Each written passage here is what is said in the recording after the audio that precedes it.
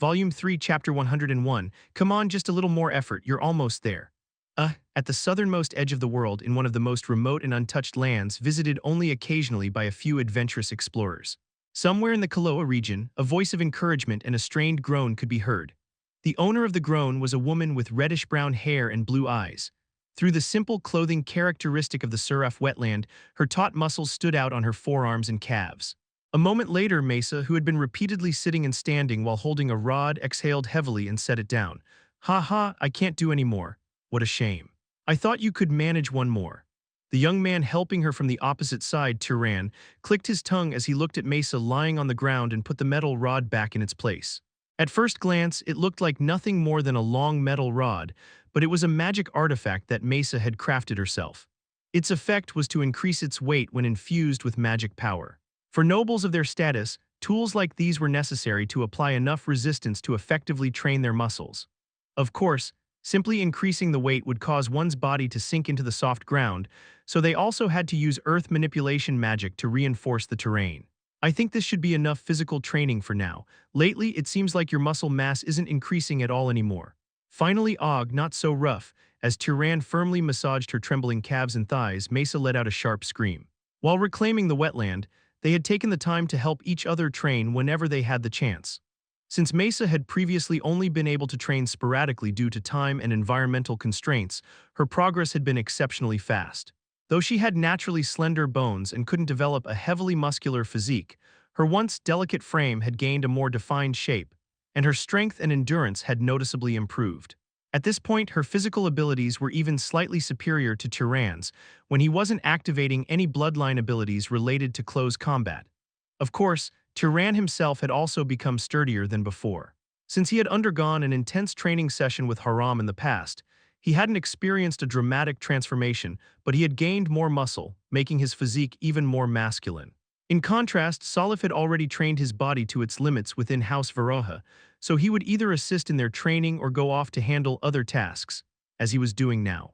Leaving Mesa to rest a bit longer, Turon leaped up onto the embankment and looked south, toward the land they had already reclaimed. Beyond the horizon, an expanse of dry land stretched endlessly. "We've really done a lot." It had been 2.5 months since Turon and his companions arrived in the Kaloa region. Thanks to their increasing proficiency in using magic for reclamation, they had managed to reclaim nearly a third of the area they had originally planned. If they turned the reclaimed land into farmland, it would be enough to feed hundreds of thousands of people. Of course, the librarian had warned them that the soil in this region might not be ideal for farming. Still, considering that this was the largest expanse of flat land, not only in the Kaloa region, but across the entire xperrif wetland governed by Lavidas, it was an astonishing feat. Honestly, there's no reason for wizards of this caliber to dedicate themselves to wetland reclamation. People with the ability to establish a great noble house had no reason to invest their efforts in such trivial tasks. Unless, of course, they were seeking the aid of the world's greatest healer. But that didn't mean this work was completely meaningless or just exhausting labor. Through the reclamation process, they were gaining experience in handling large-scale magic, and they also had the opportunity to train their bodies like this. While traveling, it wasn't impossible to keep up with physical training, but it was never as effective as staying in one place. Lost in thought as he gazed at the reclaimed land, Turon suddenly sensed a powerful magical presence from behind him. Along with the powerful presence, there was also a faint one lingering nearby. A moment later, Salif emerged from the northern swamp, waving his hand as he called out, "Hey Turon, I'm back. I figured you'd be arriving around now." Nothing unusual happened. What could possibly go wrong? Besides Salif, the knight Yaz followed, looking half-dazed. Salif had gone to check on Yaz since it was about time for him to return, but it seemed they had run into each other and ended up coming back together. Yaz appeared completely out of sorts, even as he was being pulled up onto the embankment by Salif. "Gr Great One, Yaz pays his respects. You returned that lizard properly, right?" "Yes. More importantly, I had no idea that person was a noble." The reason Yaz was so shaken was that he had just learned that Salif, more precisely, Phil, who was currently disguised by the mask, was actually a noble. Although Yaz was not like the ignorant commoners who regarded nobles as gods, he had nonetheless been giving orders and teaching a superior like a mere subordinate. Now that he realized this, how could he possibly feel at ease? In truth, Salif could have continued pretending to be a knight if he wanted. But in order to use magic properly in front of Yaz from now on, he had to reveal his identity. If this gets reported, Lavidas will probably learn that Phil is actually Salif. Turan, however, was not particularly concerned about this. The head of House Lavitas and Rita likely already had a rough idea of Turan and his companions' capabilities. Unless they were complete fools, they would not choose to antagonize two nobles of near-family head rank and at least one noble of direct heir status, just to curry favor with a great noble house that was too far away to exert any real influence. Especially when all three of them were wanderers with no fixed base, meaning they could go anywhere and retaliate freely without fear of repercussions. I told him not to worry, but he wouldn't listen. Stubborn knights like this are rare. Calling that stubbornness, well, whatever. If you're not too tired from the journey, how about we start by checking out the reclaimed areas? Yes, sir. Perhaps because Turan and Salif remained composed, Yaz seemed to regain some of his composure as well. Descending from the embankment, Salif spotted Mesa, who was drenched in sweat and resting, and asked with a sly grin, "So what did you two do while I was gone?" "Worked on our bodies." That's it. Damn it, I even set things up for you two." "What is wrong with you two?" Hearing Salif grumble from afar, Mesa infused her training equipment with magic and hurled it at him. Eek! Salif yelped and swiftly dodged. The magic-infused weight crashed to the ground with a loud bang, causing the earth to crack. When Yaz first saw the reclaimed land up close, his initial reaction was pure amazement. He repeatedly ran his hands over the ground, exclaiming in admiration, "The ground is so firm and completely dry, I've never seen reclamation like this in my life." "Is that so?" "Yes." Normally, newly reclaimed land is damp and soft, causing buildings to tilt or collapse easily. But this place is just like the land outside the Suraf wetland. Of course, this was thanks to Turan, who had taken the time to repeatedly use his Earthmover bloodline and Rapid's bloodline abilities to harden the ground and drain excess moisture. Naturally, he had not dried it out so much that no life could survive. He had adjusted it just enough to resemble a typical plain. Did I overdo it? He had followed the optimal wetland reclamation method he had learned from the librarian, but judging by Yaz's reaction, he might have made it excessively perfect. If he had skipped the complete drying and compacting process, the reclaimed area could have been 1.5 times larger than it was now.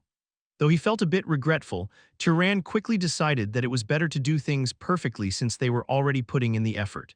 When people eventually settled here, they would surely appreciate living on more stable land. But Yaz's admiration for the reclaimed land lasted only a moment. As he quickly explored the surroundings, his amazement soon turned into sheer disbelief. It took an hour just to walk from the northernmost point to the southern river that marked the boundary, and the entire expanse from the eastern end to the western end had been fully reclaimed. What is this? Why?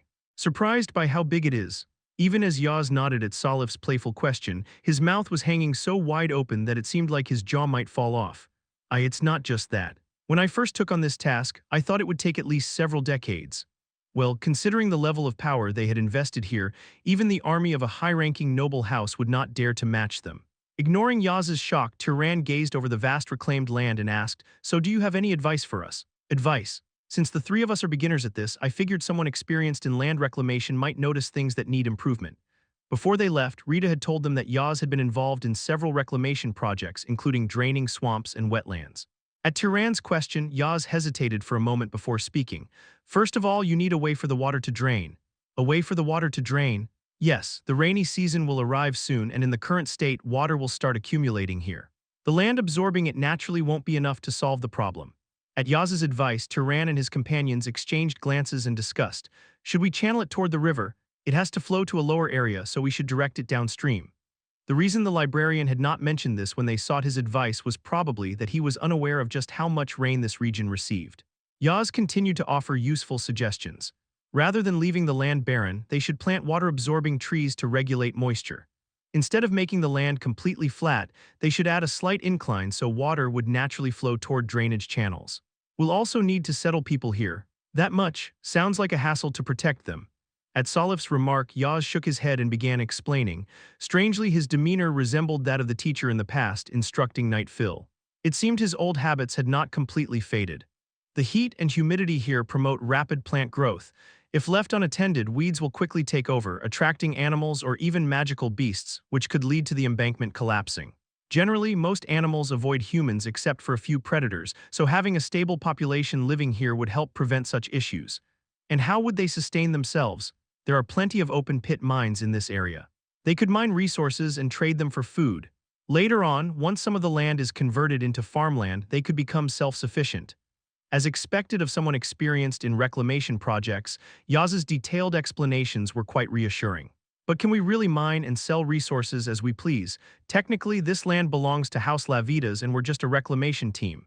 Yaz nodded at Mesa's question. I have already discussed this with the family head and prepared a document regarding that matter. We have been granted the right to use the mine's profits exclusively for the development of the reclaimed land. Turan read the document Yaz handed him, and it indeed confirmed those terms. Seeing this middle-aged knight's outstanding competence, Turan began to see him in a new light. He had always assumed that a noble as powerful as the head of House Lavitas would have his own reasons for keeping a knight like Yaz as a close aide.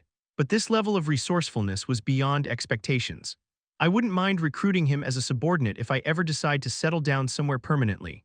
Of course, since Yaz was already a direct subordinate of the Lavitas family head, he likely had no interest in working under a wandering noble. After discussing the matter further with his companions, Turan decided to accept Yaz's proposals. By following Yaz's advice, Turan and his companions' reclamation project entered a new phase. The first task was to create a road connecting the northern boundary to the reclaimed land. It took just a single day to construct a road 100 meters wide and approximately 60 kilometers long. Afterward, Yaz, as a knight of Lavitas, personally negotiated with the Knights of Kaloa and began a large-scale recruitment of settlers. At first, people were hesitant about the idea of establishing a settlement in the desolate southern wilderness. However, when they heard that the land was filled with open-pit mines and that settlers would be granted vast farmland, people soon began to gather. Can I really own my own farm? The gods who heal the sick have proclaimed it. They wouldn't lie, would they? I wouldn't ask for more if I could cover myself in gold and jewels.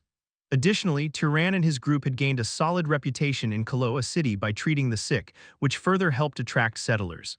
As a result, within just a few weeks, thousands of people began flocking to the reclaimed land. All right, this is my home now.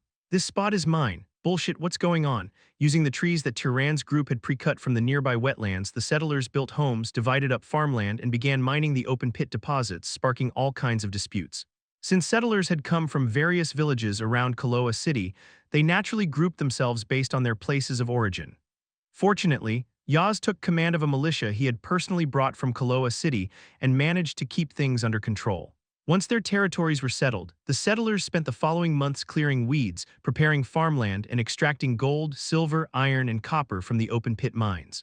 As was often the case with untouched land, massive yields were possible with little effort, and the people sang songs of joy. I'm getting hungry. Shall we head to the square? I wonder what's on the menu today. One of the biggest issues that arose when so many people gathered was, of course, food. This problem was even more pressing in the Kaloa region, as well as the Suraf wetland as a whole, due to their low self-sufficiency in food production.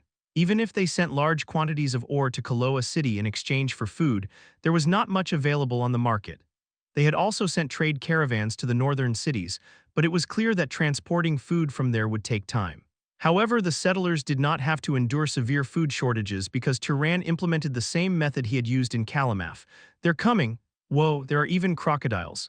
It's a hippo. The hippo meat is ours. Despite the approaching animals, the settlers showed no fear. They knew that these creatures were all under the control of a powerful wizard and would meekly offer up their lives. Head inside the embankment and wait. Having recently activated the ruler bloodline he had acquired from Najin, Turan could now draw out large numbers of animals hidden in the untouched wetlands with only a minimal consumption of magic power. He could even control the types of animals being lured, excluding poisonous insects and other undesirable creatures with precise manipulation. For settlers accustomed to living near wetlands, consuming frogs and lizards was nothing unusual, so this ability was not particularly essential. Nevertheless, thanks to it, the settlers were able to hunt, butcher, and prepare their food with ease. Before long, the settlement had expanded to include not only housing and mines, but also restaurants, taverns, and even gambling dens. Salif, from time to time, would take off his mask and sneak into these places disguised as a commoner, using them as a means to relieve the fatigue of being stuck in an isolated location and to find a bit of happiness. Wow, even in the ever-expanding settlement, where new forms of entertainment were emerging one by one, there was one pastime that people enjoyed the most: climbing up the northern embankment, which grew wider by the day. From there, they could directly witness the process of reclaiming the wetland. To the settlers, the magic that Turan and his companions wielded was nothing short of divine miracles. How else could one describe the sight of hundreds of trees bursting into flames or entire swamps evaporating with a mere wave of the hand? At times, when magical beasts leaped out from the burning forest, Turon and Mesa's lightning would crash down with a deafening roar, making the settlers' hearts drop in shock. O gods, each time, the settlers on the embankment would prostrate themselves and offer prayers, just as humans in ancient times had once worshipped the pre-god tribe. Faith, after all, had always arisen in such a simple manner. 3 to 4 months had passed as they continued to expand and develop the settlement, finding enjoyment in the process. By the time they had reclaimed more than half of the designated area, Turan stretched out his hand toward Bige, who was soaring down from the sky. You've worked hard, Bige. Hungry, give me something tasty. You didn't like crocodile meat, right? How about steamed carp? Yes. Chatting casually, Turan reached into the pouch hanging around Bige's neck and pulled out a letter. Mesa, who happened to be nearby, noticed this and asked, Ashes again? Yeah. Even while being deeply engaged in the reclamation project in the south, Turan had not forgot to send Bige to House Burke regularly to maintain communication. Since Bige carried no passengers, she could travel between this southernmost edge of the world and the Tacking Plains, near the northern frontier, in just about 2 days, making this kind of exchange possible. Fortunately, all the replies he had received so far contained nothing but news of peaceful days. Occasionally, Ashes would send newly written theater scripts, which Turan enjoyed reading. Salif had even tried to gather actors to perform one of them but eventually gave up, realizing that while the settlement had grown quite lively, it did not yet have people trained in acting or possessing the necessary talent. Turan leisurely read through the letter as usual, but his expression soon stiffened when he reached a certain line. What is it? Something wrong? I'll explain all at once. Saul, come here. Why? It's my break and I was about to go roll some dice. Grumbling, Salif approached, and Turan gestured for him to sit before sharing the contents of the letter with his companions. It's not confirmed yet, but there's talk that House Aravian might start a war soon. Upon hearing this, both of their expressions hardened, just like Turan's. Chapter 102. For the people living on this land, war was not an unfamiliar occurrence. The various wizard families enjoyed all kinds of prosperity, yet they always wanted more, and the easiest and simplest way to achieve this was through war. However, a war directly led by a great house was a different matter. The more one possessed, the more they feared losing rather than gaining. Even the recent war between House Aravian and House Zahar had been the first war between great houses in 300 years. And now, just 20 years later, before the aftereffects had even subsided, another war. Don't tell me it's with Zahar again. It's obvious. They're probably staging another fake war this time too. Naturally, the first thing that came to the minds of the two was that House Aravian was once again planning a fake war with House Zahar. However, Turan pointed to the lower part of the letter, denying their speculation. No, the target is House Carmen. Suddenly, to the east of Aravian, ruling over the North Sea, which controlled both water and frost. The family of Vyson, whom Turan's group had encountered during their passage to the North Sea, was now the target of this war. It's not that sudden. Others may not know, but we do, don't we? That their relationship isn't actually good. They said the god ruling House Carmine has bad relations with both House Aravian and House Zahar. That side was using the power of the merfolks to oppose them, and, the merfolks, Mesa exclaimed as if she had realized something. Right, we gave the merfolks the great sea serpent as a gift. I thought it would take at least a generation for the results to show, but it's happening sooner than expected. It was clear that over the past few months, the merfolks had used the corpse of the great sea serpent in some way to break free from the control of House Carmine. Realizing that the balance of power had shifted, House Aravian was now taking direct action against Carmine.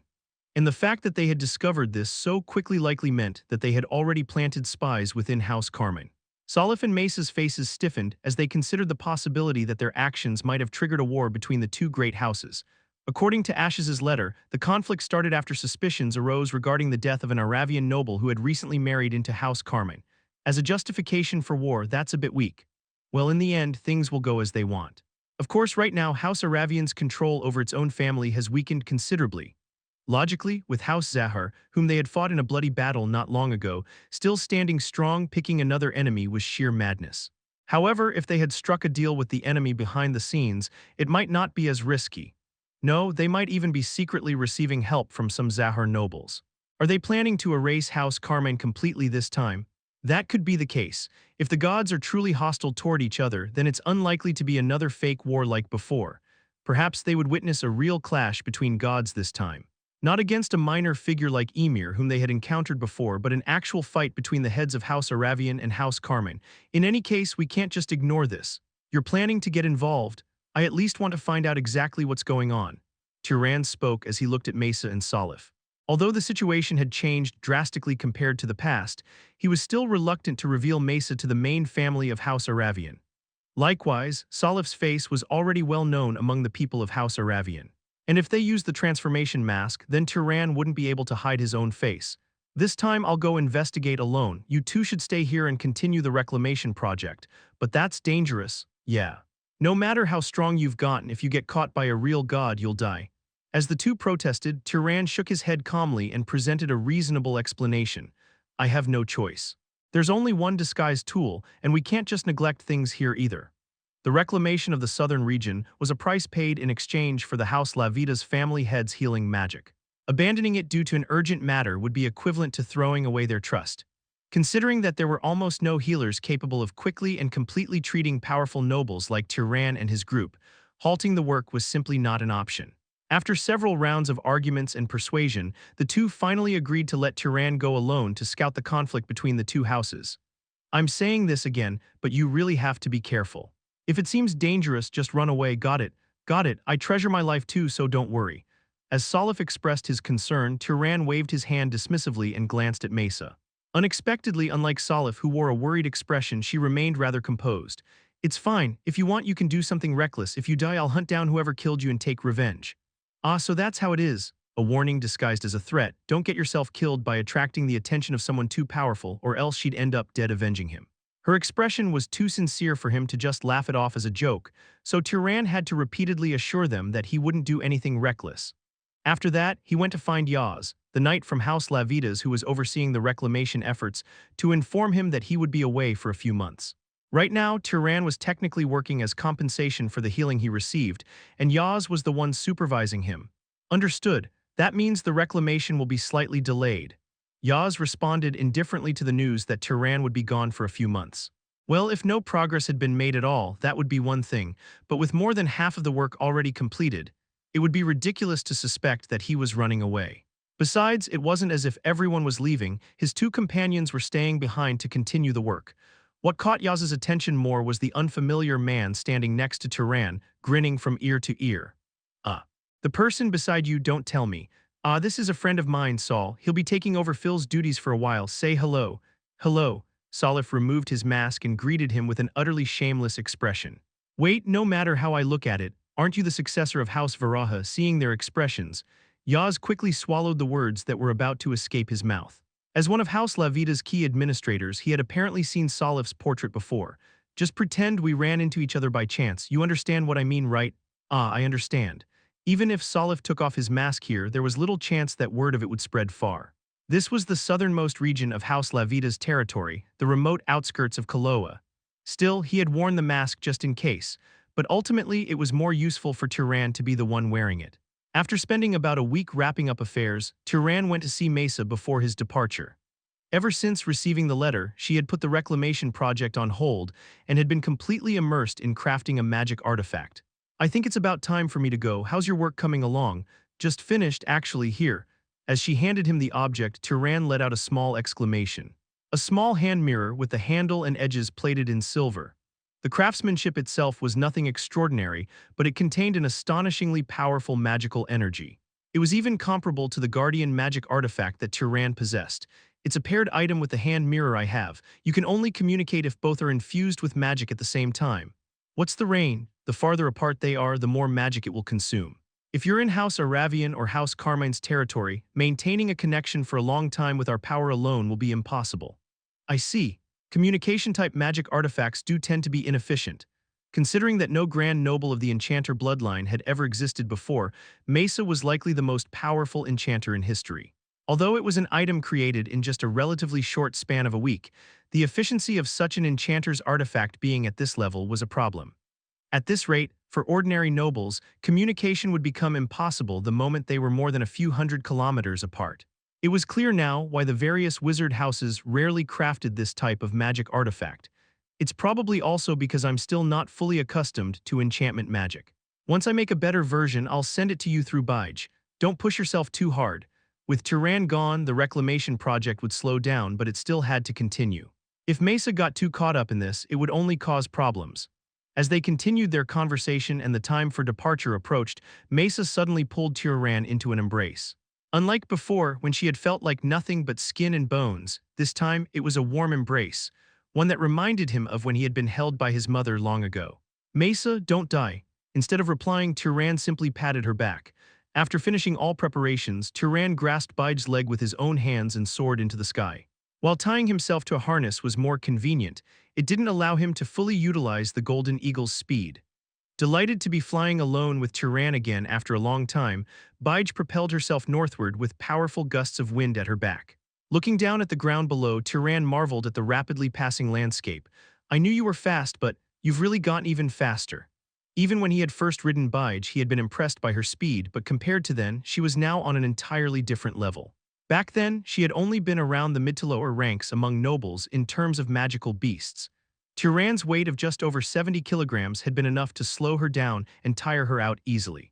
Now, with magic power comparable to that of the highest-ranking nobles, each flap of Bige's wings split the clouds apart, and the shockwaves even reached the distant ground below. Had they been flying at a lower altitude, the winds alone might have been strong enough to send people flying. Bige, pleased by Turan's praise, flapped her wings even more vigorously. Flying in this manner and resting in uninhabited areas for 2 days, Turan covered nearly 7,000 kilometers and arrived at the Tacking Plains. You really did an amazing job, Bige. This was nothing. I could have been even faster alone. Not that it's because Turan is heavy or anything. Bige, proud of her abilities, hastily scratched at the dirt with her talons, realizing too late that her words made it sound like she was treating her friend as mere baggage. Turan chuckled at her reaction and stroked the feathers on her head.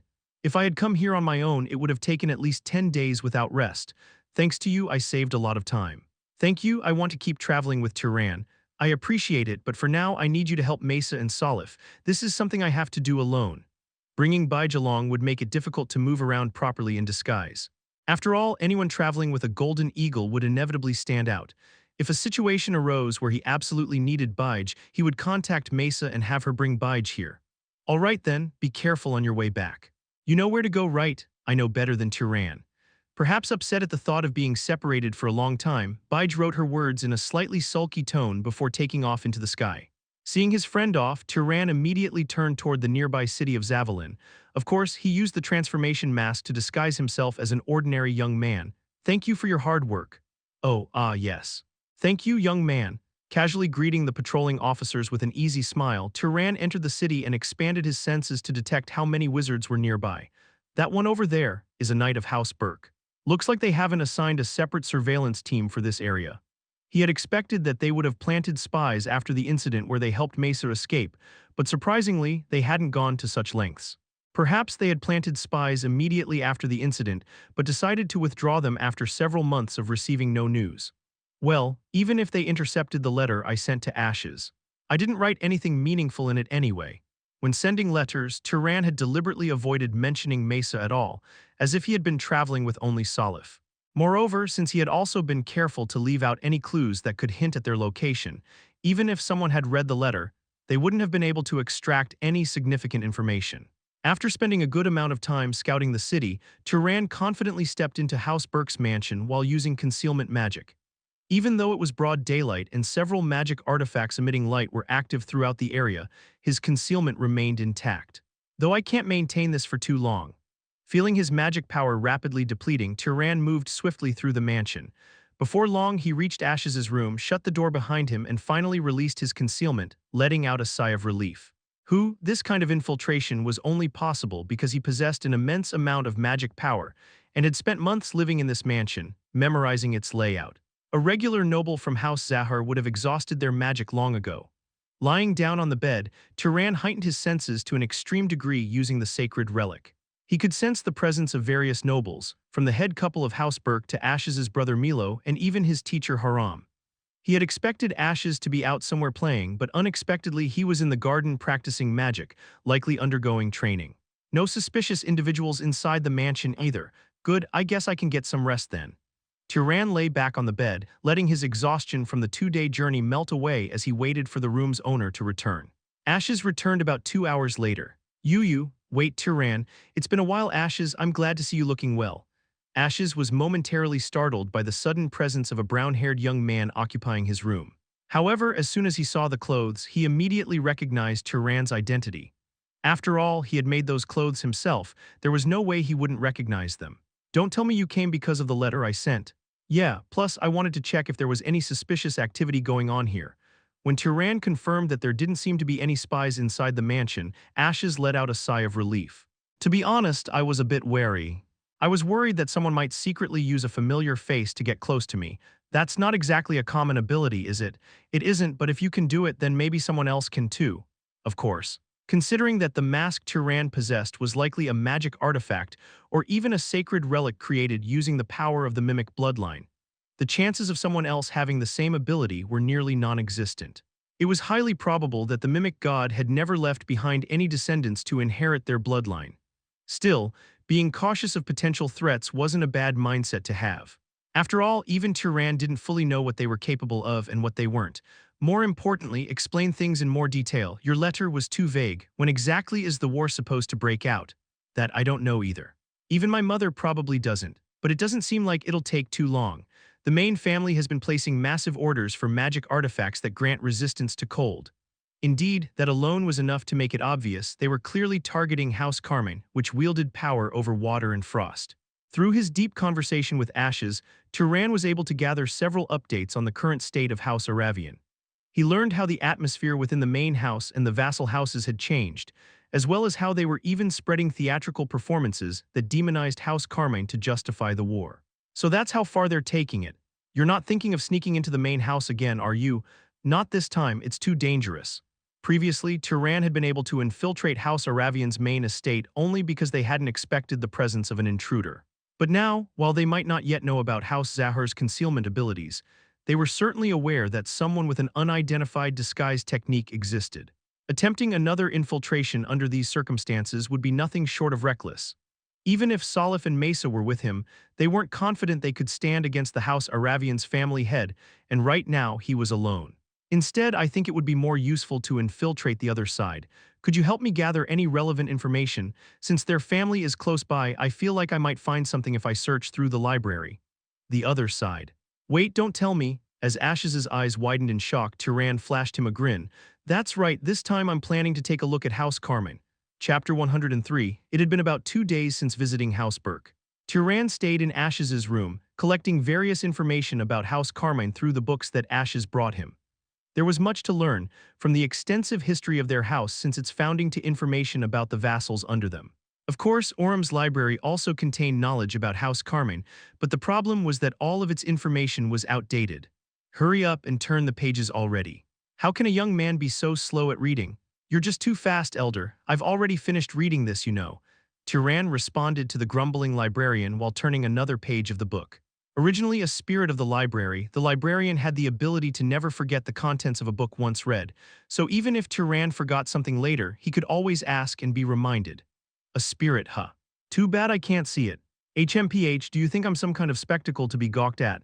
Of course, from Ash's perspective, it simply looked like Turan was talking to himself in empty space. During the day, Turan diligently gathered information, and around midnight, he infused magic power into the handheld mirror to attempt communication with Mesa. Since they had agreed in advance to communicate at this time, it did not take long before magic power was infused from the other side as well, causing the mirror to distort. Ah, it worked, Turan, can you see me clearly? Yeah, it's working even more smoothly than I expected at this distance. The magic power consumption is manageable too. Beyond the mirror, Mesa's eyes sparkled with excitement, delighted that the magic artifact she had created was functioning properly. At that moment, someone beside her shoved her aside and leaned in to take a look. Let me see too. Oh, are you really in the Tacking Plains right now? That's fascinating. As Salif casually intruded, showing his face, Mesa furrowed her brows slightly behind him and gave him a firm pat on the back as if telling him to move away. Get your burdensome face out of the way. Burdensome. That's harsh to say to such a handsome face. After exchanging some light-hearted banter with Salif, Turan had to spend a bit of time appeasing Bige, who was still sulking on the other side of the mirror. At any rate, he was relieved to confirm that she had returned safely. Once things settled down to some extent, Turan gave Ashes a chance to see Mesa's face as well. Mesa, it's been a while, Ashes. It's really you. Your hair color and eyes are the same, but… Ashes, who only remembered her from when she was as thin as a skeleton, gaped with his jaw nearly dropping at how much she had changed. Anyone who had known her before would have undoubtedly asked, "Who are you?" So his reaction was understandable. After staring at Mesa's face in amazement for a while, Ashes murmured softly. You don't resemble Aunt as much as I thought. You think so? Yeah, if anything, you seem to resemble my mother a bit more. Anyway, I'm really glad you stopped that ridiculous fasting. You never listened when I told you before. Aha, haha. Hearing Ashes still believe that her refusal to eat had been for the sake of flight magic, Mesa could only respond with an awkward laugh. You didn't stop just because you wanted to look pretty for someone, did you? That's not it. Ashes, who had been enjoying teasing her, noticed how Mesa's blue eyes shaking nervously. He glanced at Turan, then lightly tapped the mirror to change the topic. Anyway, this is the magic artifact you made.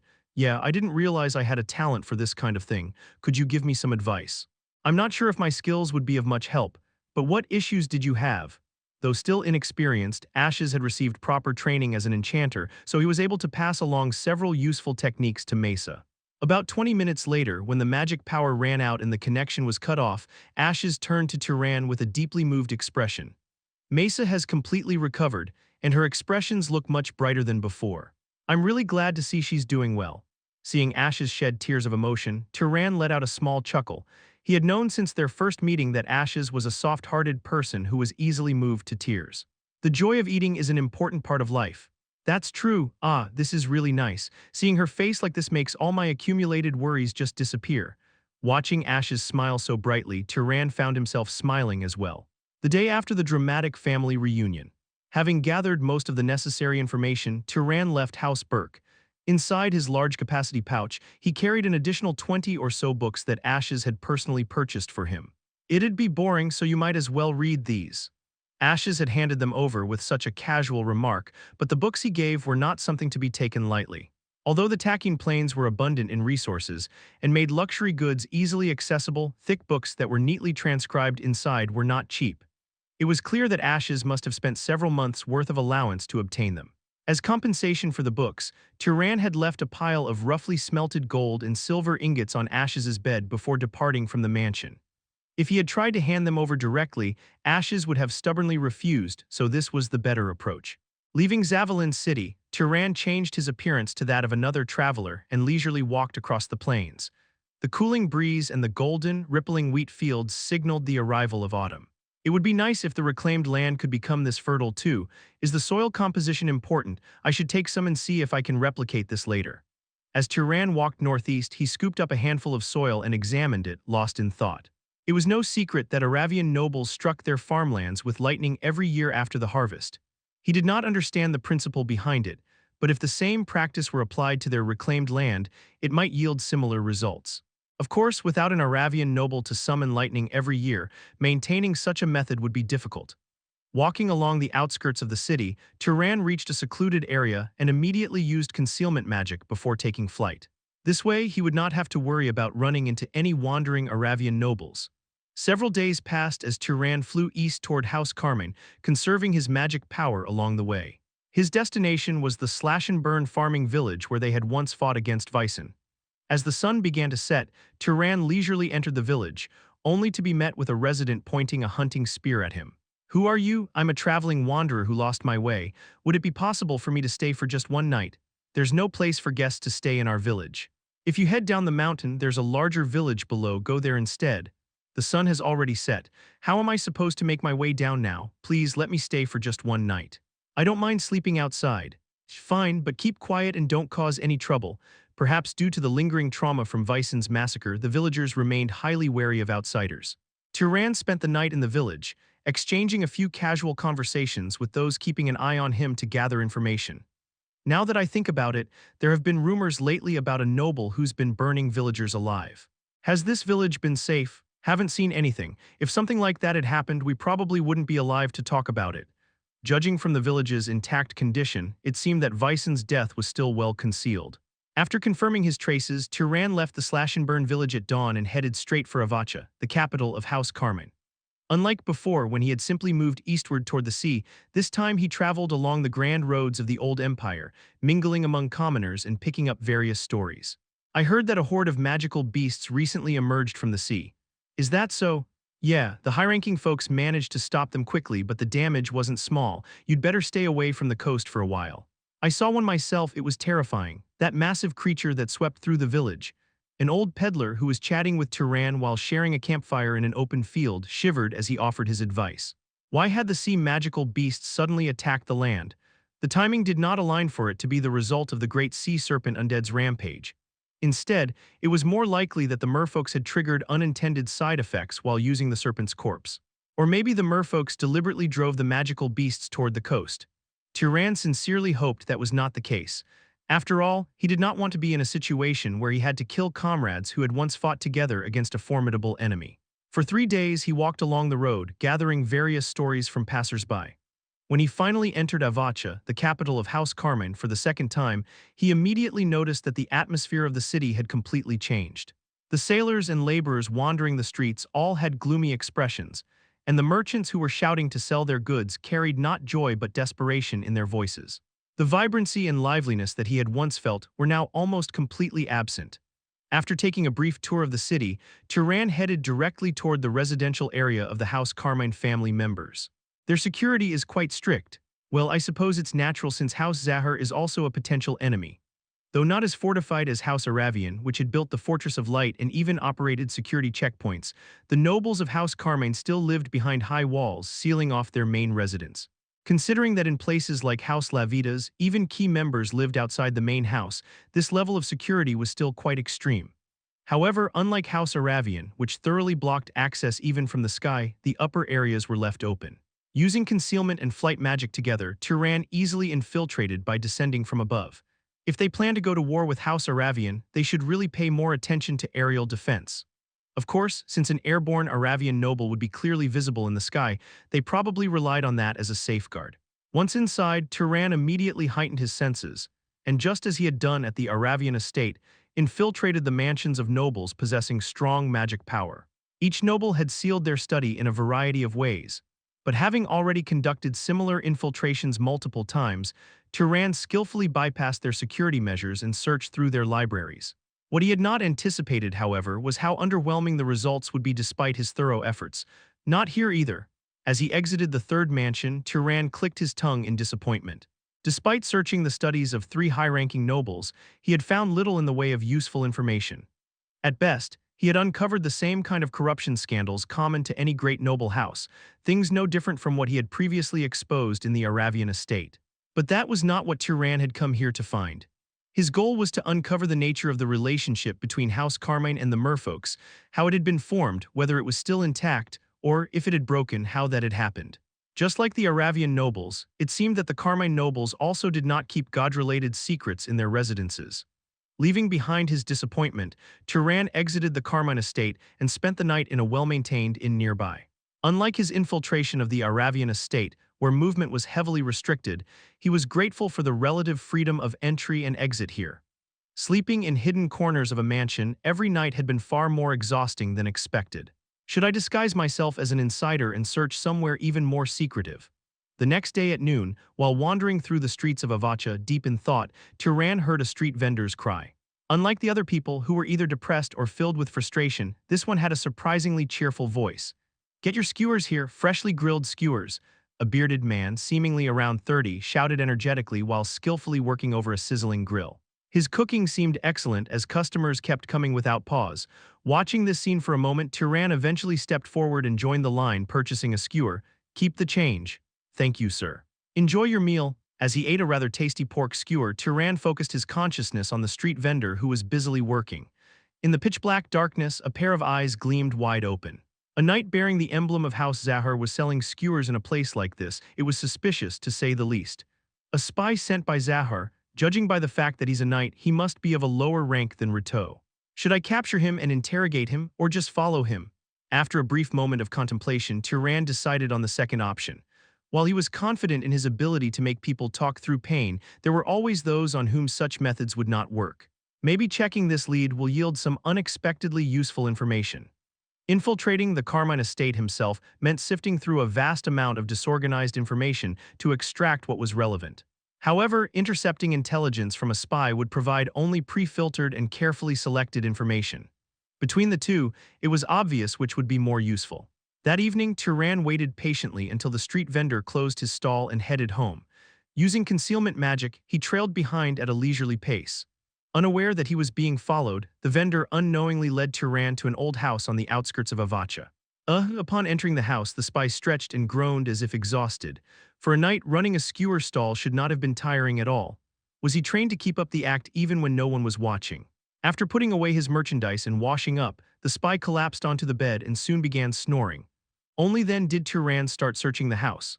After nearly 30 minutes of thorough investigation, he finally discovered a hidden stash of documents beneath the floorboards under the spy's bed.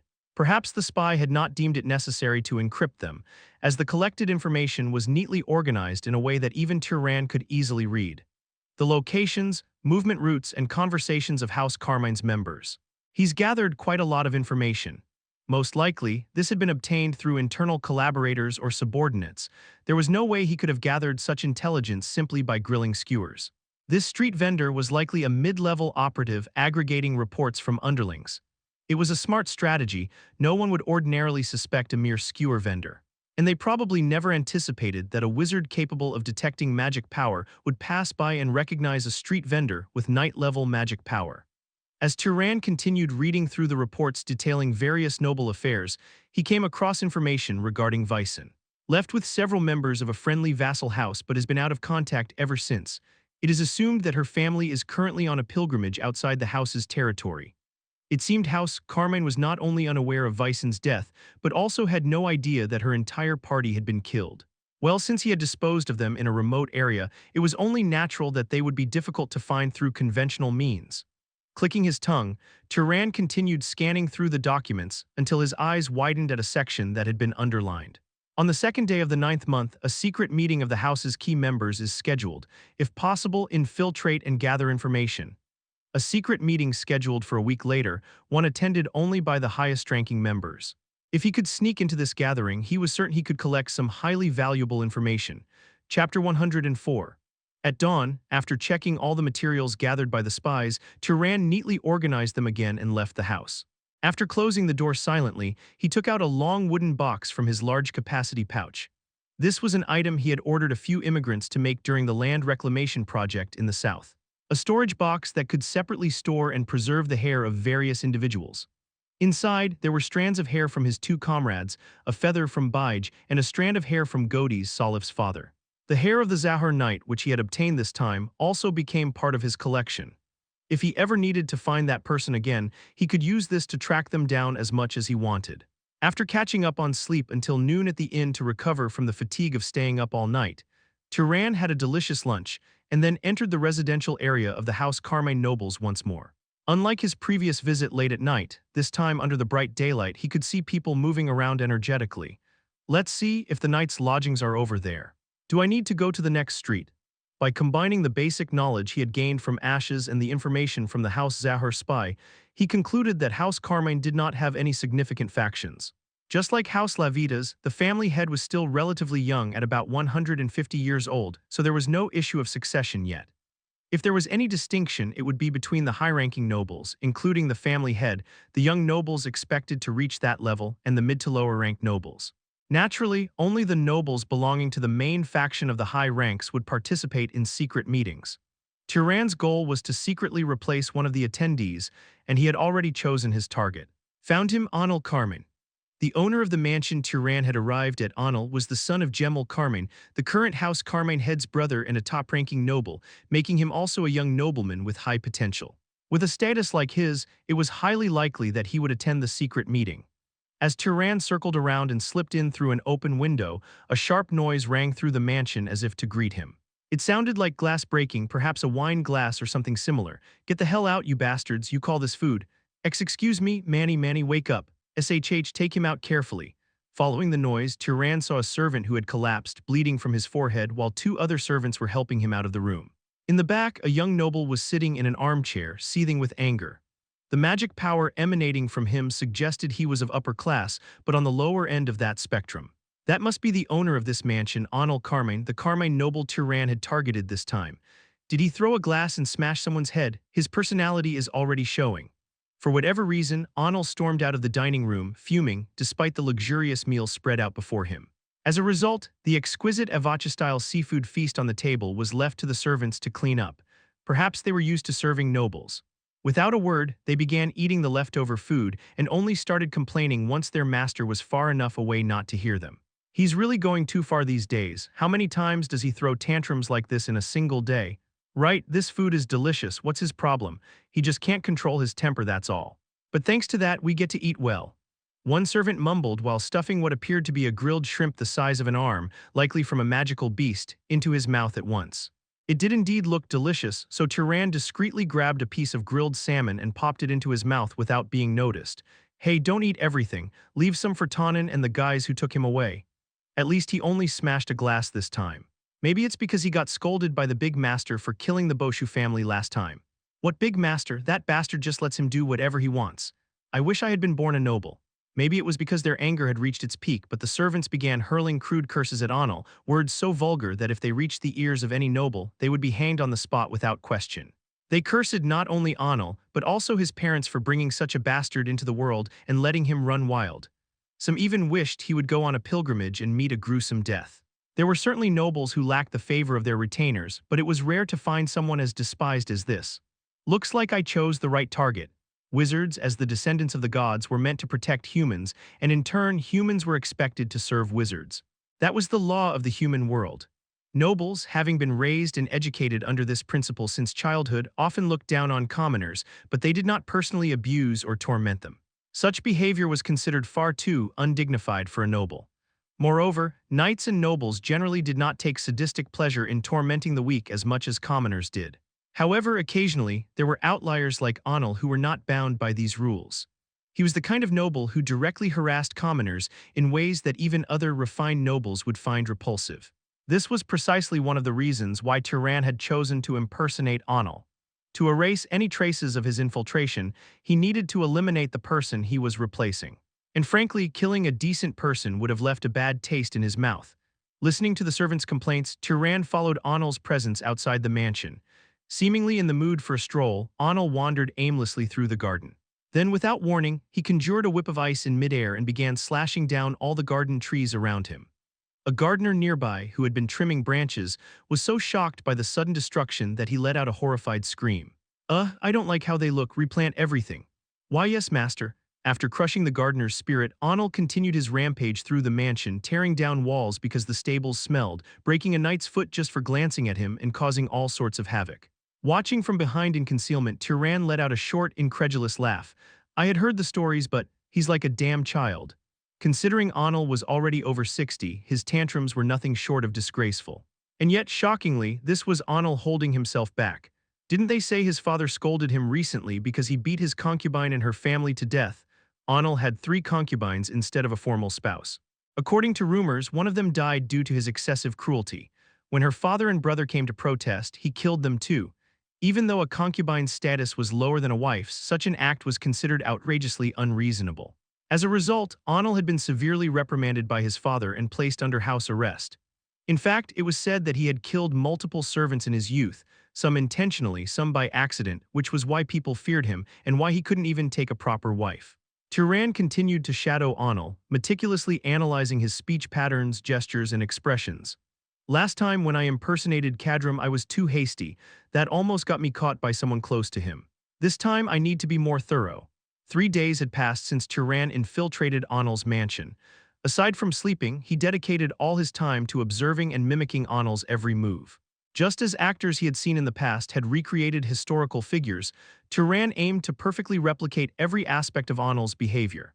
He even watched as Anil invited his friends over for gambling or took women to his bedroom for entertainment, paying close attention to every minor habit.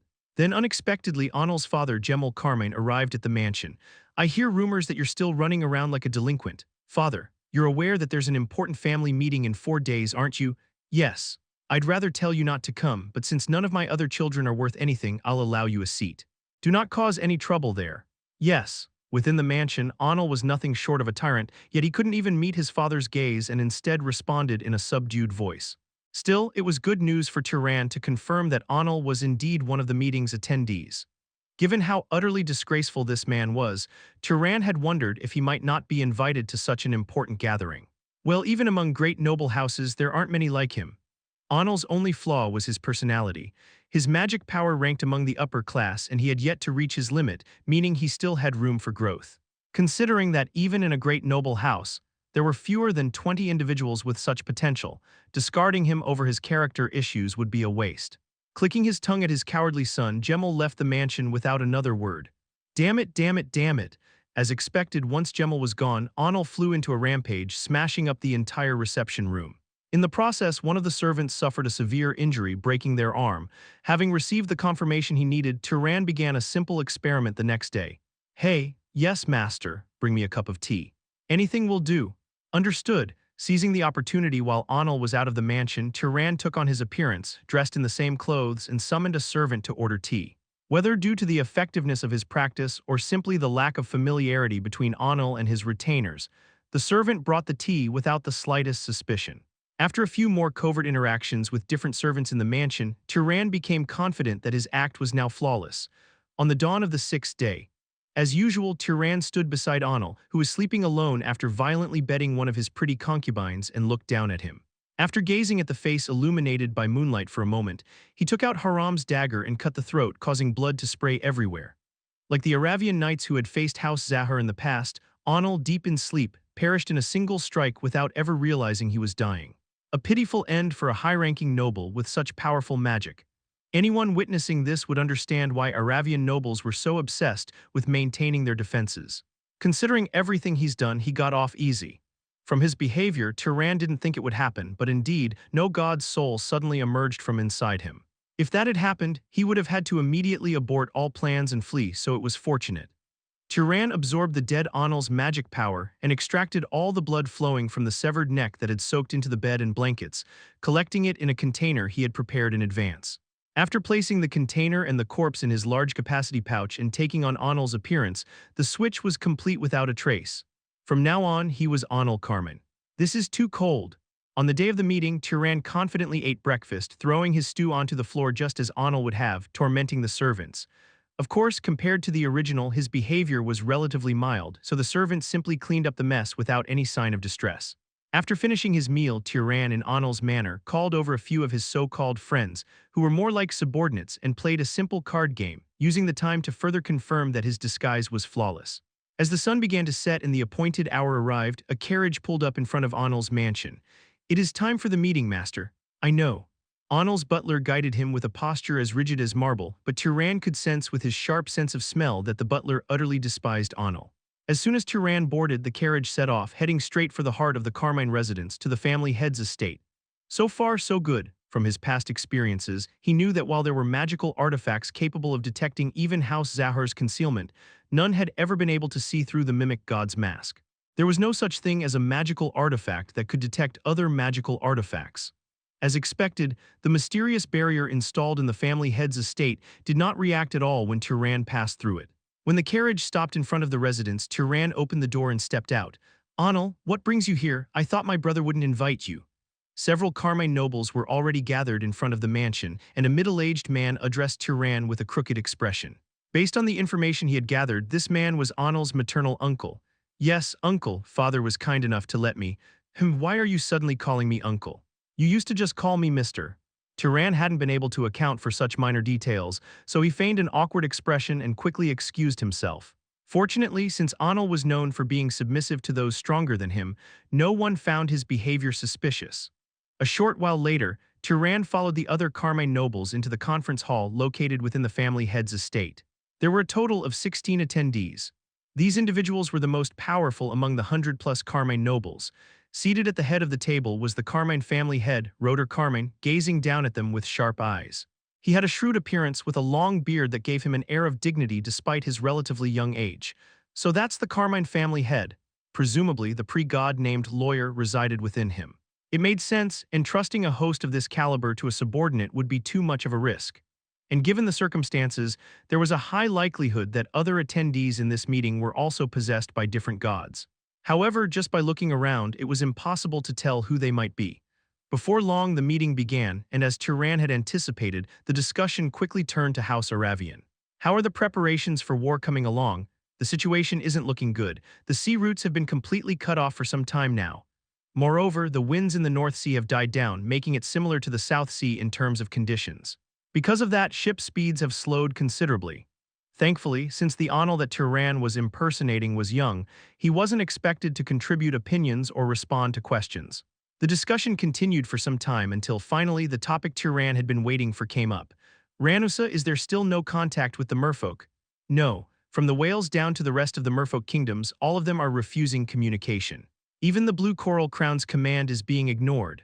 Blue Coral Crown, that must have been the secret behind House Carmine's control over the merfolk. Judging by the name, it seemed to be some kind of sacred relic. Should we have taken down the undead spirit of the great sea serpent the moment it appeared? There wasn't much we could do at the time. We were dealing with an urgent matter back then. By the time we had resolved it, the merfolk had already caused trouble. Turan had previously wondered why the Carmine nobles hadn't intervened when the undead spirit of the great sea serpent was rampaging. It seemed that they too had been preoccupied with something else at the time. What could it have been? He was curious, but he couldn't ask anyone here. If it was something Anil was already supposed to know, questioning it would immediately raise suspicion. In any case, if the Blue Coral Crown is ineffective, it likely means the merfolk have regained the protection of the old Great Sea Serpent. That's probably the reason behind the recent magical beast's rampage as well. Once the war is settled, I will handle this matter personally. We cannot afford to lose control over the merfolk. With you leading the effort, my lord, we can rest assured. Unlike the Aravian family head, the Carmine family head personally involved himself in the affairs of his house. Judging by the lack of surprise from the other attendees, this was likely a common occurrence. As Turan sat quietly, merely filling his seat and absorbing information, the family head suddenly clapped his hands together, drawing everyone's attention. Now that we've finished discussing internal matters, it's time to bring in an important guest. Ah, the one you mentioned before. Yes, let them in. At the family head's command, a firmly shut door on one side of the conference room swung open and a man stepped inside. He had been standing outside throughout the meeting, so Turan had assumed he was simply guarding the room. However, it turned out he was an unidentified high-ranking noble. The man was middle-aged, with slicked-back black hair, gray eyes, and sharp, somewhat gaunt features. Was there a Carmine noble who looked like that? The House Zahar spies documents included roughly drawn portraits of Carmine nobles, but none resembled this man. Could he be some hidden secret weapon of the Carmine family? Yet, for some reason, his face did not seem entirely unfamiliar. If someone asked exactly who he was, Turan wouldn't be able to answer, but there was an odd feeling that he had seen this person multiple times before. Just as he was puzzling over this strange sense of déjà vu, the family head introduced the man to the gathered nobles. You are all meeting him for the first time. This is Talai Zahar, who has traveled all the way from the distant desert to mediate the war. Please give him a warm welcome. Chapter 105. Originally in this world, powerful nobles rarely left their house's domain.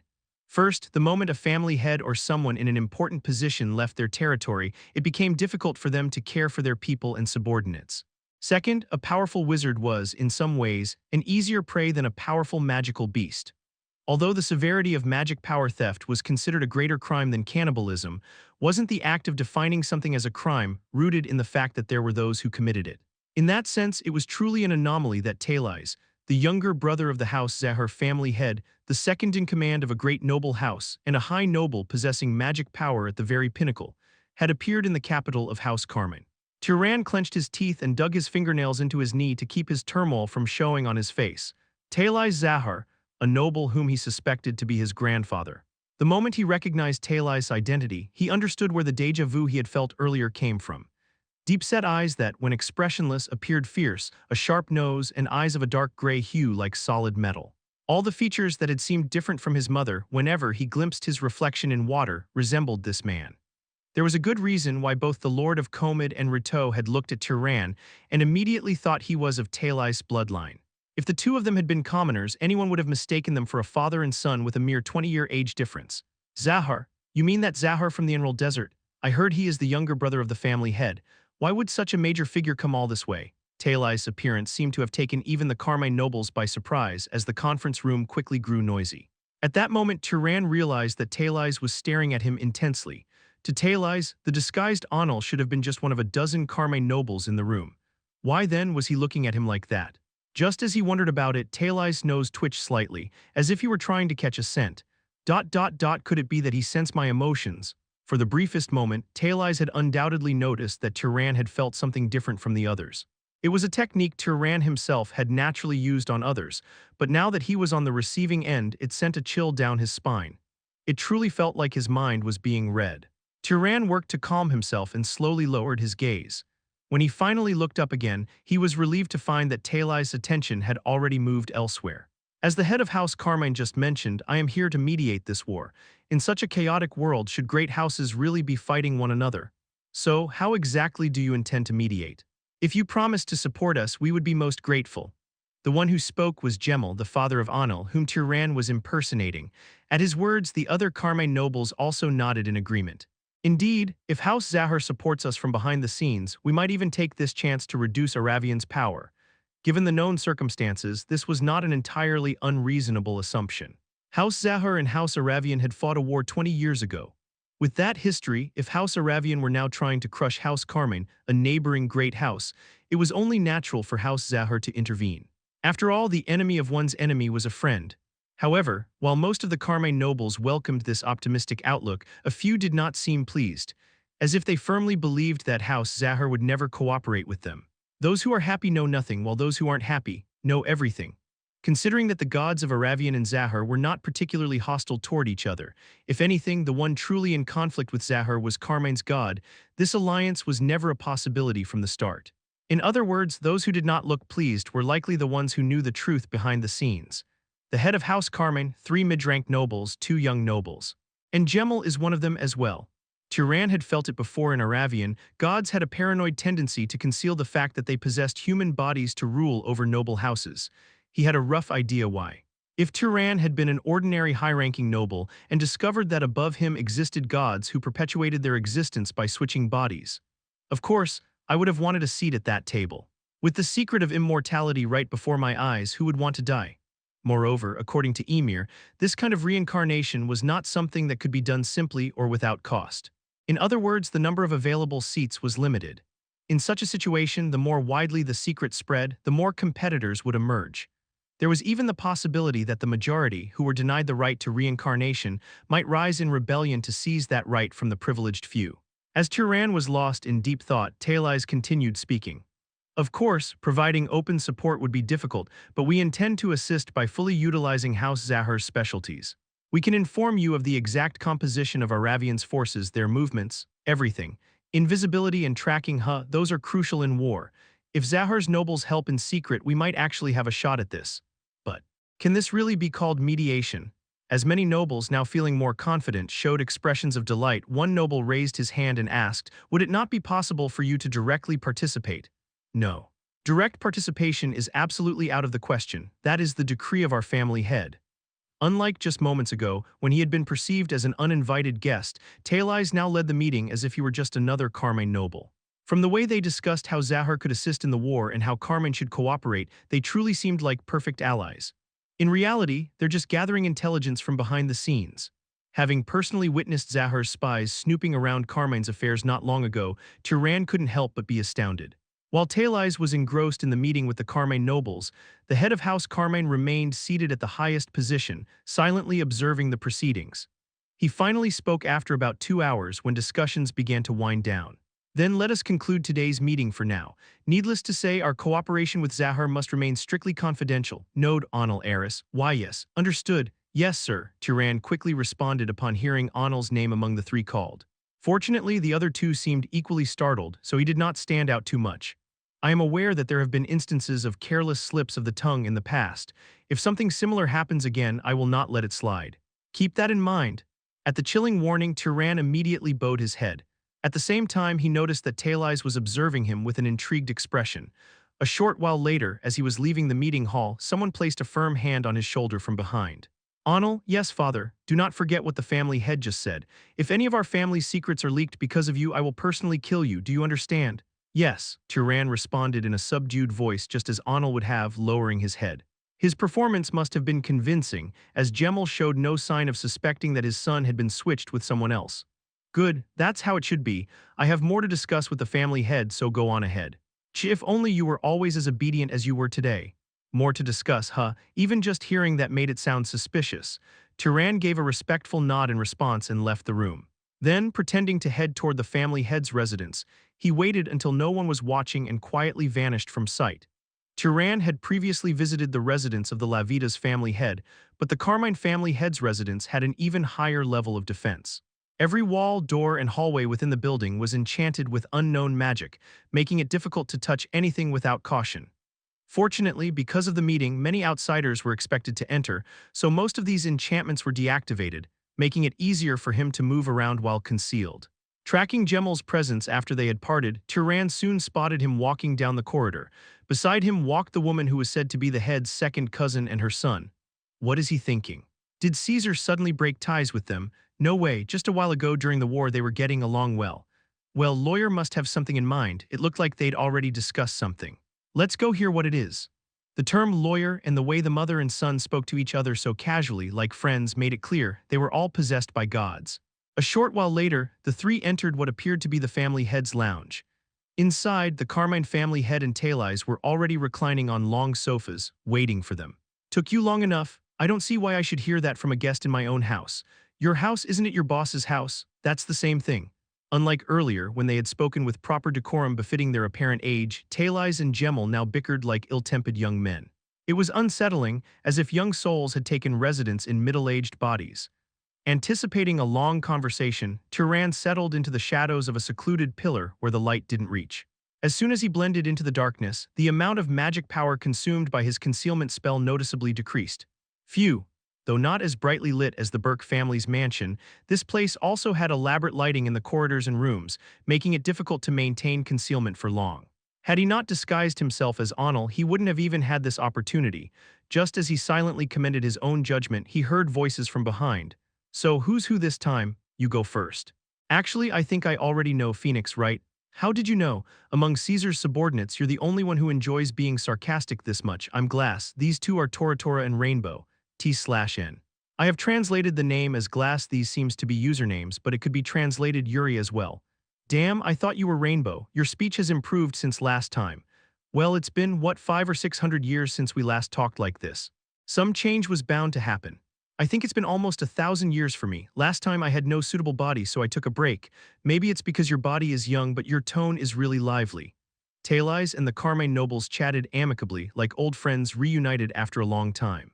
Judging by the way they revealed their identities to each other, it seemed that merely looking wasn't enough to tell who was who. After some brief small talk, the Carmine family head, presumably the one they had called lawyer, raised his hand and the room fell silent. Catching up is fine, but let's get to business first. Yeah, explain this to me. Why is Caesar suddenly offering to help us? Let's be honest, we haven't exactly been friendly before. That's right, it's suspicious. You already know we've been struggling to control the merfolk. What if you're using this chance to join forces and wipe us out instead? At Gemel's question, the three Carmine nobles who had been speaking warmly just moments ago now glared at Tail Eyes as if their earlier friendliness had been a lie. Tail Eyes let out a small huff and replied, I suppose I'll have to repeat the explanation I already gave your boss. Fine, to put it bluntly, our alliance with them, with Aravian, was tentatively terminated not long ago. Why? They stabbed us in the back, and they believe we stabbed them in the back too. Did you actually stab them in the back? That guy isn't one to spout nonsense. As much as I hate to admit it, he's the smartest among us. Perhaps because they knew that the biologist could sense when they were mentioned, people here referred to him as that guy or they slashed them, rather than using his names directly. Turan was disappointed. He had been hoping to learn the name. But with the crucial information that had just come up, there was no time for such feelings. The alliance between Aravian and Zahar had collapsed. Had he not infiltrated this place, there would have been no way for him to learn such a vital piece of intelligence. What exactly happened, if we're talking about what was done to us? That bastard of a leader secretly created an artificial dungeon in our territory. It was designed to recreate the Night Hunter job change quest. Unfortunately for him, one of our people got caught up in it and died. They were probably talking about the underground labyrinth and Ferga Zahar. Judging by the way they spoke, they hadn't realized that Turan had been involved in that incident. Just knowing that made all his efforts worthwhile. Covering his tracks thoroughly and not taking any of the magic artifacts left behind had paid off. Well, we confronted them about it and got an apology at the time, but not long after that, Gabai's intended body escaped and they tried to blame us for it. They claimed that a spy we sent had helped in the escape. T/N. I have translated as Gabai, but it is actually a gamer term that means so close or nice try, etc. Ah, that skeleton. I mean, it was a masterpiece. It was the finest body we've ever created.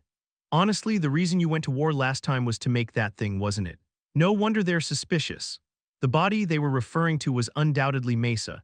From their conversation, it was clear that the collapse of the alliance had been caused by Turan taking her away. The god of Aravian had assumed that Zahar had been the one scheming behind their back, but more than that, they had gone to war just to create a body. What kind of insanity was this? Hoping for further details, Turon focused on the conversation. At that moment, the Carmine family head, who had been quietly listening, finally spoke. I personally investigated what Phoenix just mentioned. It's true that Mesa Aravian escaped. On top of that, I heard that Mario's body also ran away recently. I don't know the details, but it seems to be wandering somewhere in the South Sea. For some reason, the past few years have been filled with one misfortune after another. We had our own mess to deal with recently too. What happened? At Talai's question, one of the Carmine nobles glanced at the family head. When the latter gave a slight nod, the noble answered. One of our own secretly spread our family's secrets. We had to spend a lot of effort keeping things under control. It seemed that one of Carmine's nobles had figured out the truth about the gods and tried to share it within their ranks before being silenced. That explained why they hadn't had the capacity to intervene in the great sea serpent's undead incident. Just as Turon felt satisfied to have solved that mystery, Talais made an odd gesture with his index and middle fingers, then let out a sigh. Seems like everyone's had a rough time. Living as a god is no easy task. If we still had our original bodies, we wouldn't have to deal with such tedious problems. Yeah, back then we could just destroy everything in our way. From the way they talked, they didn't sound like gods who had lived for millennia. Instead, they came across as overworked managers or elderly men reminiscing about the past. To think that these were the true forms of the pre-god tribe, the deities humanity worshipped. Even though Turon had already suspected as much from what Emir had told him, seeing it firsthand was still disappointingly underwhelming. Then, Talais tapped his finger against the floor to draw attention and spoke. Ah, there's one more thing you should know. What is it? There's a Zahar noble who is outside of our control. Then just capture them. If you lot are serious about hunting someone down, who could possibly escape? At the Carmine noble's incredulous response, Talais shook his head. Tracking magic doesn't work well without a proper medium. Besides, as I mentioned earlier, we've been busy dealing with the unfortunate death of someone we were planning to use as a body. We'll have to start searching in earnest from now on. Just from listening, Turon had a good idea who Talais was referring to. So who is it? Turon, if I had to guess, he's probably this body's grandson, so I suppose it's only fitting to call him Turon Zahar. Chapter 106. Some things are just hard to take, even when you know they're coming and are prepared for them. Like being beaten by someone or receiving a breakup text from a lover. Similarly, the shock Turon felt the moment Talais mentioned the name was immense. As he took a deep breath to calm himself, a voice came from behind. If he's a grandson, then he's a grandson. What's with maybe a grandson? Just how much was he messing around down there that he doesn't even know? I get it. What else is there to enjoy in this world? It's not like we went through all that trouble to invent condoms for nothing. That's such an old story. It was the leader of the Carmine nobles, the family head and lawyer, who raised his hand to stop the noisy Carmine nobles. So why did the guy you mentioned break free from control? I heard that in House Zahar, you guys prepare tracking mediums in advance for talented children when they're young. Ah, right. I heard that too. Then no matter where he escapes, he'll definitely be caught. Wow, that house really runs things in a suffocating way. Glad I never got involved with your faction. But if someone kidnaps him from far away, at least it'll be easy to find him. Or just loot the corpse. Ignoring the grumbling voices, Talais continued explaining. To answer that question, it's because he wasn't born within the house in the first place. An illegitimate child, something like that. During the war 20 years ago, one of my sons messed with an Aravian prisoner. Later, when that prisoner caused trouble and was being purged, it seems she gave birth to the child while on the run. Ah, I know this kind of story. Wasn't there a trend with this genre where the female lead gets pregnant and escapes? To me, this sounds more like an heroic epic. And if he's out for revenge against his father, then the setup is perfect. If he's a child from a rival house, isn't this just Romeo and Juliet? Then does that make House Zahar Montague? The gods, who were in human forms, laughed and treated his parents' story like some theatrical play for their amusement. Turon felt a momentary wave of displeasure at their frivolous attitude, but it faded as Talais explained how he had discovered Turon's identity. Back then, things were too hectic, and since the kid wasn't particularly strong, there was no chance he would be born a noble anyway, so we didn't bother looking. But recently, one of my vassals mentioned seeing someone who looked like my illegitimate son. I had no idea what he was talking about, so I investigated, and sure enough, it was him. The port city of Comid in the Emerald Desert, where he had purchased Bige. The lord ruling that place, Karl Durman, was the first to mention that Turon resembled Talais. That meant that even if not frequently, he had met Talais on occasion. Later, when they met again, he had said, I saw a young man who looked like you, and instead of laughing it off, Talais had investigated the matter. Should I have killed Karl back then? The thought suddenly crossed Turon's mind, but he shook his head. Setting aside the fact that the noble hadn't done anything particularly wrong to him, even if the head of a vassal house had been murdered, an investigation would have inevitably revealed Turan's existence. In truth, entering the Emerald Desert to investigate his birth had been a mistake from the start. At that time, he hadn't realized just how much he resembled his relatives, so there was no way he could have known. But why is a Zahir noble wandering around instead of joining his family? Don't tell me he's sided with another house. It seems like he's been hiding his lineage. For now, he's acting as a lord in the gray zone while investigating traces of his parents, but his whereabouts have been cut off. Maybe he suspects that we killed his father. So why are you telling us this? The Carmine family head asked, gazing at Talais with calm eyes. Are you asking us to eliminate him if we find him? I just wanted to make it clear that whatever trouble he's causing, it wasn't on our orders. If conflict arises, you're free to eliminate him. But it would be preferable if you informed us first. He seems to have some skill, so I'd like to take him in and use him. Skilled wizards are certainly rare. No matter how diligently we produce children, ones with real talent are hard to come by. You're not planning to use this as an excuse to pull some stunt, are you? I'm not. Though their words carried a threatening tone, they did not seem to be serious as they soon burst into laughter. Fortunately or unfortunately, the conversation about Turan ended there, and from then on, it shifted into a nostalgic reminiscence. This gave him the opportunity to quietly sit back and analyze the discussion. So all they know about me is that I bought Baijin Komid and that I stayed in Kalamaf to investigate past events. On top of that, they probably also know that I helped the Aravian nobles subdue the Dark Elves. Of course, Turan could not be entirely certain that this was all Talais knew. Judging by the atmosphere, these factions had been enemies for a long time, and this was merely a cautious attempt at reconciliation. In such a situation, it was unlikely that they had revealed everything they knew. However, if what they had just shared was truly the extent of their knowledge about Turan, then there was a good chance they were still unaware of other critical facts. For instance, the fact that he had inherited Aravian blood, that he possessed a top-tier sacred relic capable of mimicking bloodline abilities and appearances, that he had magic power comparable to that of a quasi-family head, and that he had two companions even stronger than himself. And most crucially, that he already knew the secrets of the gods and had even managed to kill one of them. It's often said that knowing half-truths could be more dangerous than knowing nothing at all. Perhaps he could use this to his advantage. Setting those thoughts aside for the moment, Turan kept one ear open and focused on their conversation, forcing himself to absorb their words. The more he understood what they knew and how they thought, the easier it would be to counter them. Do you remember how Caesar kicked me out of the party because of that YouTube link you sent me? Oh, yeah, I remember. You even got roasted on the forums because of it. And that guy who kept writing posts demanding buffs for production classes. Turned out to be a net comma. He's dead now, though. If he were still alive, civilization wouldn't be in this mess. All the guys among us who had any real scientific knowledge are dead, so this is what we're left with. Not that it matters. Most of the tools needed for development are treated as items anyway, so nothing can be properly manufactured. Naturally, Turan barely understood what they were talking about. It was probably something related to the forgotten culture of the old empire. Perhaps if he asked the librarian, he might get a meaningful answer. Several hours passed. Although he was sitting in a shaded area, the lounge itself was so brightly lit that it consumed a considerable amount of his magic power. Turan was beginning to wonder when he should make his exit. Luckily, he did not need to make that decision himself, as the gods stood up and exchanged farewells. We were at each other's throats before, but it's not bad seeing familiar faces after so long. Let's meet up again from time to time. Sure, as long as you don't try to kill me. At Talai's remark, Gemel chuckled and clasped his outstretched hand. In the meantime, Turan attempted to use tracking magic to gather even a single strand of Talai's hair, only to realize something astonishing. He didn't leave a single trace behind. Not a single naturally shed hair or eyebrow, nor even a tiny piece of dead skin, which would have had a short-lived tracking effect. There was not even a speck of saliva on the teacup where it should have been.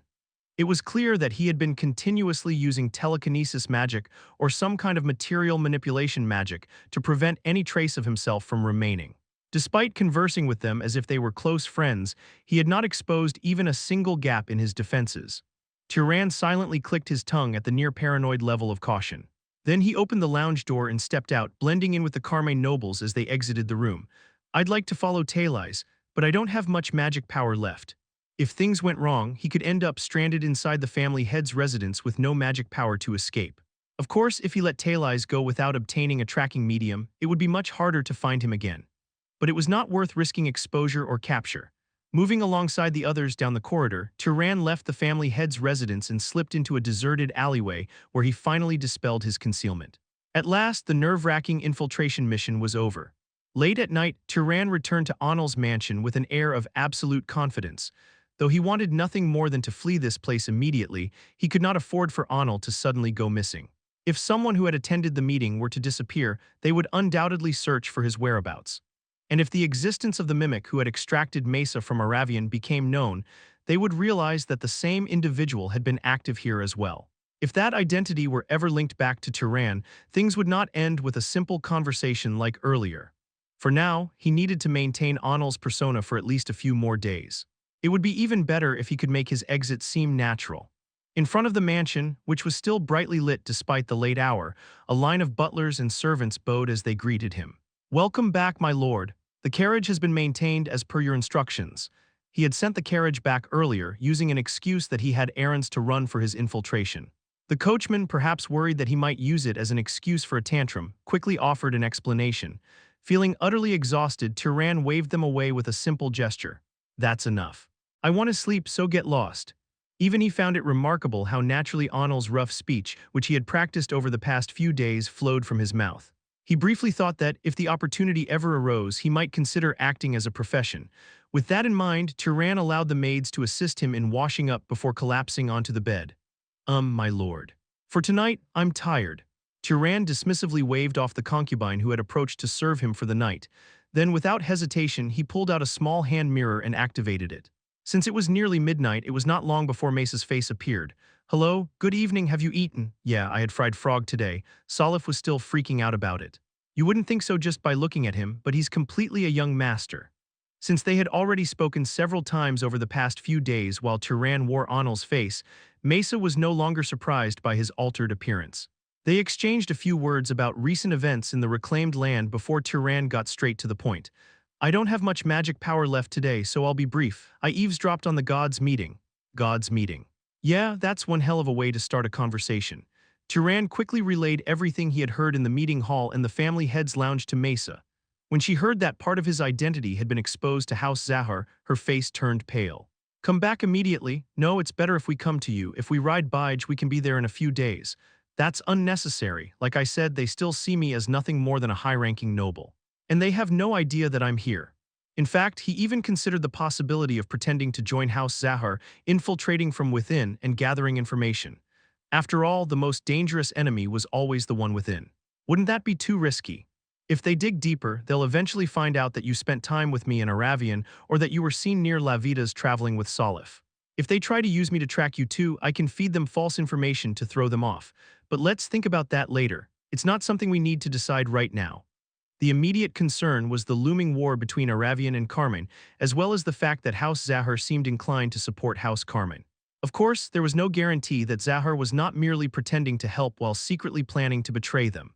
For now, Turan needed to use this situation to drive a wedge between Aravian and Zahar, ensuring that the two houses could not communicate or coordinate. Additionally, he needed to figure out a way to discard Onel's identity in a way that appeared natural. "Just hearing all this is giving me a headache." Well, that's life. No one ever said it was easy. For a brief moment, Turan muttered to himself in frustration, but his eyes soon widened as he sensed a distant presence. The owner of this magic power was definitely the one he had felt earlier. "Sorry, I have to cut this off." "Huh?" Why? Turan hastily severed the magic power of the hand mirror, stuffed it into his large-capacity pouch, and lay down on the bed. With his eyes closed, he focused his consciousness on the sensations of the sacred relic, and soon he felt someone calmly walking down the hallway and opening the door. A noble's keen senses would normally detect footsteps from even the far end of the corridor, yet this time he could not hear the door opening at all. It was the result of highly advanced concealment magic. Talais, his grandfather Talais, stood invisibly by the bedside, looking down at him. It was almost the exact same angle from which Turan had looked down on Onel 2 days ago when he cut off his throat. Pretending to be asleep, Turan tried to suppress his rising anxiety. Why had he come? Could it be that he sensed something suspicious from the emotions Turan had displayed during their first meeting, just because of that? If he attacked now, should he fight back? Even if he killed Talais without the ability to capture his soul, the information would inevitably spread. That would mean revealing that he was capable of detecting Zahar's concealment magic. One of his greatest weapons would be exposed for an utterly trivial reason. After a brief moment of contemplation, Turan deliberately furrowed his brow, turned over, and let out a groan. As if he were in the middle of a nightmare. Taileyes had undoubtedly already picked up the scent of his anxiety. If he appeared to be sleeping peacefully, it would be obvious that he was awake, but someone having a nightmare. Fear and unease would be natural, making his act all the more convincing. For several tense minutes, Turan remained in character. Eventually, Taileyes, who had been silently watching him, placed a finger under his nose to check his breathing. Only after confirming it did he finally leave the bedroom. Once Taileyes' presence disappeared completely from his range of detection, Turan opened his eyes and let out a deep sigh. Just in case, he attempted another tracking magic spell, but as expected, Taileyes had left behind no traces that could serve as a medium. This really isn't easy. His first impression of meeting his grandfather in person. A man so sharp and relentless that he never wanted to cross paths with him again. Several days passed after the meeting. Turan carried on with his life as Onel without showing the slightest sign that he had detected last night's intrusion. He complained and acted out around the mansion, tormented his subordinates like an unruly brat, gambled with his lowly friends, and indulged in expensive food and liquor. Ironically, under Turan's performance, Onel's reputation had actually improved compared to before. Unlike the real Onel, who had no qualms about breaking bones or inflicting permanent injuries, Turan exercised restraint. And to those beneath him, that slight moderation was enough to make him seem significantly more tolerable. Even as he was cursed at, he overheard people chuckling and saying, "Our Lord has mellowed out a bit." Turan clicked his tongue. Playing the role of a complete degenerate was proving to be more difficult than he expected. Perhaps due to these rumors spreading, about a week after the meeting, Onel's father, Gemel, came to visit him. "I've heard you've been keeping yourself out of trouble lately." "Yes, father. What are you up to? You didn't go and cause another mess while I wasn't looking, did you?" Turan recited the excuse he had prepared in advance, directing it toward Gemel, whose eyes gleamed sharply. He explained that, after the recent meeting, he had realized the family was in a more dire situation than he had thought, and had resolved to change his mindset. To add credibility, he mentioned that he was now spending an hour or two each day practicing magic at home. Hearing this, Gemel placed a hand on Turan's shoulder, his expression touched. "Never let that resolve waver. If you continue on this path, I will always be on your side." His voice was filled with sincerity and his gaze was gentle. To anyone watching, he would seem the very image of a strict yet affectionate father. It was almost impossible to believe that he was actually one of the gods possessing the ruling body of Carmine. Perhaps, like Emir, who had once possessed Renaud Nadjin, he too had a separate surface personality. Wasn't the host's personality nothing more than a shell, a mere facade? A facade that could not be maintained without the soul of the god inhabiting it.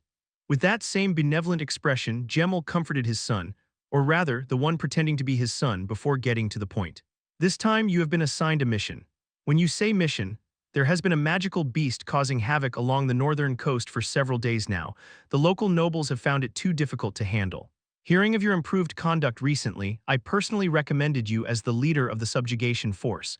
If you complete this task well, the family members will start to see you in a different light." Protecting their territory was the very reason nobles ruled over commoners. Repelling invaders was one of their most crucial duties. Just as Mesa had once led the Dark Elf subjugation force, such responsibilities were typically given to young, powerful nobles with remaining magic power limits, especially those closely related to influential figures like Onel. Turan rearranged the words and tone he remembered from Onel, crafting a mix of arrogance and youthful eagerness, and shouted in a manner befitting an immature noble trying to sound mature. "Yes. I will ensure that I bring no shame to your name, father." The joyful tone in his voice was not entirely an act, a battle against a magical beast. It was the perfect opportunity to finally discard the identity of Onel Carmine. Chapter 107. It had been 15 days since Turan had taken over Onel's face. While living the life of a debauched noble youth, he took every opportunity to wander through the residence of the house, observing and gathering intelligence on others. The matter that concerned him the most, of course, was the whereabouts of Taileyes Zahar. Taileyes appeared to be staying in a guest room near the residence of the Carmine family head. However, after the meeting day, he seemed to have lost interest in Turan and made no further attempts to observe him. Wary that Taileyes might attempt another midnight intrusion, Turan stayed awake almost every night, preparing for an attack, only catching brief moments of sleep at dawn. Yet, as if mocking his vigilance, Taileyes slipped away from Avacha precisely during one of those brief moments of rest. Turan had briefly considered chasing after him to capture him, but ultimately decided against it. "No matter how I catch him, it won't be of any use." His first impression of Tail Eyes was that he was a persistent and paranoid snake-like person. Unlike Emir, he did not seem like someone who could be deceived or threatened into revealing any useful information. If anything, all he had achieved was confirming the existence of some unknown entity targeting them. In any case, with Tail Eyes gone, Turon was left with two choices. The first was to continue impersonating Anil, infiltrating deeper into Carmine, and actively intervening in the war against Aravian that would come in months or years. The second was to seize a suitable opportunity to discard his current false identity and regain his freedom. When the opportunity arose, Turon did not even hesitate before choosing the latter. Continuing to maintain Anil's identity had become too much of a burden. "Master, if I have done anything wrong, please tell me. I will fix whatever it is. I have no interest. Leave. I will call for you next time." "Master," Turon shoved aside the concubine who was rushing toward him naked, kicking her away as if rejecting an unwanted advance, and threw her out of the room. Beyond the magically locked door, the sound of sorrowful weeping could be heard. It had been a few days since he had taken over Anil's body. Unlike the original Anil, Turon had found every excuse possible to avoid sleeping with the concubines. At first, the concubines who had struggled with Anil's insatiable desires were relieved.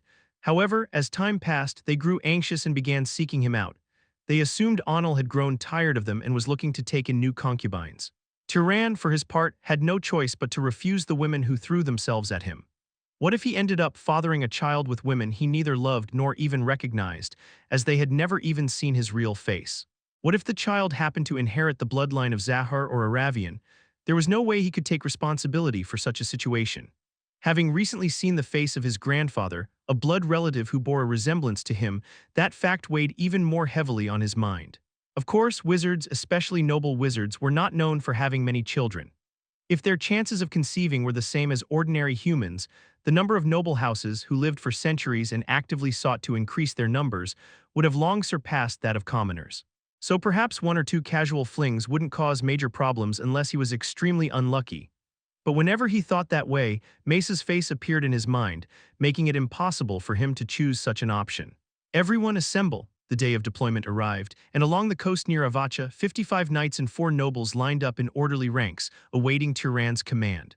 They had been gathered to subjugate the magical beasts that had appeared in the northern region of Avacha.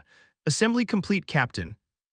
Turon responded to the young noble officer's respectful report with nothing more than a slight nod. He noticed a few faces twitch in displeasure at his arrogant demeanor, but he paid them no mind. In just a few days, he would no longer have to see these people. The last thing he wanted was for rumors to spread about how Anil had suddenly changed into a different person right before his death. What about the magical beasts for transport? They were supposed to arrive by now, but it seems they are running a little late. "If you permit, I will confirm their status." The woman, startled by Turon's question, mumbled briefly before a loud rushing sound came from a short distance away, and a massive orca emerged. It was a magical beast with magic power equivalent to that of a mid-tier noble, and atop it sat a wizard with a similar level of strength. "Is this the subjugation force?" "Apologies for being a bit late. You are late. This one overslept, that's why. Being a tamer doesn't mean I can command magical beasts, I can only be their friend." The man muttered an excuse as if speaking to the lieutenant. He was a noble of the Tamer bloodline from the Carmine family and a close relative of Gil, the young noble who had once worked with Vyson. Unlike Gil, however, this man's magic power had matured, and he even had a powerful magical beast under his command. A short while later, the subjugation force connected a pre-prepared boat to the orca's body. The vessel had no masts, anchors, or anything necessary for navigation. It was merely a chunk of wood carved into the shape of a boat. "We are setting off." At the tamer's call, the orca began swimming, pulling the sizable boat behind it. True to its nature as a magical beast, it showed no sign of strain, even while dragging a vessel carrying 60 people. After all, even Bige, when possessing a similar level of magic power, could fly with a few people clinging to her. For magical beasts with equal amounts of magic power, the smaller ones tended to be faster, while the larger ones were stronger. Considering the orca was thousands of times heavier, it was not surprising that it displayed such monstrous strength. Turon quietly observed the orca pulling the boat ahead for a moment before his attention was drawn to voices coming from behind him. The noblewoman assigned as his lieutenant was enthusiastically lecturing her fellow knights and subordinates. "The magical beast that has appeared this time is an octopus type. Typically, octopus magical beasts release a toxic ink. While it may not significantly affect nobles, it can be dangerous for knights, so avoid it as much as possible." Turon stood behind the lieutenant, attentively listening to her explanation. "An octopus. The eldest son of the merfolk king could also transform into an octopus, though he ended up dying while hunting the great sea serpent. Had everyone assumed that the original Onel wouldn't care about details regarding his prey? No one had given him any detailed explanations, so he had no information about it at all. However, suddenly demanding an in-depth explanation from someone would seem too unnatural and draw suspicion, making it difficult to ask.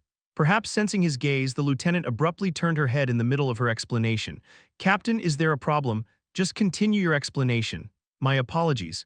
At Turan's curt response, the lieutenant stiffened slightly before resuming her lecture. Pretending to drink strong liquor while listening, Turan realized she wasn't explaining the reason behind the magical beast's attacks. Does she not know, or is she keeping it a secret? Magical beasts were, at their core, just ordinary animals infused with magic power. They didn't instinctively bear hostility toward humans without reason. Of course, there were exceptions. The most notable were large felines. The leopard magical beast that Turan had hunted during his first hunt was a prime example. Such creatures had an innate instinct to hunt weaker beings for amusement. When turned into magical beasts, they would often hunt humans in dozens or even hundreds just for fun. Next were highly intelligent animals like monkeys, whales, or crows. The more intelligent the creature, the more likely it was to engage in cruel acts as a form of entertainment, making them dangerous. The monkey magical beast that had appeared north of Orem City in the past likely fell into this category. Lastly, there were harmless herbivores like rabbits or squirrels that, after suffering at the hands of humans, became magical beasts and sought revenge. That case could be a different matter entirely, though. It was highly probable that the recent increase in marine magical beasts attacking coastal areas was connected to a larger issue. That possibility needed further consideration. As Turan sifted through the knowledge he had read in past magical beast guidebooks, the boat steadily advancing northward began to slow down. "We have arrived." Traveling along the open coastline was certainly simpler and faster than moving across land. Of course, it still could not compare to flying through the sky on Bige. In just 2 hours, the subjugation force arrived at Savis, a city located 150 kilometers north of Avacha. They disembarked immediately and passed through the half-ruined harbor. Judging by the broken structures and the sounds of wailing as people gathered corpses, it seemed that the attack had occurred quite recently. When the locals saw the subjugation force, clearly high-ranking nobles just by their attire, their eyes widened in surprise. "O lords of the sea, please take revenge for us." As someone mentioned that these wizards had come from the Carmine main house, anguished cries erupted from all around. Perhaps these sounds reached the lord's mansion. Soon the Lord of Savis came rushing out to greet Turan, so hastily that he had not even put on his shoes properly. "O Lord Onel, it has been decades since we last met. It feels like just yesterday that you were toddling around, and now you have grown into such a formidable figure. I, Ahiva, am simply grateful for your proactive efforts in coming to our aid." "Ah well. It has been a while, Lord Ahiva." The visibly aged noble, who appeared to be well over 250 years old, openly flattered him. Though Turan found it bothersome, he still used honorifics in response. Perhaps that was the right move, as the Lord did not seem to notice anything off about him. "So where is the magical beast?" "It struck again this morning. It usually attacks twice a day, so the situation has been dreadful." Judging by the visible injuries on the old lord's body, he was not lying. In terms of magic power, he was likely in the upper middle ranks among nobles. At the very least, Turan gave him some silent credit for being a shepherd who had personally fought to protect the people of his domain. "You appear injured, so you should rest. We will handle the hunt ourselves." "Ah, I appreciate the thought, but as the lord of this land, rest. The creature's magic power is mine." At Turan's blatant display of greed, the old noble regretfully stepped back. In any case, if a perfectly capable noble lord had been reduced to this state, it meant the magical beast possessed magic power at least on par with that of a high-ranking noble. However, since it had failed to kill the lord, it was likely not at the absolute highest tier. Indeed, it seemed that Gemel had prepared the perfect prey for his son. Turan quietly contemplated how he would stage his own death. After a brief exchange of greetings, the subjugation force did not rest at the lord's residence, but instead immediately set up a camp near the coast to prepare for the magical beast's next attack. The lieutenant seemed nervous, as if expecting Turan to object. However, upon receiving the order, "Do whatever you want. Handling command is your responsibility now," she let out a sigh of relief. An unexpected development was that the orca magical beast and its tamer declared that they would not be participating in the battle. Their reasoning was that the orca was not aggressive and had not received proper training for combat, making it unsuitable for battle. But even just maneuvering around the magical beast for support would be useful. "Absolutely not. This has already been discussed with Lord Gemel. This one is not just my companion." It is an invaluable transportation asset of Carmine. Let him do as he wishes. The lieutenant was visibly displeased at losing such a capable force, but since the commander, Turon, showed no concern, she had no choice but to let it go. However, the decision sparked discontent among the other members of the subjugation force. So the rumors of him being a delinquent were true. Seeing it firsthand, I understand now. Does he even have the skills to back it up? With a personality like that, if he didn't have the skills, he would have been cast aside long ago. Let's just see how it goes. Between his rude attitude, his poor leadership, and the fact that he had once flipped over a dining table simply because the food at the temporary camp was not to his liking, Onel's reputation had completely plummeted. Unlike the household servants at the Carmine main house, who were accustomed to the original Onel's vile behavior, most of the knights dispatched to this location had only heard rumors about him. Seeing him act this way firsthand was unfamiliar, which only fueled their dissatisfaction. How many hours had passed as they idly watched the ruins being rebuilt? As the sun began to set, Turon narrowed his eyes at a signal transmitted through his sacred relic's senses. It's here. The level of magic power he sensed was between high and mid-tier, almost identical to that of the original Onel. A massive octopus with each leg measuring around 10 meters in length was crawling up onto land. The subjugation force swallowed hard as they gripped their weapons and rose to their feet. Everyone maintain formation as trained, strictly perform your support duties. We'll handle the main battle. At the lieutenant's command, the Carmine wizards took up battle stances against the octopus. The first thing the knights did was draw in a massive amount of water from the nearby shoreline and bring it under their control. Even though they had not fully awakened the power of the Rapids bloodline, their high level of proficiency allowed them to manipulate water more effectively than other wizards. As a result, a vast quantity of seawater gathered. The nobles, including the lieutenant, distributed the water appropriately and forged their own ice weapons. Naturally, Turon took control of the largest remaining portion and shaped it into a massive ice whip. After setting the sacred relic to Carmine blood and using magic power at the level of a high-ranking noble, he was able to wield a strength that the real Onel would have likely used. Its coming, had the creature sensed the magical energy gathering against it, the octopus made the first move. From near its eyes, a large tube suddenly protruded, spewing a massive jet of ink. Arg, ack my eyes. My eyes. A few unfortunate knights at the front were caught in the ink and screamed in agony. Fortunately, most managed to evade the attack or used fluid manipulation magic to control the ink and prevent it from hitting them. As for Turon, he was positioned safely at the very back of the formation, so he did not even need to move a single step. Kill it! You damn octopus bastard! Enraged by the magical beast's preemptive strike, the Carmine wizards retaliated immediately. A long ice spear impaled one of the octopus's legs, while several ice arrows, shot in quick succession like the ones Vyson had used before, narrowly grazed its eyes. The most powerful among the nobles, the lieutenant, sent several ice blades piercing deep into its massive head, causing the creature to thrash in pain. Then Turon's enormous ice whip, roughly 30 meters long, slashed through one of the octopus's legs in an instant. Oh, as expected of our captain. The sudden praise from a knight who had been badmouthing him just moments ago was amusing, but Turon suppressed his laughter and maintained a serious expression as he continued the battle. The crucial aspect here was balancing offense and defense. If he attacked too aggressively and killed the octopus outright, it would defeat his original purpose. But if he appeared too weak, it would raise suspicions. At the same time, he had no desire to see his subjugation force wiped out under his command. So, as the fight dragged on, he gradually shifted his focus toward defense. Get away, thank you, Captain. With a flick of his ice whip, Turon yanked a knight away just before he could be crushed by the octopus's tentacle. Ignoring the knight's gratitude, Turon observed as the Carmine nobles continued their relentless assault on the octopus. None of them were individually strong enough to face it one-on-one, but since Turon was blocking most of its attacks, the magical beast had no choice but to endure a one-sided beating. Before long, the octopus, now covered in wounds and oozing blue blood, began to twist its body and retreat toward the sea. It's trying to escape. Stop it, perhaps thinking it couldn't win.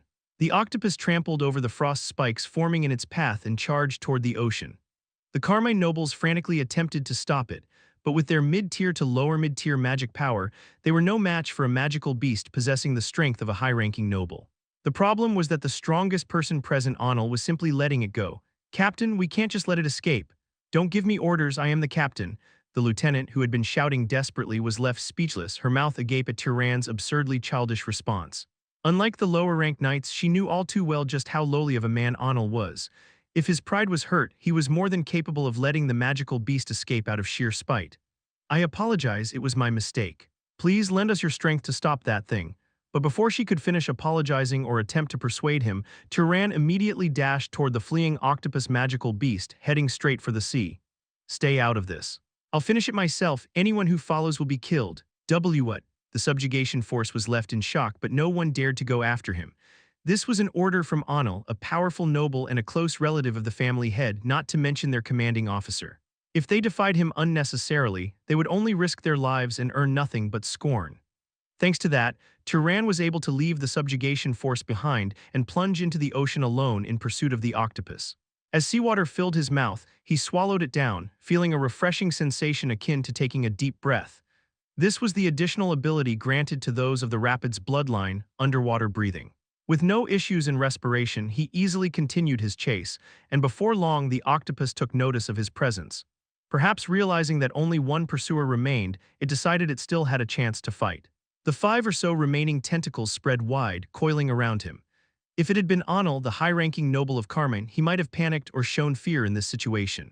Goodbye. The moment Turan stretched out his hand and unleashed his full magic power, over a dozen ice whips, identical to the ones Anil used, materialized, ruthlessly tearing through the octopus's body and crushing its brain, ending its life instantly. Though its tentacles twitched for a bit longer due to separate neural pathways, it was nothing more than meaningless convulsions. The subjugation force's fierce battle from earlier now seemed utterly pointless in comparison. Having dealt with the magical beast with ease, Turan immediately retrieved Anil's corpse from his large-capacity pouch. Since he had kept it frozen ever since killing him, the body was still in relatively good condition. Of course, it was not as fresh as when he had first died, but a bit of swelling from the water and no one will even notice. Where's the captain? Still no sign of him. Damn it, should we have followed after all? That reckless bastard. He just wanted to take all the credit for himself. What a crazy son of a bitch. Several hours after the battle, the exhausted members of the Carmine subjugation force remained on edge, unable to sit still as they lingered near the shore. Their commander, Anil, had recklessly thrown himself into the sea alone to finish off the octopus magical beast. Belatedly, some of the nobles had attempted to search for him, but finding someone who had disappeared into the dark ocean at night was an impossible task. In the end, all they could do was keep a bonfire burning and comb the surrounding area, waiting for Anil to return. Just then, a knight came running from the distance, his face deathly pale. I found them. Both the octopus and the captain. Where? The Carmine nobles hurriedly rushed to the location the knight had indicated, only for their faces to harden at the sight before them. The corpse of the octopus magical beast, its body shredded and torn apart by something sharp, stood as proof of a fierce battle. And entangled in one of its tentacles, as if swept ashore by the waves, lay the headless body of Anil. Chapter 108. A few hours had passed since the discovery of Anil's death. The subjugation team members immediately transported the tamer on an orca magical beast to the main estate in Avacha to report the captain's death. Naturally, the House Carmine was thrown into turmoil. Although he was poorly regarded due to his vile personality, he was still a skilled individual who ranked among the top nobles in the main estate in terms of magic power. And yet he had died while hunting a mere magical beast. A task force was immediately assembled to investigate the truth, and among them was Gemel Carmine, Anil's father, the family head's younger brother, and one of the absolute powerhouses of the house. This way, Lord Gemel. The subjugation team members shuddered as they watched the man approach with an exceedingly solemn expression. Before them lay the headless corpse of the investigation team leader's son. If Gemel were to demand accountability for his son's death and summarily execute the subjugation team members on the spot, he would likely only receive a few reprimands from the family head before the matter was settled. Compared to knights or mid-ranking nobles, such high-ranking nobles were extraordinarily rare. Whether Gemel understood the subjugation team's anxiety or not, he remained expressionless as he gazed down at his son's corpse. After a brief silence, he asked in a completely dry tone, why was his head severed? It appears that it was bitten off during the battle as it was found inside the magical beast's mouth. The teeth of an octopus are sharper than I thought. I didn't know that. Is it because it's a magical beast? Gemel caressed the severed edge of Anil's neck, appearing less like a grieving father and more like someone numbed by overwhelming sorrow. Explain the course of events in detail. Yes. We departed smoothly from the operation area and headed north. The lieutenants slightly distorted the truth in their report. In reality, Anil had been drinking heavily and causing trouble, but the lieutenant framed it as if he had been ordering the restoration of the affected area and actively devising operational plans. At this, Gemel clicked his tongue and said, enough, he was my son. Do you think I wouldn't know him? There's no need to flatter him. He was probably just getting drunk as usual. I apologize. The lieutenant was astonished at Gemel's brutally objective view of his own son but also admitted it was true.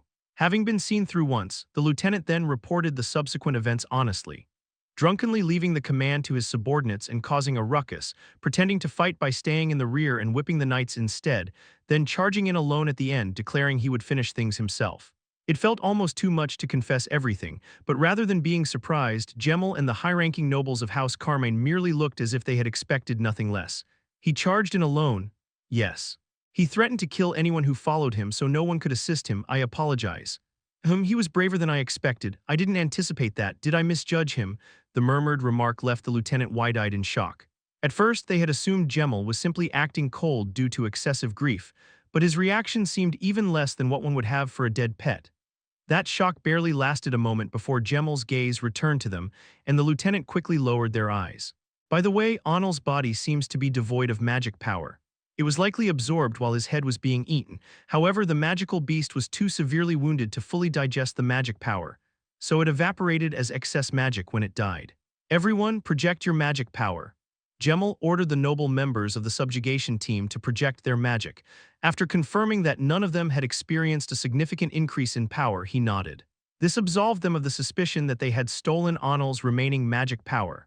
Afterward, while Gemel quietly conversed with the investigation team members, the subjugation team members bit their lips and nails nervously, feeling like condemned prisoners awaiting execution. A few moments later, Gemel issued his judgment.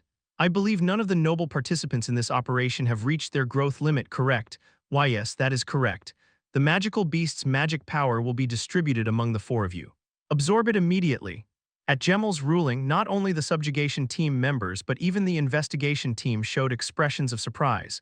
One of the noble members of the subjugation team muttered in disbelief. What about punishment? There will be no punishment. You all did your best and realistically you wouldn't have been able to stop Onel. If anything, I should be the one apologizing to the family head. I raised my child poorly and endangered everyone. Lord Gemel, some of the subjugation team members were so moved by his calm admission of his own shortcomings, even in the face of his son's death, that they shed a few tears. How could such a noble father have produced such a delinquent son? As the noble members of the subjugation team absorbed the magic power, Gemel distanced himself slightly and observed Onel's corpse once more.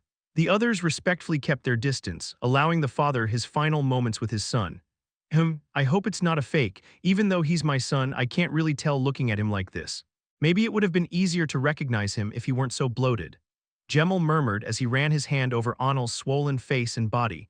The idea that parents naturally knew their children's physical features was something that applied only to commoners. Having left his son in the care of servants from an early age, Gemel had no reason to be familiar with such details. He hadn't raised his son with enough attention or care to know. I wanted to raise him properly at least once since he seemed to have some exceptional potential. I didn't expect him to die like this. Not only had Onel been a fairly competent individual on his own, but he had also served as a backup body in case one of their kind perished in an accident. Losing him was somewhat regrettable, but that was all. Out of the hundreds of children he had so far and the thousands more he would have in the future, one had simply died. That was how Gemel saw it as he erased Onel's face, name, and the few memories he had of him from his mind. One of the secrets to living a long life was knowing how to discard unnecessary information in a timely manner. After tossing Onel's water-bloated corpse to the subjugation team members, Turon remained concealed and observed the final proceedings with meticulous attention. If Gemel or any member of the investigation team scrutinized Onel's death and uncovered any suspicions, this body-switching strategy would not be usable again. Fortunately, the nobles of House Carmine had more or less accepted the fabricated scenario Turon had created. Had they examined the corpse in detail, they might have found one or two inconsistencies, but most people, when faced with an obvious conclusion, did not go out of their way to seek a more complex and difficult truth. After confirming that Onel's body had been placed inside the coffin, Turon, now free, disguised himself as an ordinary fisherman and purchased a boat from a nearby island. Well then, where should I start looking? Instead of returning directly to the southern reclaimed land, Turon set out for the North Sea in search of the merfolk. Specifically, he was looking for the merfolk royal faction to which Armenia belonged, the ones who had fought alongside him against the undead Great Sea Serpent. Upon witnessing the octopus magical beast's attack, Turon concluded that this was unlikely to be a natural occurrence. The way the octopus moved toward the city did not seem driven by rage, hunger, or curiosity. Rather, it behaved as though it were carrying out an order. When Turan relayed this through the mirror, Salif asked with a worried expression, "You're going to meet the merfolk alone. If they use the power of the great sea serpents, you'll be in trouble by yourself. I'm not going to fight, I just need to confirm whether someone is actually driving the magical beasts toward the coast." Once he understood the truth, if the situation called for action, he would return with Mesa and Salif and crush the problem together. After all, they weren't the only ones who could use the power of alliances. With his report finished, Turan sailed smoothly across the North Sea, alone on his newly acquired boat. Traveling alone on a boat really is lonely. In the past, when he was with Salif and Mesa, although it was a bit boring, they could pass the time talking and laughing with each other. He had also enjoyed watching Baide's adorable antics. Fortunately, he was not entirely without something to do. Inside his large capacity pouch were several books he had received from Ashes, allowing him to pass the time by reading. Turan, using the power of the Rapids bloodline to steer his boat through the North Sea while reading a book, looked like a scene from a painting. Ah, found them. After 3 days of exploration, he finally came across a group of merfolk attacking a ship. The people on board, dressed as pirates, had lost their will to fight and were jumping into the sea, only to be captured and eaten alive by the merfolk. Even if they were criminals, watching such a gruesome scene of cannibalism was unpleasant, so Turan decided to intervene immediately. With a single gesture, seawater surged upward, transforming into dozens of ice spikes that shot toward the merfolk. Kaya, the precisely aimed spikes instantly tore through the arms and legs of the merfolk, leaving them writhing and screaming in agony as they collapsed into the sea. The pirates, their bodies covered in bite wounds, desperately reached out to Turan, but he ignored them. He had left the healing magic artifact with Mesa, and even if he had it, he had no intention of saving pirates who were little better than wolves. Dragging one of the merfolk toward him using telekinesis magic, Turan growled at the creature. "Bring me your royal family, anyone will do. If you don't, I'll kill you." However, the only response he received was a feral screech and frantic struggling. Even when he applied the torture techniques he had used on Rateau, it was ineffective. The merfolk merely drooled at the scent of human flesh, clacking their teeth together hungrily, incapable of meaningful conversation. Clicking his tongue, Turan killed all the merfolk and searched the ship. As expected, it was an old, heavily damaged pirate ship, far more worn out than the ones he had sold before, so he simply left it. There was no practical way to sell it this time anyway. He continued traveling across the North Sea, encountering merfolk several more times, but each encounter ended the same way. It was only on his 7th encounter that he finally met a merfolk capable of conversation. "Why you are," despite drooling profusely, this merfolk was able to speak. It had a stronger presence of power compared to the others, and its physique was notably better, suggesting it belonged to the noble class. "Hey, can you understand me?" "Why yes, no, you look so delicious." "Why, a merfolk noble, huh?" "Yes." Perhaps its noble status allowed it to suppress its instincts enough to hold a conversation. Turan seized the merfolk and pressed for answers. "Where do I go to meet your royal family?" "Oh, our royal family fleds beyond the mirror."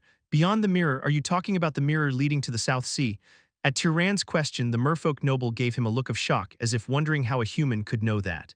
"Humans know more than you think, so did all the merfolk royals flee? Is there no one left in the North Sea?" The merfolk noble clamped its mouth shut, reluctant to answer.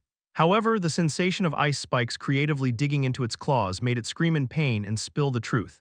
It seemed that as their instincts weakened and rationality strengthened, their resistance to pain also diminished.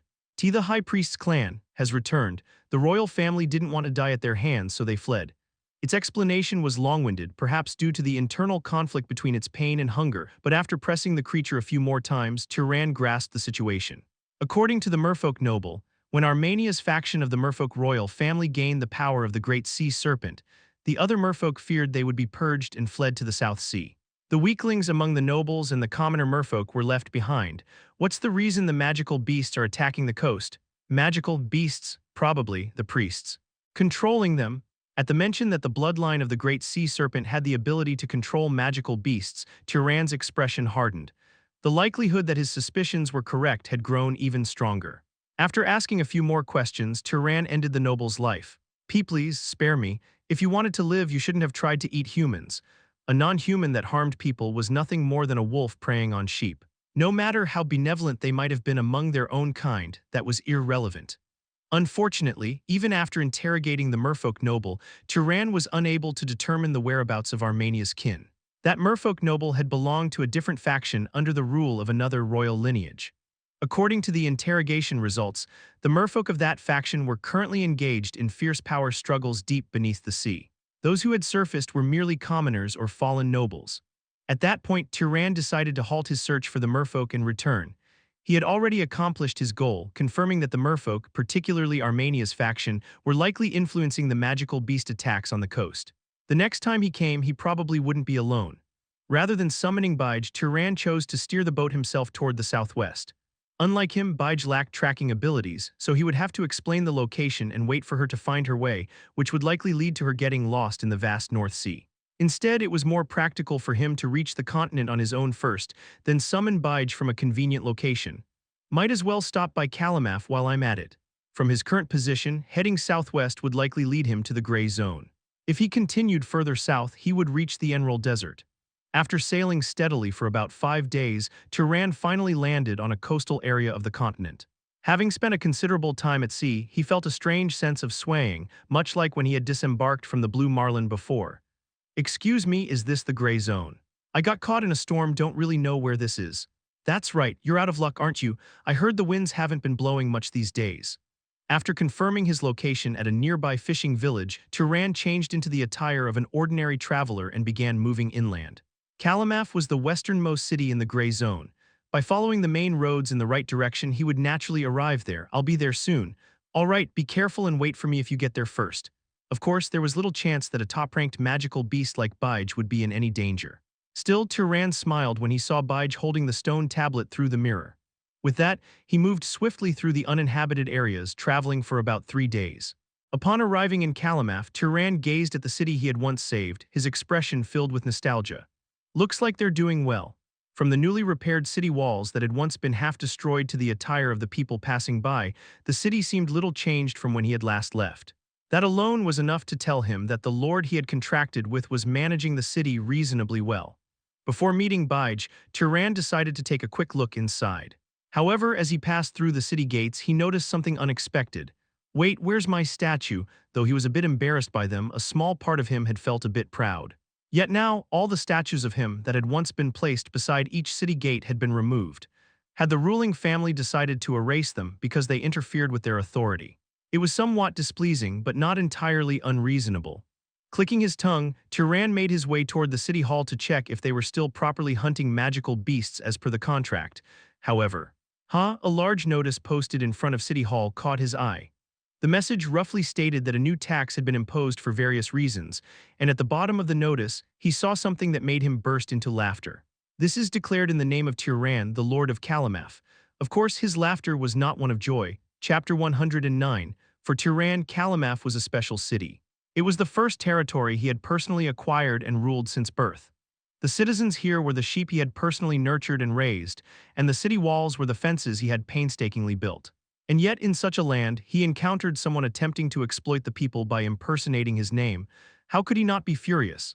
However, instead of storming into the central mansion in anger, Turon calmed himself and rechecked the tax notice. A revision of the income tax. Are they imposing additional taxes on certain luxury goods transactions? Since tax laws and such were matters for commoners, he was not well versed in them. However, during his time working as the leader of Kalamaf, he had acquired a superficial understanding.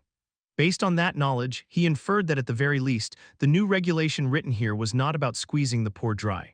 The set tax rate did not seem excessive either. In other words, aside from the fact that his name was being used, the contents were fairly reasonable. Having confirmed that his name was not being used for harsh exploitation, Turon cooled his head, entered a nearby tavern, and ordered a drink. An old tavern owner brought the drink and spoke curtly.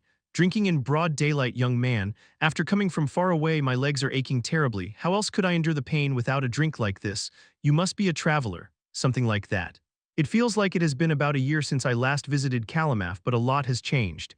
At Turon's words, the tavern owner snorted. "What's changed so much?" "A lot. When I left, there was a statue of Lord Turon near the city gate, but now it's gone. I heard a new lord had arrived. Did he destroy it?" Lord Turon himself removed it when he returned, said he was embarrassed. "What could we do when he insisted?" "I see. Come to think of it, I heard Lord Turon had decided to leave. How did he end up coming back?" Referring to himself with an honorific was quite embarrassing, but by now his face had grown thick enough to handle it naturally. He had even lived disguised as a completely different person. What was this in comparison? Perhaps his acting was quite convincing, as the tavern owner spoke naturally without any sign of suspicion. I'm just an ignorant old man, so I don't know what happened among the high-ranking folks, but about 2 months ago he returned to govern the city again. It's a joyous thing. This city has finally welcomed its true master. Judging by the overwhelming fondness in his tone and his age, this tavern owner was likely one of the original residents who had remained when Turon first arrived in Kalamaf. One of those who had watched him save the city from beginning to end and had become the most fervent of zealots. Taking that into account, Turon carefully chose his words. 2 months, huh? Has he changed in any way from before? He wears a mask now. I heard he fought some magical beast in the wilderness and was badly wounded on the face. Oh dear, a truly tragic thing. If I could offer my old skin to heal him, I would do so without hesitation. Have you ever seen his face? Even the celestial pre-gods wouldn't be as handsome as him. Hearing such praise for his own face, even Turon felt his face heat up. He took another drink and then excused himself, saying he felt a bit drunk before leaving the tavern. The next thing Turon did was to enter an alley nearby and sneak into City Hall while using concealment. He had gathered information from ordinary citizens. Now it was time to see what was happening inside. Hey, where's the person in charge? They went out for lunch. Tell them to hurry back. There's a pile of documents this high. Do they even have a sense? The officials at City Hall seemed just as busy as before. As he passed by the familiar scene, Turon began spotting a few familiar faces among those moving about. And deeper inside the City Hall building, he encountered a knight. A woman who appeared to be around 30 and was yawning with a thoroughly bored expression. The symbol of House Zahar could be seen via mimic relic. He could roughly guess the situation thanks to Talei's recently mentioning that he had recognized Turon's existence. It was obvious that Zahar had orchestrated this scheme to provoke and lure him in. The House Mebern, which had originally been granted Kalamaf, was a pro-Zahar faction from the start, so they must have handed over the city after a mere growl from them. After that, Turon remained concealed and stood quietly in a corner of City Hall, observing the government officials at work for several dozen minutes. He watched as they processed civil complaints, reports, and all sorts of complex documents. As a result, he concluded that there was no particular sign of disorder or major issues within the city. It's actually running so smoothly that it's almost unsettling. Even the Zahar Knights dispatched here would personally go out to hunt magical beasts if they received news of sightings around the city. Just as Turon had once demanded from Aloes, the head of House Mebern, when he had to take over the city. Having confirmed the internal state of affairs, Turon finally made his way toward the central mansion where the impostor resided. Upon arriving at the entrance of the mansion, he burst into laughter at what he saw inside. Wait, this is something I've seen a lot before, isn't it?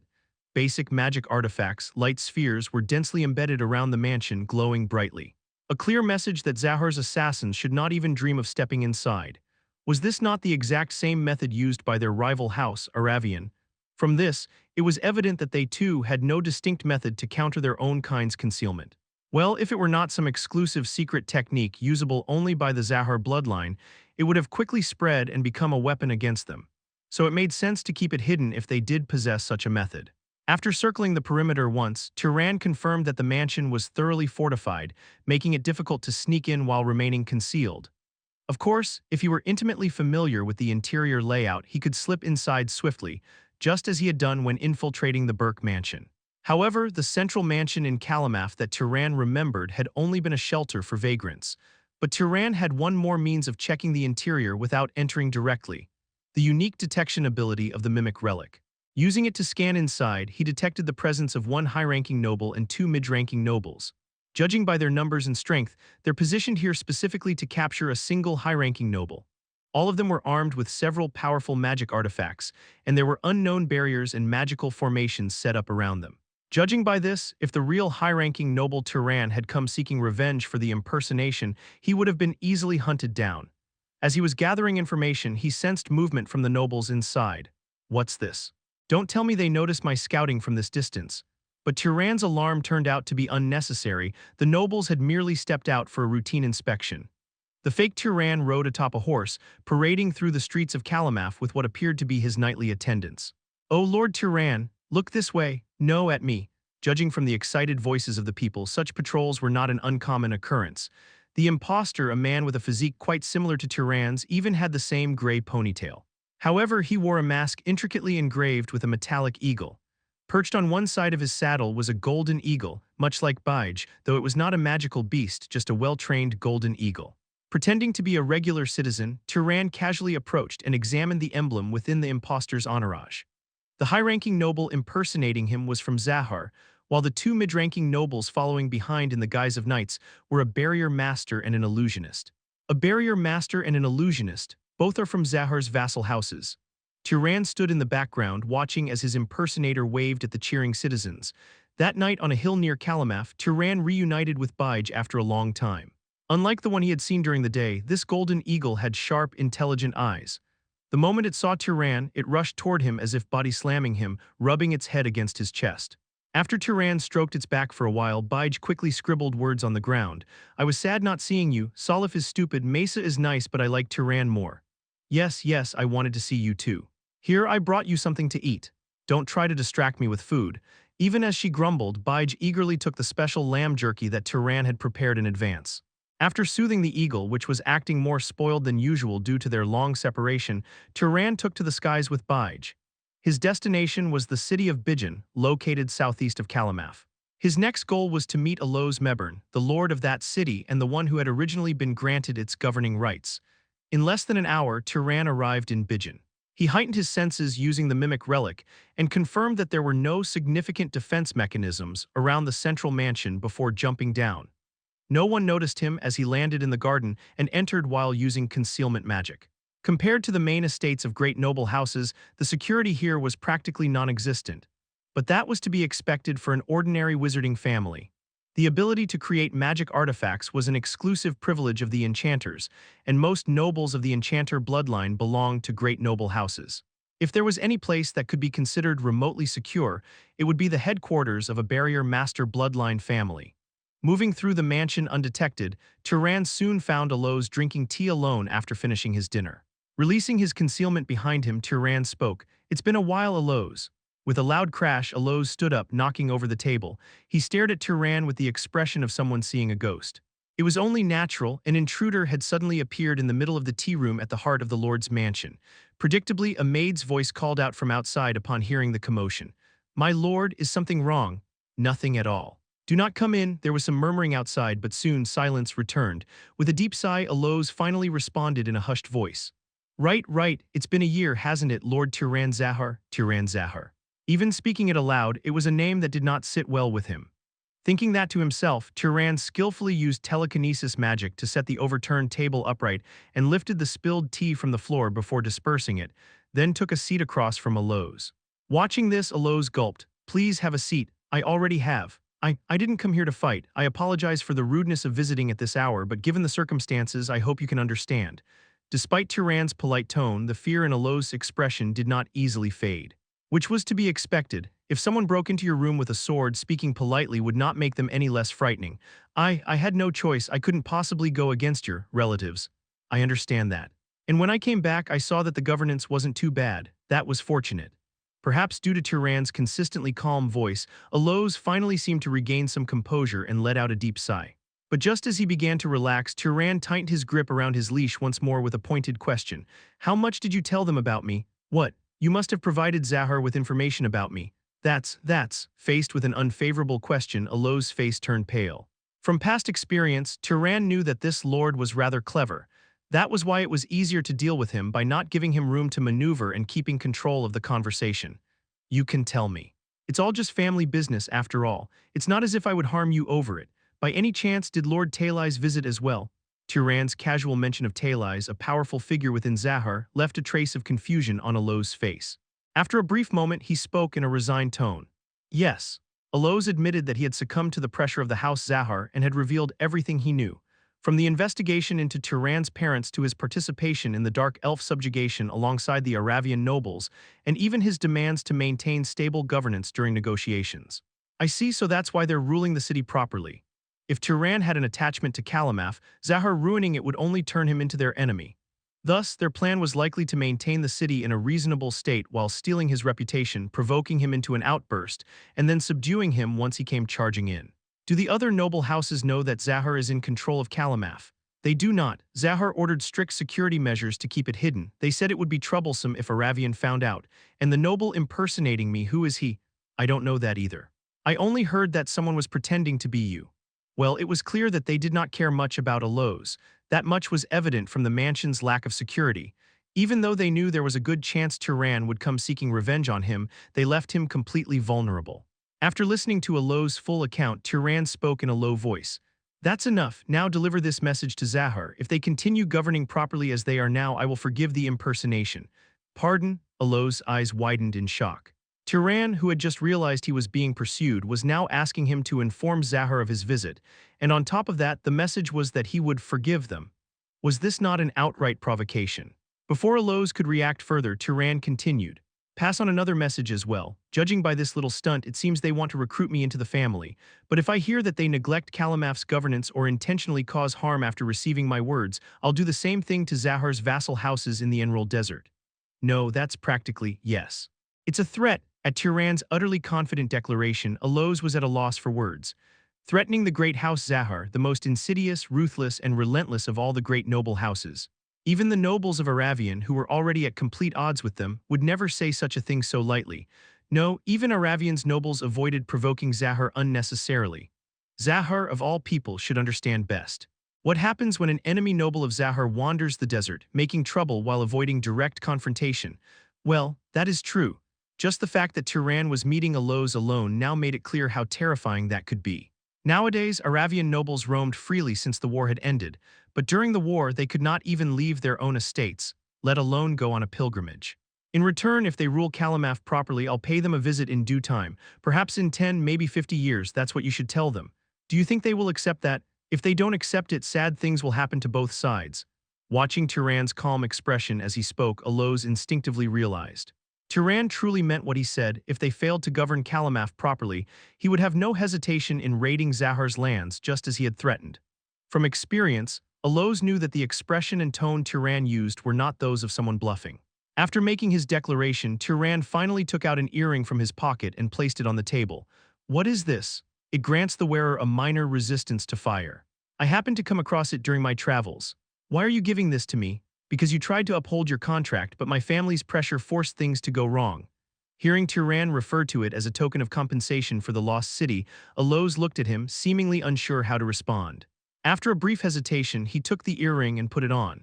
For the head of an ordinary noble house like him, even possessing a single magic artifact was valuable. I will accept it with gratitude. No, if anything, I should apologize for not being able to offer more. I'll see you again sometime. The moment Turan finished speaking, his seated figure vanished without a trace, as if erased from existence.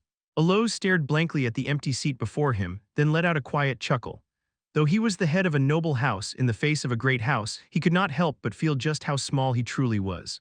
Chapter 110. 2 days had passed since leaving Bijan City. Turan flew south with Bige and returned to the reclaimed land, where land reclamation was actively underway. While he had been away, the reclaimed land seemed to have undergone yet another transformation. Not only had numerous unfamiliar buildings sprung up, but the number of people had also noticeably increased. After landing at an suitable spot, Turan entered with Bige perched at his side. Upon seeing him, the settlers immediately prostrated themselves. "O Divine One, you have returned." Watching the people who worshipped him, Turan was reminded of the citizens of Kalamaf who had praised him, or rather, his impostor, not long ago. It had been a rather infuriating sight. Most likely, the House Zahar nobles had hoped that Turan would be unable to resist such emotions and would charge in immediately. What they had not anticipated was that their true target would see through their identities and schemes in an unusual way and turn the tables on them. After first informing Yaz, who was overseeing the reclaimed land, of his return, Turan set off to find Salif and Mesa, who were currently engaged in reclamation efforts in the east. The two happened to be taking a break after finishing their work. "You're back." "Yeah, the reclamation hasn't progressed as much as I expected. You need to be here. How much do you think we can do on our own?" Even though it had been nearly 2 months since they last saw each other, Turan and Salif spoke as if they had only been apart for a few days. Mesa, sitting beside them, watched their exchange with a pleased smile before dusting off Turan's shoulder. "You made it back safely. I promised." Their conversation was dry, almost emotionless, yet both had gentle smiles on their faces. A moment later, Turan sat down and recounted the events that had taken place in the gray zone a few days prior.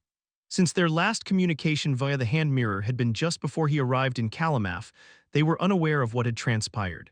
"Wait, so you really threatened House Zahar?" "Yeah, you crazy bastard." Salif spat out a rough curse, clutching his stomach as he burst into uncontrollable laughter. "Ah, seriously, this is exactly why I have to stick with you. How could you do something this entertaining on your own? That's just unfair." Unlike Salif, Mace's expression was a mix of concern and reproach. She looked at Turan as if he were a child wandering dangerously close to the water's edge. At this, Turan unconsciously recalled the times his mother had scolded him during his childhood and couldn't help but laugh. Mesa let out a deep sigh and said, "I'm being serious. Sorry, I didn't mean to laugh at you. But still, I don't say or do things I can't take responsibility for. Do you really plan to retaliate?" "Yeah, if I have to." Perhaps sensing the weight of his words, even Salif, who had been laughing moments ago, stopped and wiped the tears from his eyes. Looking at his two companions, Turan explained the reason behind his actions. It's not like House Zahar is overflowing with powerful nobles. Keeping a task force stationed in Kalamaf indefinitely just to capture me wouldn't be easy for them. Using a high-ranking noble to recruit another of similar status, along with keeping two mid-ranking nobles idle for years, was an excessively inefficient move. Thus, if he continued to remain elusive, they would likely resort to more drastic measures, such as squeezing Kalamaf even harder. To counter this, Turan had drawn a much clearer line for House Zahar. If they simply focused on governing their city properly, he would come for them in as soon as 10 years or at the latest 50 years. By the standards of ordinary people, it was an outrageous statement, essentially implying that he would never come for them in their lifetime. However, for high-ranking nobles like them, it was actually quite a realistic condition. There's no need for them to maintain such an excessive force unless their sole purpose is to capture me. Sending a mid-ranking noble to govern a city the size of Kalamaf isn't a bad deal for them either. It would be like planting an eye in the gray zone. And over time, they might even be able to recruit you, who they suspect to be a high-ranking noble. Exactly. On the other hand, if they let their pride take over, they'll turn a potential recruit into an enemy and lose their city in the process. Since they govern a great noble house, they should be able to figure out which choice is more rational. Waiting patiently while reaping the benefits and keeping the promise versus letting pride take over and engaging in a fight that would yield no real gains. Anyone who wasn't a fool would know which option was better. Hearing Turan's reasoning, Salif and Mesa nodded in understanding. Now that they had heard the full explanation, it was clear that this wasn't just an emotional threat, but a calculated decision that took many factors into account. For now, let's leave that topic here. Has anything special happened around here? Nothing major, just a few dangerous magical beasts wandering past the perimeter, and we found some strange stones here and there. So just the usual things. After chatting for a while, Turan, along with Salif and Mesa, who had recovered some of their magic power and stamina, resumed their reclamation work. The settlers, watching a large amount of water rise into the sky for the first time in a while, lit up with excitement once again. Thanks to Turan's contribution, the land reclamation project picked up speed again and progressed smoothly. Previously, more than half of the expected area had already been reclaimed, but now it had exceeded 80%. There were so many tasks that even after gathering every idle person in the area, there were still not enough workers. At some point, even burning the forest no longer caused magical beasts to emerge. The ones capable of freely moving within their own territory had long since fled beyond the forest, avoiding the fire that had started in the south. While expanding the vast reclaimed land, Turan also continued to refine the new technique he had learned from his past battle with the great sea serpent. It was a technique that enhanced the power of his slingshot using the spirit of fire.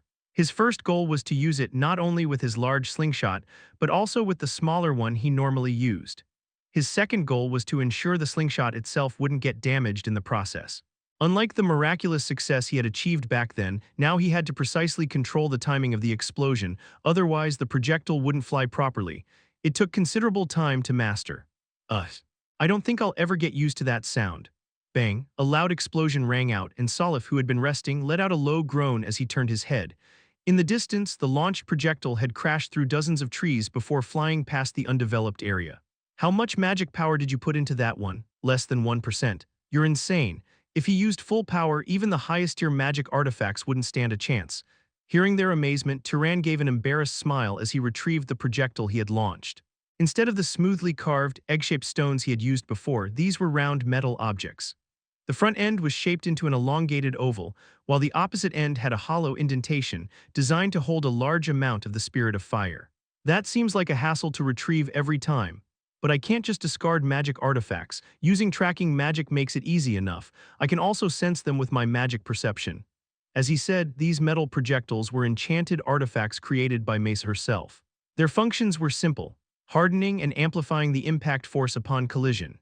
If Turan were to fully utilize the spirit of fire to launch his projectiles now, it would likely be powerful enough to pierce straight through the body of the great sea serpent from his past battle. Of course, since the quantity was somewhat limited, he had to be more careful with its use compared to simply throwing ordinary stones. Don't worry, I'll make more whenever you need them. At the reassuring words of the dependable enchanter, Turon smiled. Having a powerful enchanter in their group was proving to be incredibly useful. Of course, the problem was that they were not in a completely safe location, meaning they always had to be prepared for battle. Because of this, they couldn't afford to spend too much time crafting high-tier magic artifacts.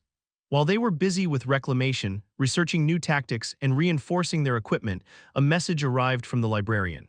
It was news that it had successfully extracted the necessary information from the fragment of the mimic god's soul.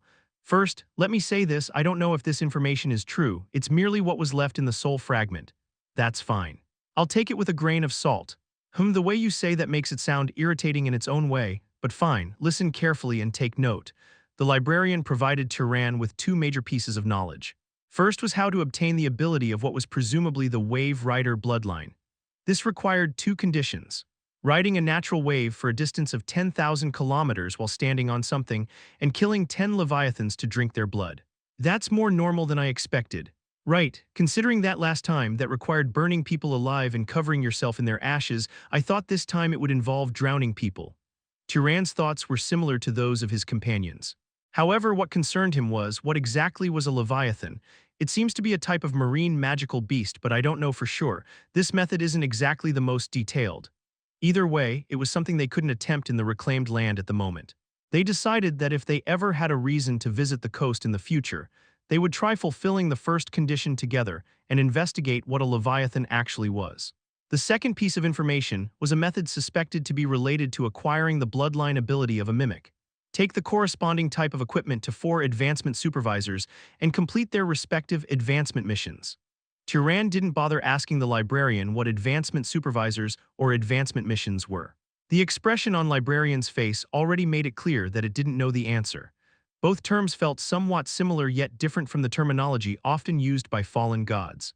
Unfortunately, neither Mesa nor Salif had any meaningful insight on the matter either. Though disappointed that both pieces of information turned out to be useless for now, they were soon relieved to find that the third and final piece of information was quite valuable. Water of death, yes, it appears to be a recipe, much like that spirit of fire you spoke of. Turon didn't miss the way Mesa's face twisted at the mention of water of death. Having lost her family in the past to an unknown poison, she would naturally be unsettled by the idea of a substance that sounded just as lethal. However, that didn't mean they could simply ignore the formula. Considering how useful the spirit of fire had proven to be, obtaining a similar resource could significantly strengthen their power. Mesa, realizing that Turon was watching her closely, forced a smile and relaxed her expression. Turon gave her a slight nod in gratitude before carefully writing down the formula. The ingredients: saltwater, graphite, lightning, and sunlight. The method: shape the graphite into 2 rods, place them in saltwater, strike them with lightning, and then let them combine under sunlight. Graphite is a type of mineral. It's black, crumbles easily, and leaves marks readily, so it's often used for making inscriptions. Oh, I know what that is. In my hometown, we called it a marking stone. Salif didn't miss a beat and snapped his fingers. Where do you even get something like that? It's a type of rock, so it just comes from the ground. Since it's not useful for much other than marking things, I doubt anyone would bother mining it specifically. In short, it was in a similar situation to sulfur and saltpeter, the ingredients for the spirit of fire. Why did all these combination materials always end up being such uncommon substances? Fortunately, the other ingredients, saltwater, lightning, and sunlight, were much easier to obtain, making this process far simpler than creating the spirit of fire. Clicking his tongue in frustration over the difficulty of finding graphite, Turon decided to ask Yaz just in case. To his surprise, he received an immediate answer. I have seen such rocks near coastal cities. Back when I was young and working on reclaiming a swamp near the shore. Is it far from here? Not too far, at an average walking pace about 10 to 15 days. Should I assume you're heading out again? I'll be back soon. After confirming the exact location, Turon flew east with Bige. The city near the South Sea was over 200 kilometers away, but with Bige's wings, they arrived in just an hour, even with Turon on board. The southern regions seem to have a lot of useful materials. Well, maybe the north does too if we searched thoroughly. Not long after, the farmers near Boronum City, located east of Lavitas, were approached by a young man with a strange request. He was offering money in exchange for gathering the black, brittle stones they sometimes used for marking boundaries. You'll pay us just to gather those. Can you do it? It's not a problem, we're in a slow season anyway. But you're serious about paying us? Here's an advance payment. If you bring me what I need, you'll get twice this amount. Rather than wasting his own effort searching for graphite, Turon chose to mobilize the local idle workers by distributing 20 gold coins in 2 payments. It only took half a day for them to collect over 100 kilograms of graphite scattered throughout the area. With the materials gathered, Turon immediately focused on producing the new substance. The first obstacle was placing 2 graphite rods into salt water and striking them with lightning. For someone with the storm bloodline, summoning lightning was as easy as breathing, but the real challenge was controlling its intensity. If he used even slightly too much power, the salt water, the container, and even the graphite rods themselves would instantly vaporize. Fortunately, after several trials and errors, he managed to find the right amount of electricity to channel into the mixture. The next issue was one of the ingredients, sunlight. Simply exposing the mixture to sunlight wasn't enough, leaving Turon puzzled. Eventually, he realized that what was actually needed was light of judgment, a secret technique of the sun bloodline. Although Turon could use it himself, since Salif was nearby, he decided to enlist his help. As Salif activated his halo, he asked in confusion, "But why does this recipe require the sun bloodline?" Who knows? Maybe the other 2 bloodlines he had were pyromaniac and illusionist. Considering that the only known bloodlines of the mimic god were wave, rider, and mimic, it wasn't impossible. Alternatively, it could have been designed from the start to require someone else's help to create. After numerous trials and errors, they finally perfected the production process. Channeling lightning through the graphite while bathing it in the light of judgment, they envisioned everything merging together, just as they had done when creating the spirit of fire. A brilliant flash erupted, signaling that something had changed. And what remained in the place where the saltwater and graphite rods had been, it's water, it's water. Anyone looking at it would see nothing but clear, transparent water. Did we mess something up? There was definitely a reaction. Wait a second. A faint sizzling sound emerged, and then before they knew it, the wooden bowl holding the liquid had a hole burned straight through it. The entire contents spilled out, seeping into the ground. What had appeared to be ordinary clear water was, in fact, a lethal substance capable of dissolving anything it touched. As they watched it eat through the dirt, leaving a deep hole in the ground, Salif murmured, "Water of death, huh? Well, that's an incredibly fitting name. If you poured this on someone, not even their bones would remain." Turon and Mesa silently nodded in agreement. Chapter 111. After several trials and errors, the new weapon was finally completed, the Water of Death. The biggest challenge in using it was figuring out how to store it. At the very least, a non-dissolving material had to be used as a container to store and accumulate it properly. Because of this, they experimented with all kinds of materials they could find, starting with wood, then commonly used metals like iron, ceramics, and more. That won't work. Then how about this? Wait, are you seriously thinking of making a container out of gold? It's lying around everywhere here anyway, so why not? Fortunately, this Kaloa region was a mining area where all sorts of minerals were buried. There was an abundance of materials to experiment with. They could even freely use precious metals that were considered valuable in other regions. Of course, since these were technically the property of House Lavitas, they couldn't use them recklessly, but sneaking a few for testing wasn't difficult. Through numerous trials with various materials, they discovered that transparent crystals and glass could withstand the water of death. What do they have in common other than being transparent? Maybe it dissolves colors. I'm not sure, but I don't think that's the reason. Even after comparing factors such as the type of material and its strength, the only commonality between the two was their transparency. In fact, colored glass or crystals would dissolve when exposed to the water of death, making Salif's theory that it dissolved anything with color sound quite plausible. In any case, after figuring out a storage method, they moved on to testing it on living organisms. From animals and plants to magical beasts. They experimented with spraying the water of death, feeding it, freezing and injecting it, even vaporizing it and enveloping subjects in the mist. The results concluded that the third method was the most effective. This is something that absolutely cannot have its production method leaked, even more so than the spirit of fire. Yeah, no kidding. Not long ago, this wetland had been covered by a dense jungle. Now only the skeletal remains of melted trees and a viscous swamp of dissolved flora and fauna remained. By vaporizing a large quantity of water of death and using wind magic to spread it across the forest, they had created an inescapable fog of death. There's no need to mention what it does to animals. Even most magical beasts wouldn't survive stepping into it. Of course, sufficiently powerful magical creatures could withstand it. They had diluted it in water to adjust the concentration, tested it by drinking and applying it directly, and found that even the pure undiluted liquid wasn't fatal to high-ranking nobles with immense magic power.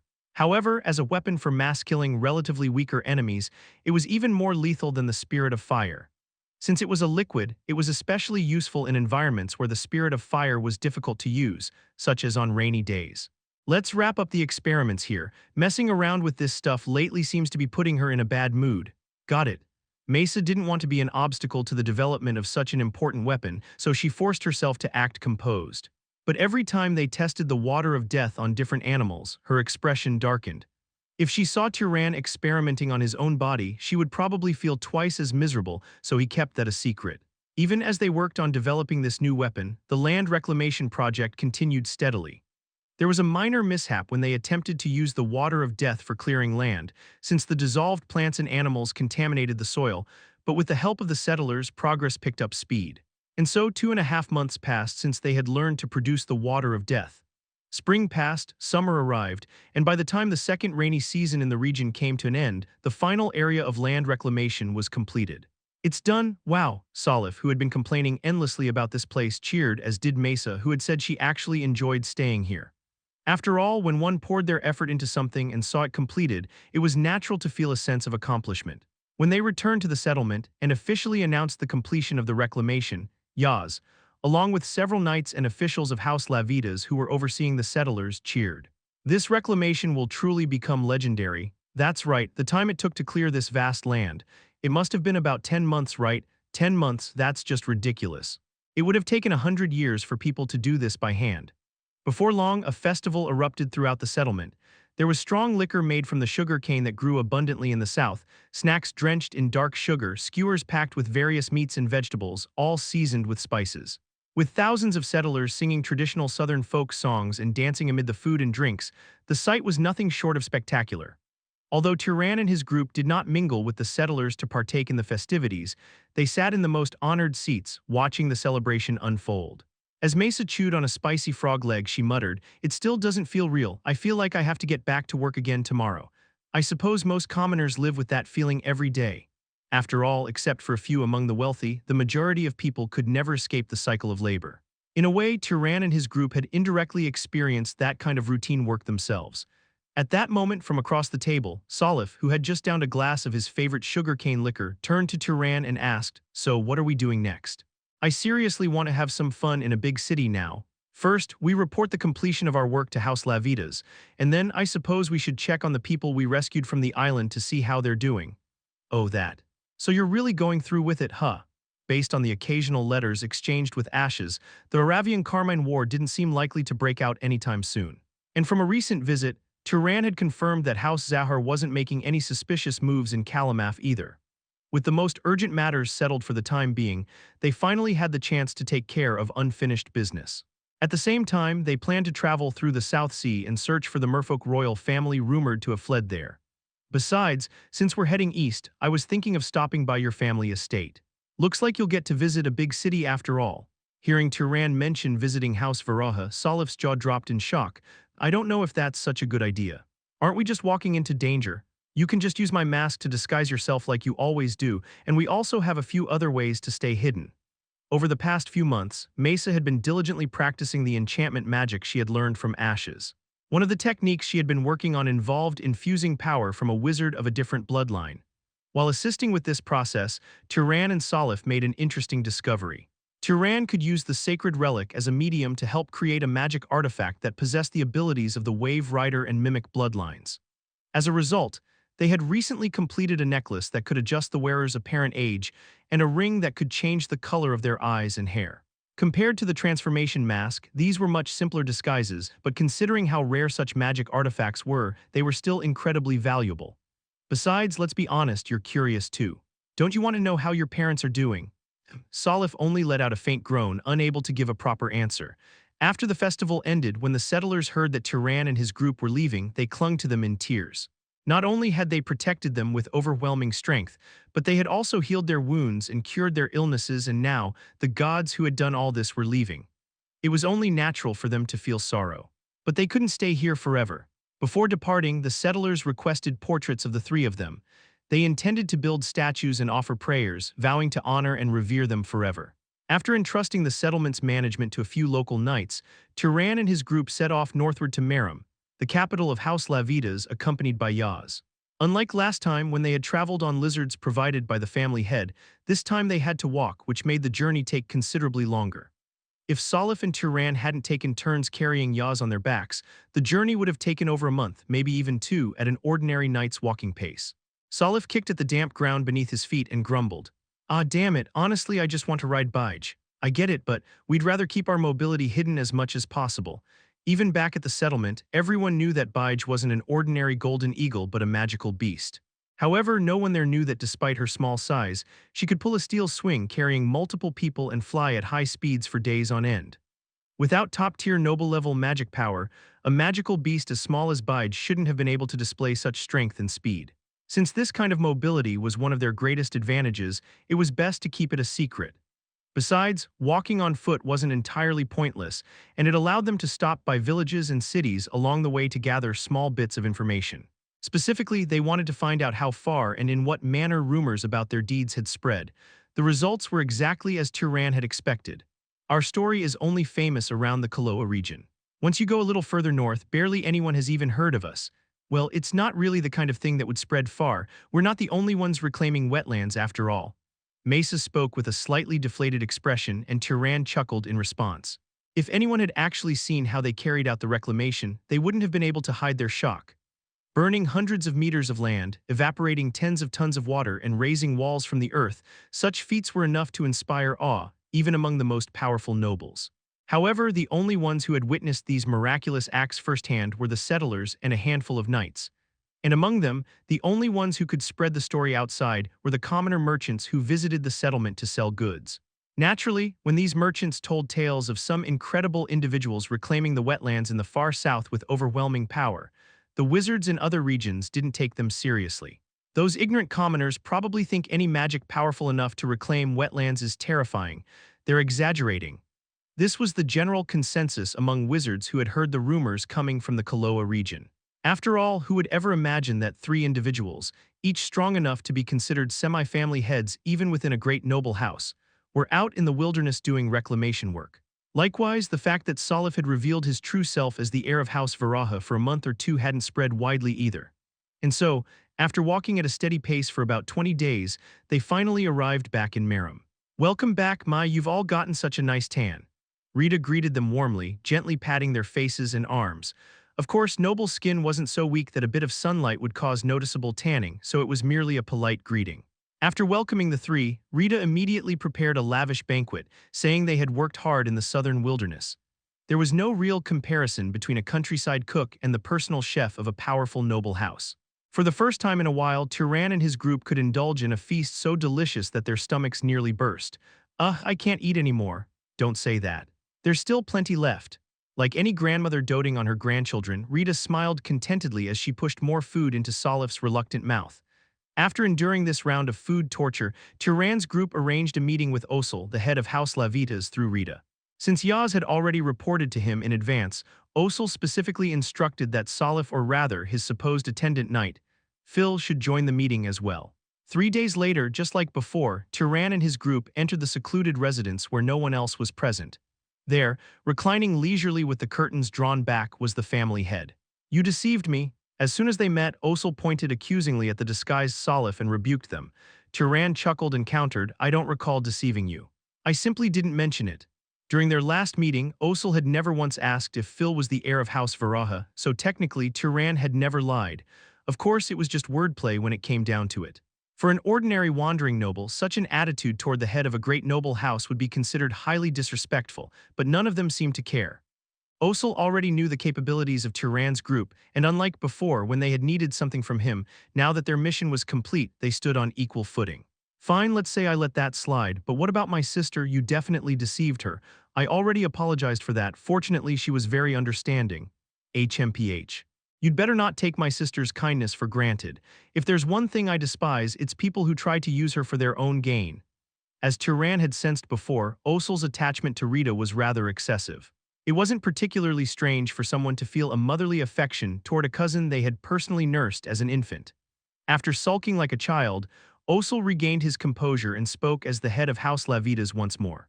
"Anyway, I've already received Yaz's report. The three of you barely rested and worked tirelessly to complete everything, and along the way you even gathered people to establish a settlement, creating a sustainable revenue structure." "Yes. We received advice that this approach would help maintain the reclaimed land. He is quite capable, I must say. There's always a reason when the head of a great noble house takes a mere knight as a trusted aide. Osel's arrogant phrasing, praising his subordinate while elevating himself, made them chuckle briefly. But then he suddenly turned serious and looked at them intently. That being said, would you be willing to take on another request? A request? Our debts to each other may be settled, but that doesn't mean you won't need help again in the future. Last time I allowed you to defer payment for the treatment because of my sister. This time I'm asking if you'd like to pay in advance. In other words, he needed their strength, but he either lacked sufficient payment or simply didn't want to compensate them properly. Instead, he was offering a vague promise of free medical treatment in the future as currency. Turon glanced at his two companions to gauge their opinions before nodding. I'm open to hearing you out first. But does it align with the conditions I mentioned before? Yes, it's catching a thief, a sufficiently righteous deed. Catching a thief. It sounded simple enough, but if the head of a great noble house was requesting outside help instead of handling it personally, it was unlikely to be easy. Turon remained expressionless as he waited for Osel to elaborate. A man named Moraz Lavidas, a distant relative of mine, recently fled with an important sacred relic belonging to the family. By sacred relic you mean?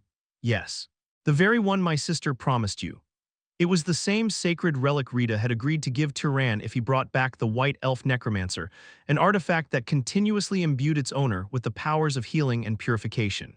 Not just Turon, but several promising nobles had been promised that relic. And how did this happen? It's an internal family matter, but fine, you wouldn't accept that as an answer, would you?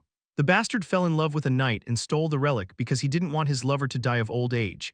As if that would change anything. When time comes, they'll die just the same. From what Turon had previously heard, if a commoner used the relic, their lifespan would extend to about 130 years. A knight's lifespan would likely be slightly longer, perhaps even close to that of a noble. It was quite a romantic reason, to be sure, but stealing a sacred relic from the family and fleeing was undeniably a serious crime. How strong is this thief? A little weaker than my sister.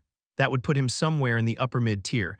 He was undoubtedly a formidable wizard, but for anyone in Turon's group, defeating someone of that caliber wouldn't be difficult. However, we don't know his exact whereabouts. The last sighting reported that he boarded a ship heading east. Beyond our family's territory, where he went is unknown. That was essentially the same as saying he could be anywhere in the world. The only fortunate thing was that his escape route happened to align with Turon's next planned destination. What's the deadline, and what's the reward for retrieving it? Unlimited. At that brief response, Turon's eyebrow twitched slightly. Osel, now with a serious expression, continued. Whenever you find it, just bring it back. As for the reward, no matter who you bring, no matter how severe the injuries, I will use my full power to heal them. I understand that this task warrants such a price. For House Lavidas, which already had an abundance of healers, this lost sacred relic wasn't an absolutely essential item. However, if someone ever succeeded in bringing a necromancer skilled in spirit summoning, the relic was supposed to be their payment. Considering that such an individual could play a crucial role in the family's long-cherished dream of immortality, they had to recover it at any cost. Understood, I can't promise to drop everything to search for it immediately, but I'll retrieve it if the opportunity arises. Good, I'm entrusting this to you because I trust you. You've already completed a request with integrity after receiving compensation. If they had been unreliable, instead of returning the relic and collecting their reward, they might have tried to keep it for themselves. A sacred relic that halted physical aging was valuable enough to tempt anyone. Aware of this, Osel casually added, that relic permanently grants healing and purification effects without cost, but its actual healing power isn't particularly strong. For injuries like last time, you'd still need my help. I'll keep that in mind, but before we move on, I have one more question. What is it? Are we free to deal with his magic power as we see fit? At Turon's question, Osel let out an amused chuckle. Well, if you find him far away, capturing him alive would be troublesome. As long as the relic is recovered, I don't care. Besides, someone of his level wouldn't be of much use to you anyway. Do as you wish, understood.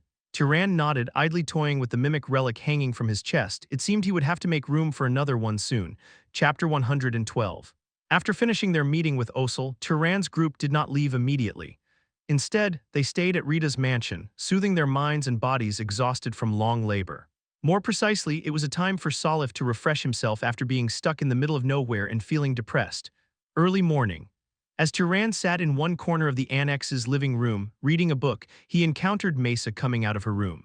She had just washed up, as evidenced by her damp, reddish-brown hair that she was drying. Off to the gambling house again today? Yeah, you never get tired of it, huh? Almost every day, Salif left the mansion and made his rounds through the various gambling houses scattered throughout Merim. At first, he enjoyed common spectacles like dogfights and cockfights, but recently, he seemed to have become engrossed in a Southern-style game that involved matching pieces made from animal bones. Well, at least he doesn't complain about losing money, so he must not be losing much. Here, I got a new book, want to read it? Yeah. Mesa accepted the book Turon handed her and sat down across from him. Since Turan had little interest in gambling, he preferred to spend time like this, sitting with Mesa in a sunlit spot, quietly enjoying a book. Turan mostly read travelogues and history books, while Mesa enjoyed romance novels and fairy tales. Sometimes they spent hours without exchanging a single word, but the sound of turning pages was enough to remind them of each other's presence, which was comforting. Of course, there were times when such silence became a bit tiresome. When that happened, they would leave the mansion and head out into the streets. Wandering through the bustling market or browsing shops wasn't bad, but what they enjoyed most was watching plays. The play was really good this time. Yeah. The song Aless sang at the end was so heartbreaking, and the dances were amazing. Due to her noble status as the heir of House Aravian, Mesa had not been able to visit theaters freely like others. Seeing her so excited after watching a play reminded Turan of the times he had visited theaters with Ashes in the past. It made him regret not having arranged such moments for her earlier when he had the chance. On nights when they watched a play with particularly impressive dances, they would try to reenact the moves in the annex's garden. Was it like this? I think they held their hands a little higher. On a moonlit night, with only the sound of insects buzzing around, the two of them held hands and twirled on the grass, mimicking the dance steps. They passed under each other's arms, hopped lightly, and leaned their weight against each other in a series of intricate movements. When the dance finally ended, Mesa was leaning back as if about to fall, supported by Turan's arm wrapped around her waist. Standing still, sharing their warmth, they gazed into each other's eyes in silence and whoosh, a strong gust of wind blew through, causing their hair to intertwine and flutter. Watching from the side, Bige stomped her feet angrily and swept the two of them up with wind magic. Ahaha, Bige, stop it. You want to dance with us too, huh? Come here. In the end, Bige fluttered around them, darting back and forth and flapping her wings, creating a chaotic yet artistic dance. With laughter filling the air, their impromptu midnight dance came to an end. After spending about 3 weeks enjoying themselves in various ways, the three of them visited Rita to bid her farewell. Will you be back soon this time as well? I think it might be a bit difficult. We've taken on a rather significant request this time. Don't feel too pressured about it.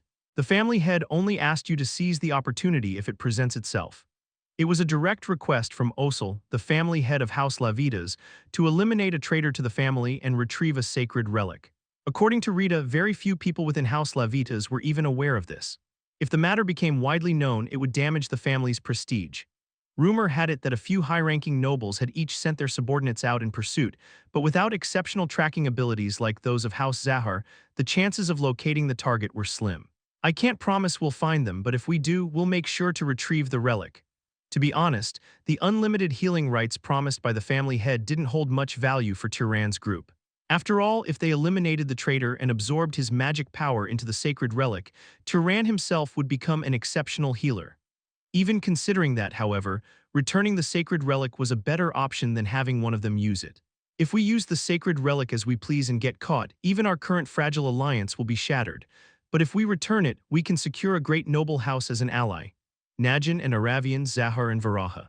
Considering they were already at odds with at least 4 great noble houses and the fallen gods behind them, they needed a noble house that was both independent of divine rule and on friendly terms. Right now, the relationship between Turan's group and House Lavitas was akin to that of friends helping each other out with a few favors. If they returned the sacred relic and granted such a great favor, a more strategic alliance could be forged. Perhaps in the long run, it might even lead to the formation of a coalition against the gods. Compared to that, a sacred relic that merely halted aging but didn't grant true immortality wasn't all that valuable. In fact, they could obtain the power of agelessness just by embedding the Lavitas bloodline into the mimic relic. Well, this old woman trusts you. You're rare, trustworthy, and kind young folks in these times. If you're ever in the area, don't hesitate to drop by. We had a great time here reading him. Perhaps it was thanks to his frequent visits to gambling houses and taverns over the past few weeks, but Salif's face looked noticeably more lively as he cheerfully called out. Seeing his energetic demeanor, Rita let out a hearty laugh before turning to Turan and Mesa. I saw you dancing recently, you both were quite good. I'd love to see it again next time. At the mention of their dance in the garden, Mesa's face turned red, while Salif, unable to understand what was being referred to, tilted his head in confusion. Only Turan, who had known that Rita occasionally spied on them using the relic's perception, could manage an awkward smile. Leaving Rita's mansion, Turan's group, instead of flying directly toward the South Sea, headed to a nearby dormant volcanic area from a secluded spot, riding on the swing pulled by Bige. It was the hot spring area where Turan had first met Rita and where the Monkey King, Akul, resided. It's been a while, Akul. This guy always looks like he's scowling. Do you hate me that much? Just as Salif grumbled, Akul snorted loudly and frowned upon seeing him. However, when Mesa, following behind, waved in greeting, Akul grinned and waved back. While Bige, now almost as strong as Akul, teased him with wind magic and received a flick on the forehead in return, the three of them ventured into the hidden part of the hot spring that Rita had told Turan about to gather sulfur. After that, they bid farewell to Akul and took off toward the East Sea. Since they traveled at a steady pace with breaks in between, it took them about 2 days to reach the South Sea. Looking down at the coastline stretching below, Turan opened the notebook where he had recorded the hometowns of the people he had rescued from Palian Island. Asti Village, north of Lunan City. It should be around here. Isn't that the village over there? Thanks to Rita, they had obtained a map of the territories ruled by House Lavitas. This made it easy to locate the towns and cities on the western coast of the South Sea. A short while later, Turan entered a fishing village and encountered 2 men and 1 woman he had previously rescued. Wizard Nim. Savior, it is truly an honor to see you again. Upon recognizing Turan's face, the survivors each reacted in their own way. One was so overwhelmed with emotion that they burst into tears, unable to speak. Another cried out and immediately prostrated themselves. The last attempted to express their joy with overly formal words they barely knew how to use. Turan was invited to one of their homes where he briefly listened to how they had been doing. You saw people disembarking at Gorong Village and Taspa City? Yes. We were the next group in line, so I remember it clearly. Then we don't need to stop by there unnecessarily. No, we should still go. I want to check if they're doing well. As promised, the Red Whale pirates had returned the survivors to various port towns and villages along the South Sea. Of course, some had no homes to return to as their villages had been completely destroyed by pirate attacks. In such cases, they simply settled elsewhere following other survivors. My wife was in that exact situation. Her hometown was burned to the ground, so I told her I'd take care of her and brought her here. At the man's words, the woman beside him blushed, looking shy. Back when they were held captive and abused by the pirates, many of them had looked frail and on the brink of death. But now, seeing that they were living well brought Turan some relief. After chatting for a bit longer, Turan and his group left the village, leaving behind the survivors who swore to live in eternal gratitude. From there, they continued visiting port towns and villages under House Lavita's rule. Most survivors seemed to have settled down and were doing well, but there were also unpleasant encounters at times. Is there someone named Sorrow in this village? He should have arrived about 6 months ago. Oh yes, I remember. He was the one who suffered greatly after being captured by pirates. But not long after he returned, he fell seriously ill and, well, does he have a grave? A grave? Well, that's, so there is one, take me to it. The village chief's face visibly tensed in panic.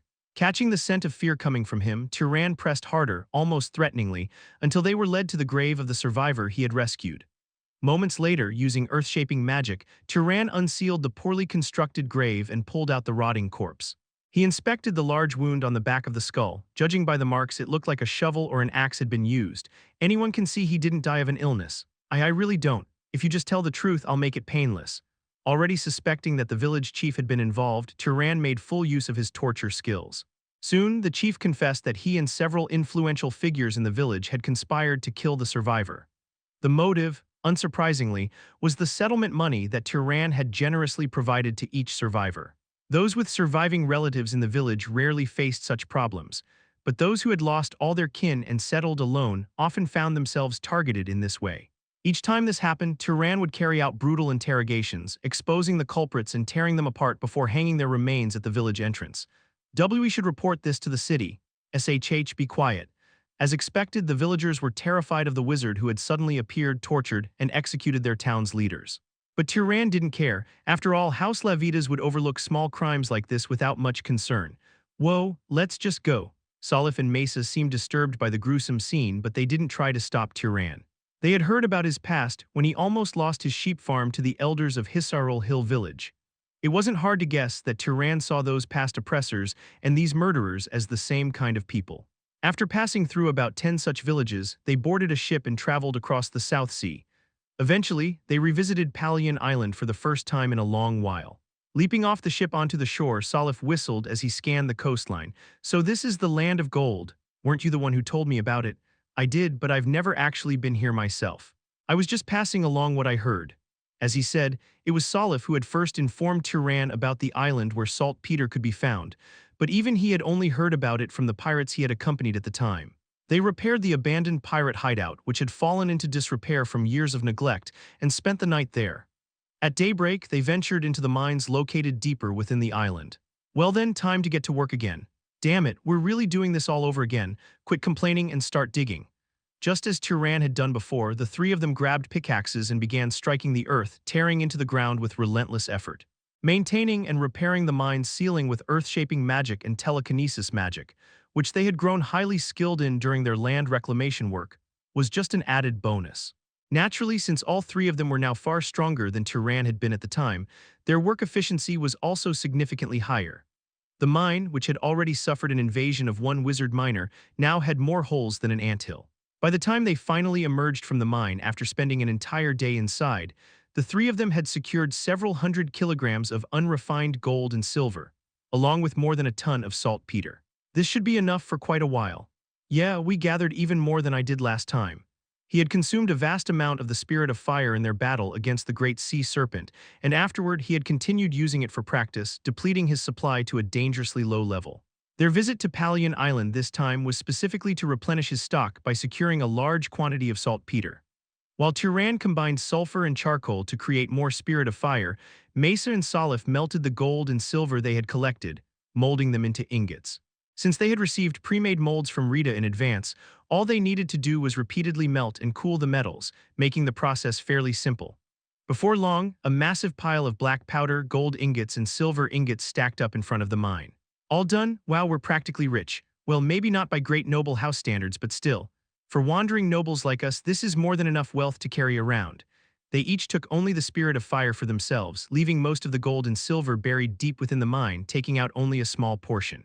Even though each of them carried a large capacity pouch, Salif had a backpack instead. Storing such a vast amount of gold and silver would take up too much space, leaving little room for essential supplies. I hope no one digs it up. There's no one really interested in this island anymore, so it should be fine, and even if someone finds the mine, it won't be easy to reach the spot where we buried it. As he said, the mine was now a chaotic mess of tunnels resembling an anthill. Even the slightest disturbance could trigger a chain collapse. Unless someone already knew in advance that a huge stash of gold and silver was hidden in the deepest part, there was no reason for anyone to venture inside. At that moment, Salif seemed to have a thought and muttered to himself, maybe this is how ancient treasure maps were made. If we die, this place would become the stuff of legends, an island where untold treasure lies buried. Right. The three of them exchanged glances and burst into laughter. After finishing their business on Palian Island, Turon's group visited the Red Whale Pirates to seek out their leader, Tassin. Tassin was delighted to see not only Turon, whom he had sworn to call Hyung, but also Salif, who had been his drinking buddy in the past. He enthusiastically bumped shoulders with them, only to let out a pained yelp. What the hell did you do to get so damn solid? Heh, that's a secret. Of course, Salif had always been much stronger than Tassin, but since he possessed the Sun bloodline, his physical abilities had previously been inferior to Tassin, who had the fighter bloodline. However, now that he had awakened the Guardian bloodline, his physical strength alone was at least equal to, if not greater than Tassin's, with endurance far surpassing him. When Tassin shook hands with Turon and realized that Turon too had grown stronger than him, having anticipated this, he had already activated his bloodline. His expression became slightly deflated. You guys must have gone on some incredible adventures. By the way, that beautiful lady over there, is she your partner, Hyung? Not yet. Turon answered in a low voice, ensuring Mesa wouldn't hear, but Salif, who was close enough to catch the words, snickered. A short while later, the three of them sat in Tassin's quarters, sharing drinks and exchanging stories. When Turon mentioned how he had successfully returned the Palian Island survivors to their hometowns, Tassin laughed heartily. Of course it all went smoothly. I, Tassin, have never failed in anything I put my name on. That's pretty damn impressive. Naturally, the way Salif and Tassin perfectly matched their movements, bumping their fists together, made them look just like brothers. Turon couldn't help but laugh as he poured out a pile of gold ingots onto the table. Only then did Tassin, realizing the existence of the large capacity pouch, widen his eyes in shock and glance back and forth between the towering stack of gold and Turon.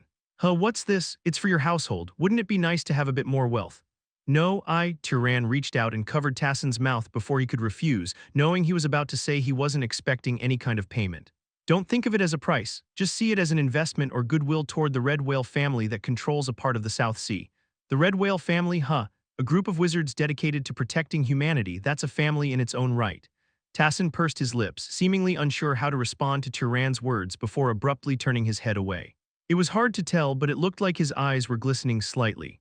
Once the wave of emotions had settled, and after Tassin had had a few drinks, his face reddened from the alcohol, he suddenly brought up an unexpected topic. Come to think of it, I saw something terrifying recently. Something terrifying. A battleship with an unfamiliar family crest passed near this island. The moment it encountered a pirate ship, golden flashes rained down, splitting the ship clean in half. I was going to help, but the sight scared the hell out of me and I bolted. If they had chased me, I might have been dead.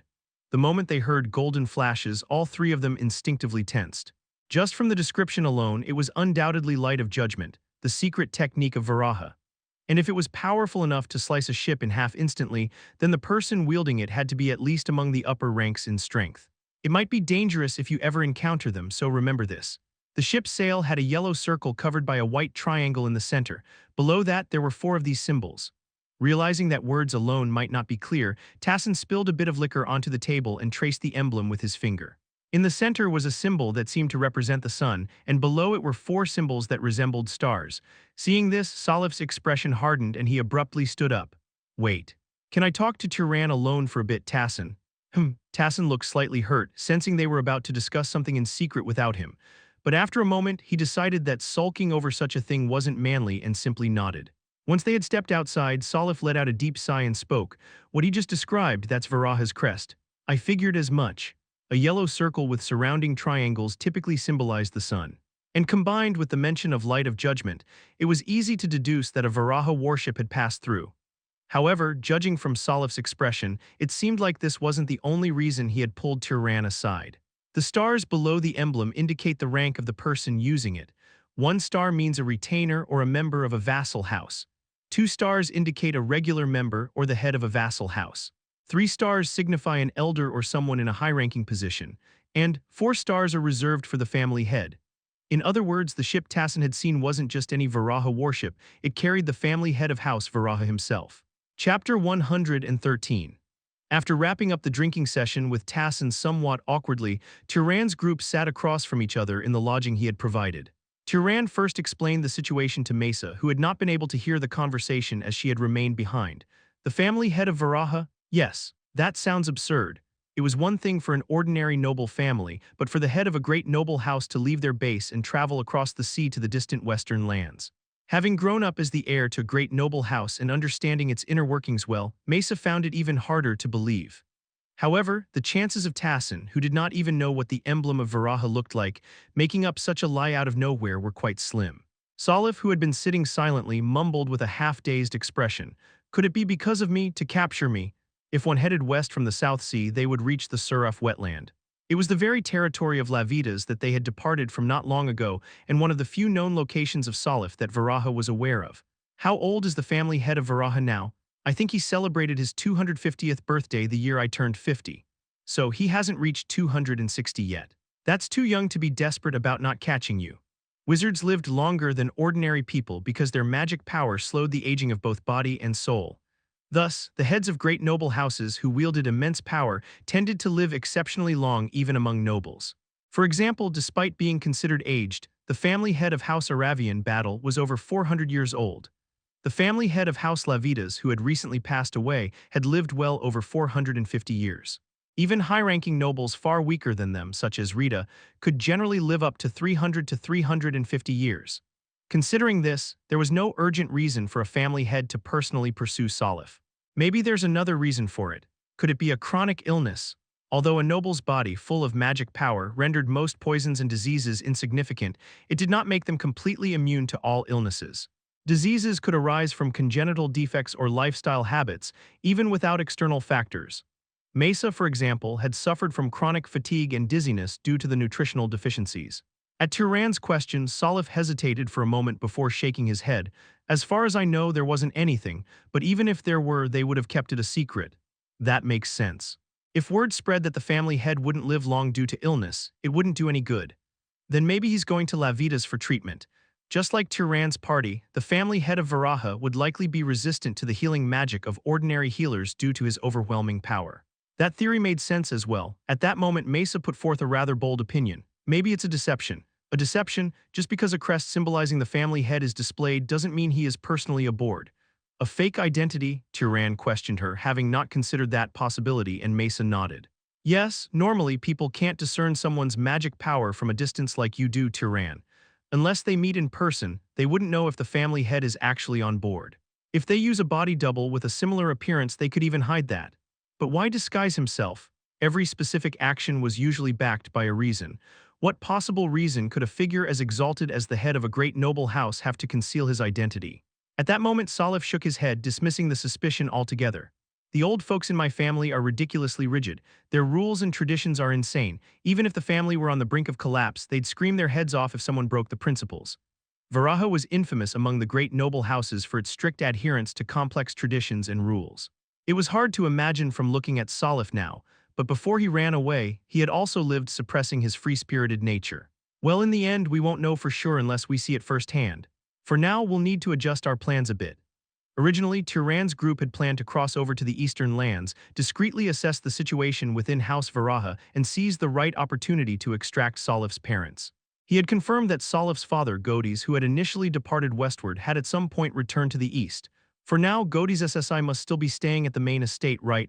I can't be certain about that, but at the very least, he's definitely in the east. Turan took out the strand of Godis' hair from his pocket and activated tracking magic.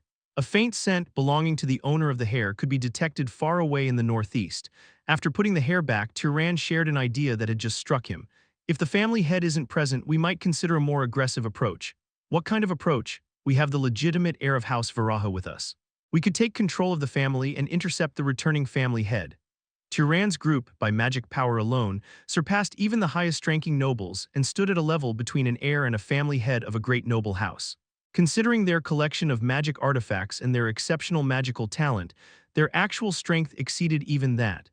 If the three of them combined their strength, it was not entirely impossible to overthrow a great noble house in the absence of its family head. Moreover, they had a justifiable reason to make the others surrender Salif himself. Wouldn't that be too dangerous? The true power of the family head of Varaha remains unknown, and above all, if we do this, we risk making House Zahar our enemy. For now, if Emir's words are correct, the two are merely allies, not a single unified entity. Even so, I disagree. It's too reckless. Salif and Mesa argued that Turan had become overly bold due to his recent successes and that this opportunity was not worth such a high level of risk. You've just turned 20, time is on our side. There's no need to rush. Due to his youthful appearance and casual mannerisms, it was hard to feel it normally, but at moments like this, Turan was reminded that Salif was nearing 60 years old. Following their reasoning, Turan decided to abandon the idea of overthrowing House Varaha through all-out war. But this much is worth attempting. What is? Infiltrating the family head's residence and searching the family's secret facilities. Of all the abilities in the world, spirit magic that manipulates the souls of living beings belonged exclusively to white elves. It was highly likely that the ability of the pre-god tribe to extend their lives by transferring into new bodies was related to this. However, despite entering the residences of two great noble houses, House Aravian and House Carmine, where gods resided, Turan had not detected any trace of non-human entities. Given that his relic's detection ability spanned at least several hundred meters depending on concentration, such an absence was impossible unless the white elves were hidden outside the capital or confined using a special method. Turan believed the latter was more likely. Under normal circumstances, investigating such matters in detail would have been impossible due to the presence of the family head, but with the family head absent, perhaps this time they could uncover the truth. The next day, Turan's group departed from the base of the Red Whale pirates and headed east. Naturally, they destroyed the ship they had been using at an appropriate location and instead took flight aboard the swing pulled by Bige. As they flew, Mesa gazed down at the foamy waves rising below and murmured absent-mindedly, "It's a shame we can't do that." What? The wave rider ritual.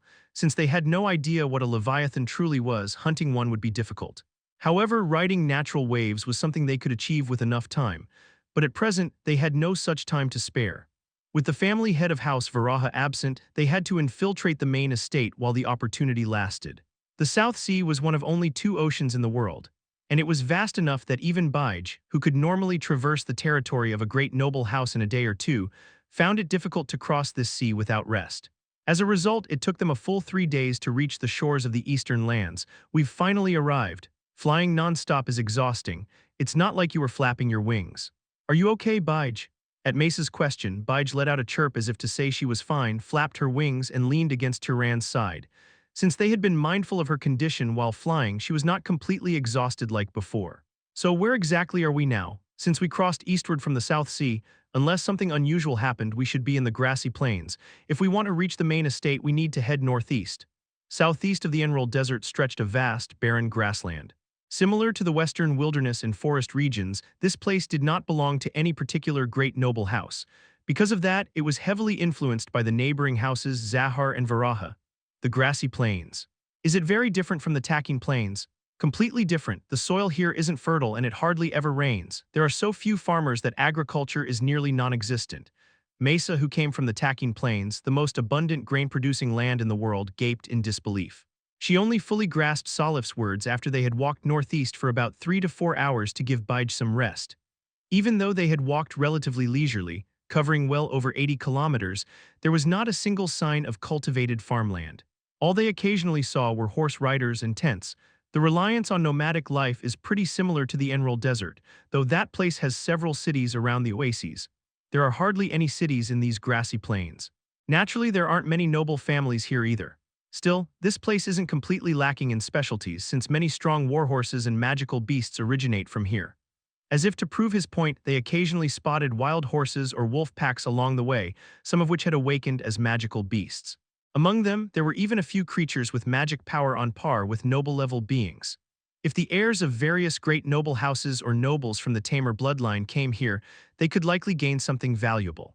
Of course, for Turan and his group, defeating such minor creatures was a thing of the distant past. There are some bandits who occasionally raid Varaha's territory from here. Sometimes even noble-level bandits show up. Noble-level bandits, not knights. Turan and Mesa both wore expressions as if they had heard something absurd, prompting Salif to smirk. The people here don't produce enough resources, so they take pride in stealing from others. I've personally killed a few noble-level bandits who came up from these grassy plains before. At that point, wouldn't it be better to wipe them out completely? These grassy plains are vast, though not as much as the Emerald Desert. Searching every inch would be too much of a hassle, so we just kill the ones that come up to raid. You could say they're practically human-shaped magical beasts. His tone carried a deep-seated contempt, likely an attitude ingrained in him by his family. After spending half a day walking while listening to Salif's lecture on the grassy plains, they camped for the night before taking off again on the swing led by Bige, heading northeast. As Turan gazed at the seemingly endless expanse of grassy plains, he thought they resembled a vast green ocean. It was then that he sensed a presence approaching from behind and turned his gaze. A golden eagle, Bige. No, it's a different one. Hearing Turan's words, Salif also turned his head and let out a surprised exclamation. A massive golden eagle, far larger than an average human and easily more than 10 times the size of Bige, was approaching from behind. The magic power emanating from it suggested that it was somewhere between a mid-rank and high-rank noble in strength. For a wild magical beast, that was already an incredibly powerful entity. In a place like this, where there were no ruling great noble houses, such a creature could easily reign as an object of fear. Why is it following us? Judging by its expression, it looks pissed off. Maybe this area is its territory. The golden eagle let out a deep, resonant cry much lower and heavier than Bige's. It was likely due to the difference in their natural physiques. Reading the provocation in its call, Bige, who had been diligently flying forward, suddenly turned her body sharply and glanced at Turan. Thanks to the bond formed through soul bond, Turan could sense what Bige wanted. Let's land. Ignoring Salif's questioning tone, Turan grabbed him and jumped off the swing, activating flight magic in midair. Once he confirmed that Mesa had also landed safely, Bige severed the ropes tying the swing and let out a sharp cry. At that small sound, the opposing golden eagle shot a mocking look, Piyajuk. With a bizarre noise, the massive golden eagle's body crumpled as if it had been crushed. Bige's full-force charge, further accelerated by wind magic, had pierced straight through its chest bone. Though the wild golden eagle was physically larger, Bige possessed far superior magic power. Furthermore, with Turan's help, she could wield wind magic, creating an overwhelming disparity in combat power. The wild eagle had not even recognized the incoming attack properly. What a waste, what is? That one could have been useful if we had tamed it. Salif, unlike Turan, lacked the ability to sense an opponent's magic power, but he could still estimate its strength based on its size and speed. Turon caught the hint of regret in his voice and replied, "It wouldn't have been easy. Creatures of that size rarely submit to humans.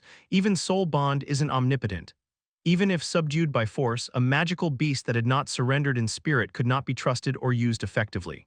Bide herself had once rejected her previous master after forming a soul bond, fleeing and only being recaptured later. The tamer houses did not spend years keeping magical beasts confined in vast menageries for no reason. If you want a tamed beast, let's find a smaller, more obedient one. Maybe you'll come across one that's a good match for you like Bige." While Turon consoled Salif, Bige ensured the kill by striking the falling golden eagle with a bolt of lightning before returning to Turon.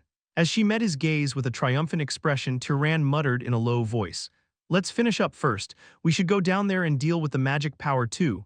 Bige's eyes, which had expected praise, turned sulky. A day and a half later, Turon's group exited the grassy plains and entered a new region. In stark contrast to the desolate plains, enormous lakes stretched out like an inland sea, with numerous rivers branching from them in every direction. This was the land ruled by the great noble house Varaha.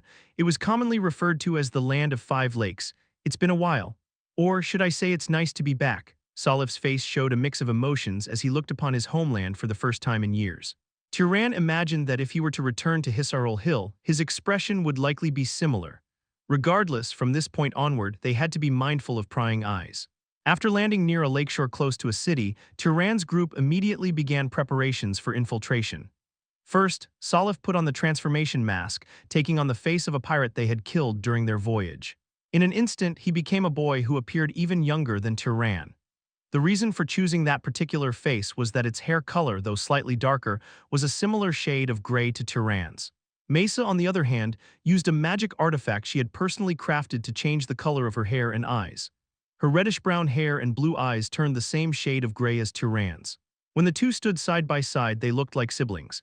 Come to think of it, you two are distant relatives, right? Since you share the Aravian bloodline. If you're calling our connection relatives, then you probably have a few thousand cousins scattered across these grassy plains too. As Mesa pointed out, the blood relation between her and Turon was so distant that it was practically meaningless. According to a brief investigation conducted while staying with House Burke, Turon's maternal lineage had maintained the Aravian bloodline up until at least 5 generations ago. However, since Mesa's tone sounded a bit sharp for simply stating a fact, Salif smirked and teased her. "Yeah, I'm sure you'd prefer not to be considered relatives." "What do you mean by that?" "Nothing." While the two exchanged lighthearted banter, Turon put on the magic artifact that altered his apparent age and infused it with magic power. He set his appearance to that of someone in their early 50s. A moment later, sensing that the transformation was complete, Turon turned to the others and asked, "Is it done?" "How do I look?" His voice sounded rougher than before, like that of someone who had aged several decades. Mesa, after observing his changed appearance, nodded in approval. "It worked well. I've seen this before, but seriously, you look completely different when aged. Even people who know you well probably wouldn't recognize you easily." Turon considered making a water mirror, but, realizing the lack of moisture in the grassy plains, took out a handheld mirror instead. Looking at his reflection, he murmured softly, "It's surprising that I don't resemble Tail Eyes much." Was it because of the distinct sharp eyes and high nose bridge characteristic of House Zahar? In his natural appearance, Turon bore such a strong resemblance to Tail Eyes that those who knew them both often suspected a blood relation at first glance. However, when his age was artificially increased, that resemblance diminished significantly. Instead, his mother's features became more prominent, giving him a gentler yet lively expression. Salif, looking intrigued, asked, "That thing doesn't weaken your body, does it?" "It only changes my outward appearance. My height and weight stay the same." If it could completely manipulate physical age itself, it would be a superior version of La Vida's eternal life relic. Despite looking like someone in their 50s, Turon's physical capabilities remained completely unaffected. Of course, this also meant he couldn't take on the appearance of a child before puberty. Once all three had completed their disguises, they stood side by side, inspecting each other before nodding in approval.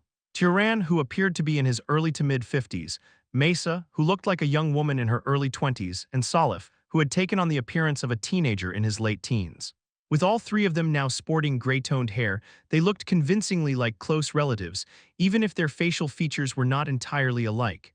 After all, it was not uncommon for family members to bear little resemblance to one another. It would have been better if this kid had gray eyes too. If they were, it would erase too much of the maternal side's features. Let's just consider it a natural variation. Turon casually responded to Salif's grumbling, then took the lead, pointing toward the distant city. From this point on, they were just an ordinary traveling family journeying through the lands of House Varaha. Chapter 114. The land of the Five Lakes, the territory of House Varaha, had long been renowned for its diverse and abundant natural environment.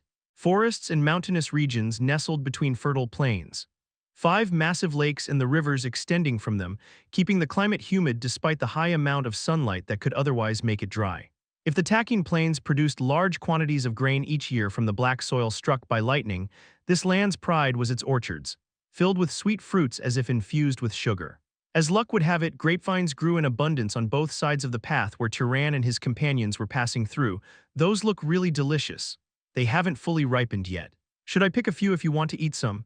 That would be stealing, my son. Son, my ass. At Salif's grumbling, Turon chuckled heartily, leaning on his cane as he led the way. It had been 2 days since he had used the magic artifact to disguise himself. Unlike the initial awkwardness, now he looked just like an elderly man of that age to anyone who saw him. In fact, disguising oneself as an old man when one was young wasn't something that could be accomplished by simply changing one's speech pattern.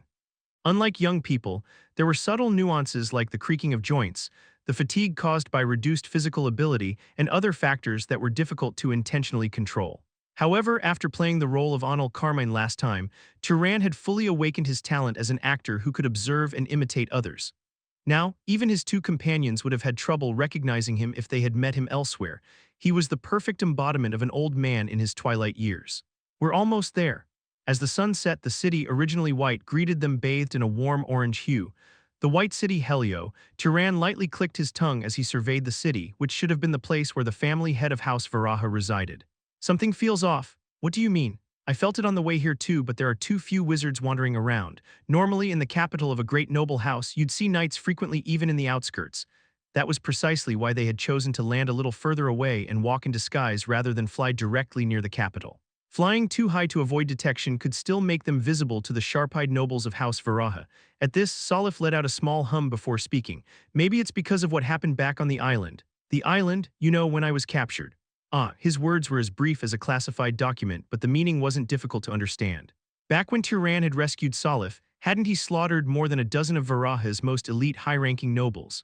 The power vacuum left by their deaths was likely filled by slightly weaker nobles, who in turn left another vacuum that weaker nobles or knights had to overextend themselves to cover. If this chain reaction had continued, then it wouldn't be strange for the number of wizards guarding the capital's surroundings to have decreased. On top of that, the family head of House Varaha was most likely away, having traveled far from here. Naturally, a large number of nobles would have accompanied the family head as escorts, meaning it wasn't all that surprising that Helio was practically unguarded at the moment. If that's really the case, then good. It'll make things easier for us. With Turon's final remark, the 3 of them entered Helio without saying another word. Since the sun had already set, they found a suitable inn for the night. After spending the night there, they first headed to the place where Salif's parents had originally lived. Since the 2 weren't particularly high-ranking nobles, they had lived in a mansion on the outskirts of the city. Upon arriving in front of the mansion, Turon gave Salif a small shake of his head. It meant he couldn't sense any human presence inside. Just as they had feared, it seemed Salif's mother had also left for another place along with his father. Salif's face twisted at the realization. Damn it, they'll be safe. Stay strong. While patting Salif's shoulder to comfort him, Turon used tracking magic to trace Salif's father, Godis. Immediately, a vivid sensation spread through him, as if the target were right in front of him. Based on experience, this meant Godis was within a few kilometers, most likely somewhere inside the city. Let's head that way for now. A short while later, the 3 of them arrived in front of a building, following the direction indicated by the tracking magic. Salif let out a low groan and muttered, as expected. Though I had a feeling, it really is inside the Temple of the Sun. An ancient imperial structure, built long ago for the priests who worshipped the Silver Sun. Now serving as a residence for the highest-ranking nobles of House Varaha, it was just as majestic as other remnants of the old empire. The first thing that stood out was the pure white marble walls. Unlike other buildings that had quickly become stained and turned ashen gray, these walls shone in an untainted whiteness, as if nothing could defile them, giving off an almost sacred aura. Above them, the roof was made of a material resembling baked ceramic, gleaming with a radiant golden hue as it reflected the sunlight pouring down from the sky, illuminating its surroundings. Unlike Aravian's Wall of Light, which was crudely patched together with magic artifacts, this structure seemed like a miniature sun resting upon the earth. With something like that, concealment magic won't even be an option. Since Varaha was allied with Zahar, Turan had assumed the security wouldn't be too strict. However, it seemed the building itself had been designed to prevent infiltration via concealment magic. Perhaps, in the distant past, the Silver Sun had built such structures to guard against the Night Hunter. Simply staring at it and moving on might have seemed suspicious, so Turan and his companions blended into the crowd, pretending to be ordinary pilgrims as they prayed in front of the Temple of the Sun. A passing knight noticing them asked pilgrims, "Yes, we've come from Moro village in the south seeking the grace of the most radiant sun. Enough, just pay up and pray. Here you go." Turan smiled and handed over the money, unbothered by the knight's irritable tone. At the same time, he discreetly used the strand of hair hidden in his sleeve to cast tracking magic. Inside, something feels off, underground, I can't pinpoint it unless I go in. The absence of magical presence inside the temple also suggested that, like Aravian's stronghold, it had some kind of detection-blocking function. Though it seemed it couldn't block Zahar's tracking magic, after finishing his prayer, Turan relayed his findings to the other two. "I won't be able to get any more details unless we go inside." "Infiltration at night, that's right." The two swallowed hard and nodded. Late at night, the three of them cautiously left the inn and walked through the darkened streets. During the day, the city had been bustling with people, but now it was deathly silent. By this hour, even gambling dens and taverns had long since closed. The only ones roaming the streets at this time were thieves, criminals, or the guards patrolling to catch them. "There's a patrol ahead." At Turan's whispered warning, the three of them vanished instantly. Concealment magic, though it was often regarded as a privilege of House Zahar, ordinary wizards could still use it with enough practice. It was rarely used against nobles since living beings naturally emitted sounds and scents, making it ineffective against them. As a result, most people didn't bother mastering it. Naturally, ordinary guards had no way of detecting a noble using basic concealment magic. As a patrol carrying torches passed by, Salif let out an impressed murmur. "Wow, that's incredible. Keep your voice down." He was probably getting overly excited in an attempt to suppress his nerves. Turan sharply reprimanded him while keeping his gaze forward. Though much darker than during the day, the Temple of the Sun still shone brightly in the night. "At least we made it this far without any trouble. So, should we go in?" "Where exactly is the place you mentioned?" "This way." While not as formidable as the Aravian stronghold, the Temple of the Sun still had a fairly thorough defense system in place. The only main entrance of the temple was always guarded by two nobles, and there was also someone watching the sky using light magic. Meanwhile, the only viable route for infiltration, the underground passage, was blocked by the old empire's relic walls that couldn't be penetrated by conventional methods. But Salif was no ordinary man. As the heir of Varaha, he had spent his youth within the Temple of the Sun and was well versed in the building's layout.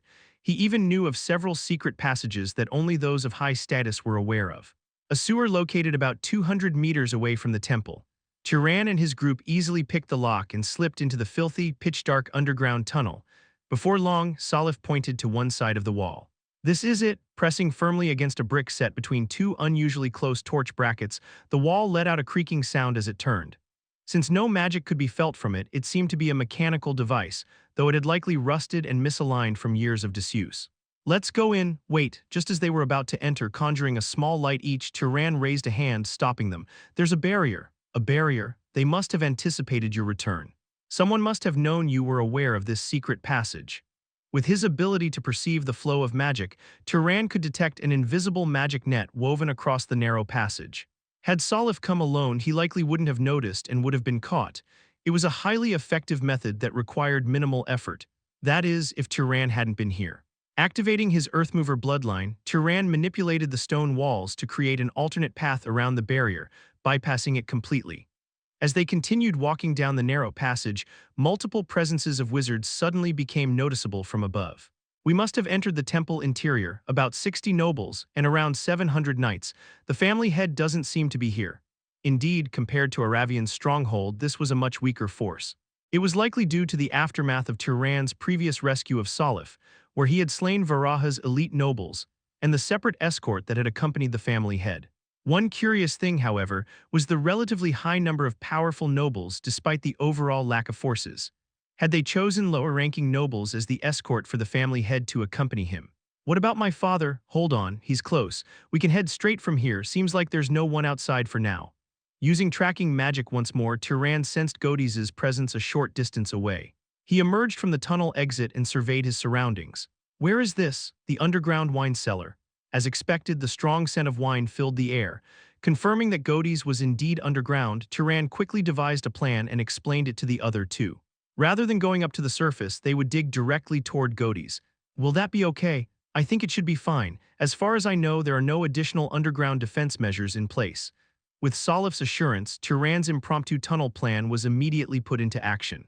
Breaking through the stone wall in the direction of Godis' presence, Turan used his Earthmover bloodline to carve out a tunnel. Salif and Mesa reinforced the passage behind them to prevent it from collapsing. I never thought my mining experience would come in handy like this. PFFFT, perhaps to lighten the tense atmosphere, Mesa made a casual joke, and Salif laughed in an exaggerated manner. Before long, they completed an underground passage connecting two large buildings. The tunnel spanned about 400 meters. Upon emerging from the exit, Turan focused on the presences he could sense from the other side. Two mid-ranked nobles and one knight. The knight is above ground, while the two mid-ranked nobles are underground. Since their voices could now be heard by potential enemies, Turan used Windpath to prevent sound from leaking out. They're probably my parents. The knight must be a guard. Guard, this is a prison. At Salif's words, Turan took a moment to observe his surroundings once again. Unlike the desolate iron-barred cell he had once been confined in, the hallway before them was adorned with various decorations, making it far too lavish to be called a prison. Perhaps this was simply the standard for a noble's prison. After all, he had never actually seen a prison designed for nobles before. Let's go in. As they moved toward Salif's parents, Turan and his companions soon encountered a large iron door.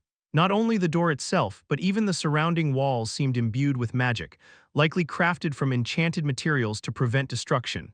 Just like the residences of many family heads. To make matters worse, the door was secured with 3 thick locks, each reinforced with magic to prevent them from being broken through ordinary means. Forcing their way in would inevitably create a great deal of noise. However, such defenses crumbled helplessly before Turan's simple magic. Looks like they didn't prepare against unlocking magic. Well, they probably never even considered something like this existed. With a mere gesture, each of the metal locks released with a metallic clank, falling open without resistance. This was a technique that would have been impossible for anyone other than a Storm bloodline wizard skilled in manipulating wind magic. Of course, expecting someone in a place this far removed from Aravian to prepare against such methods would have been excessively demanding. As they opened the door and stepped inside, Turan saw Godis, whom he had met before, and a middle-aged woman sleeping beside him on the bed.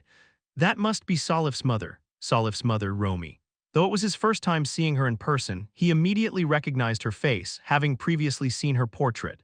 The room's furnishings were decent, but judging by their weary expressions, it was clear that their imprisonment had been anything but pleasant.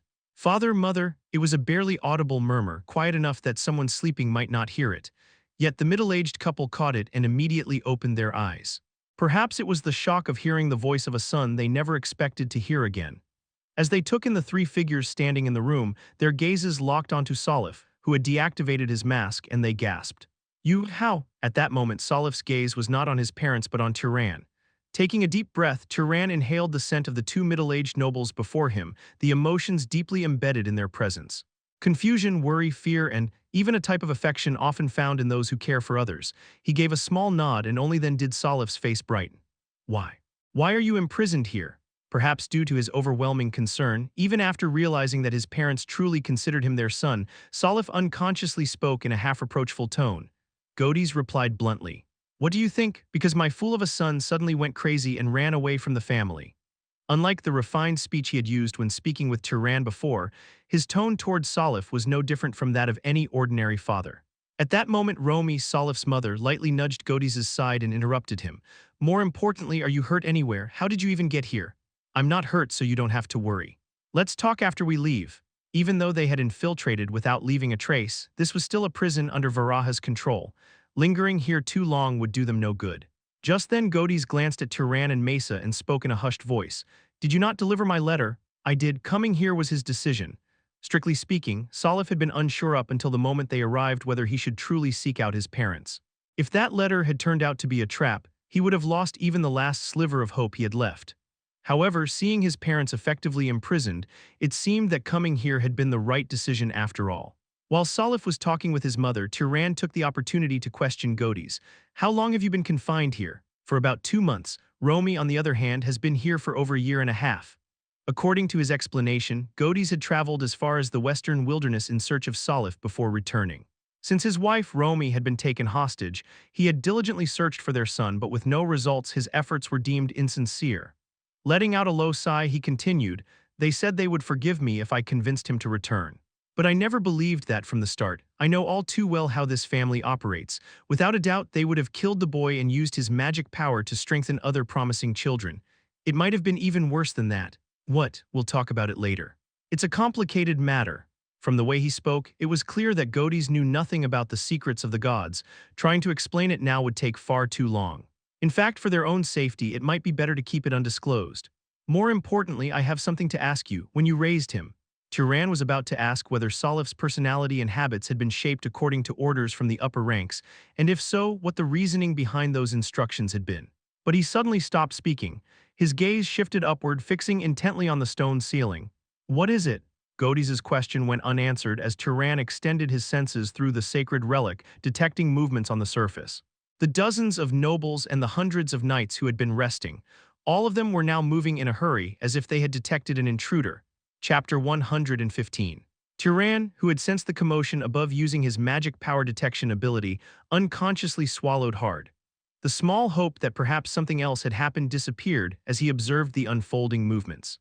The hundreds of wizards above were clearly forming a large encirclement targeting this prison. "We've been discovered."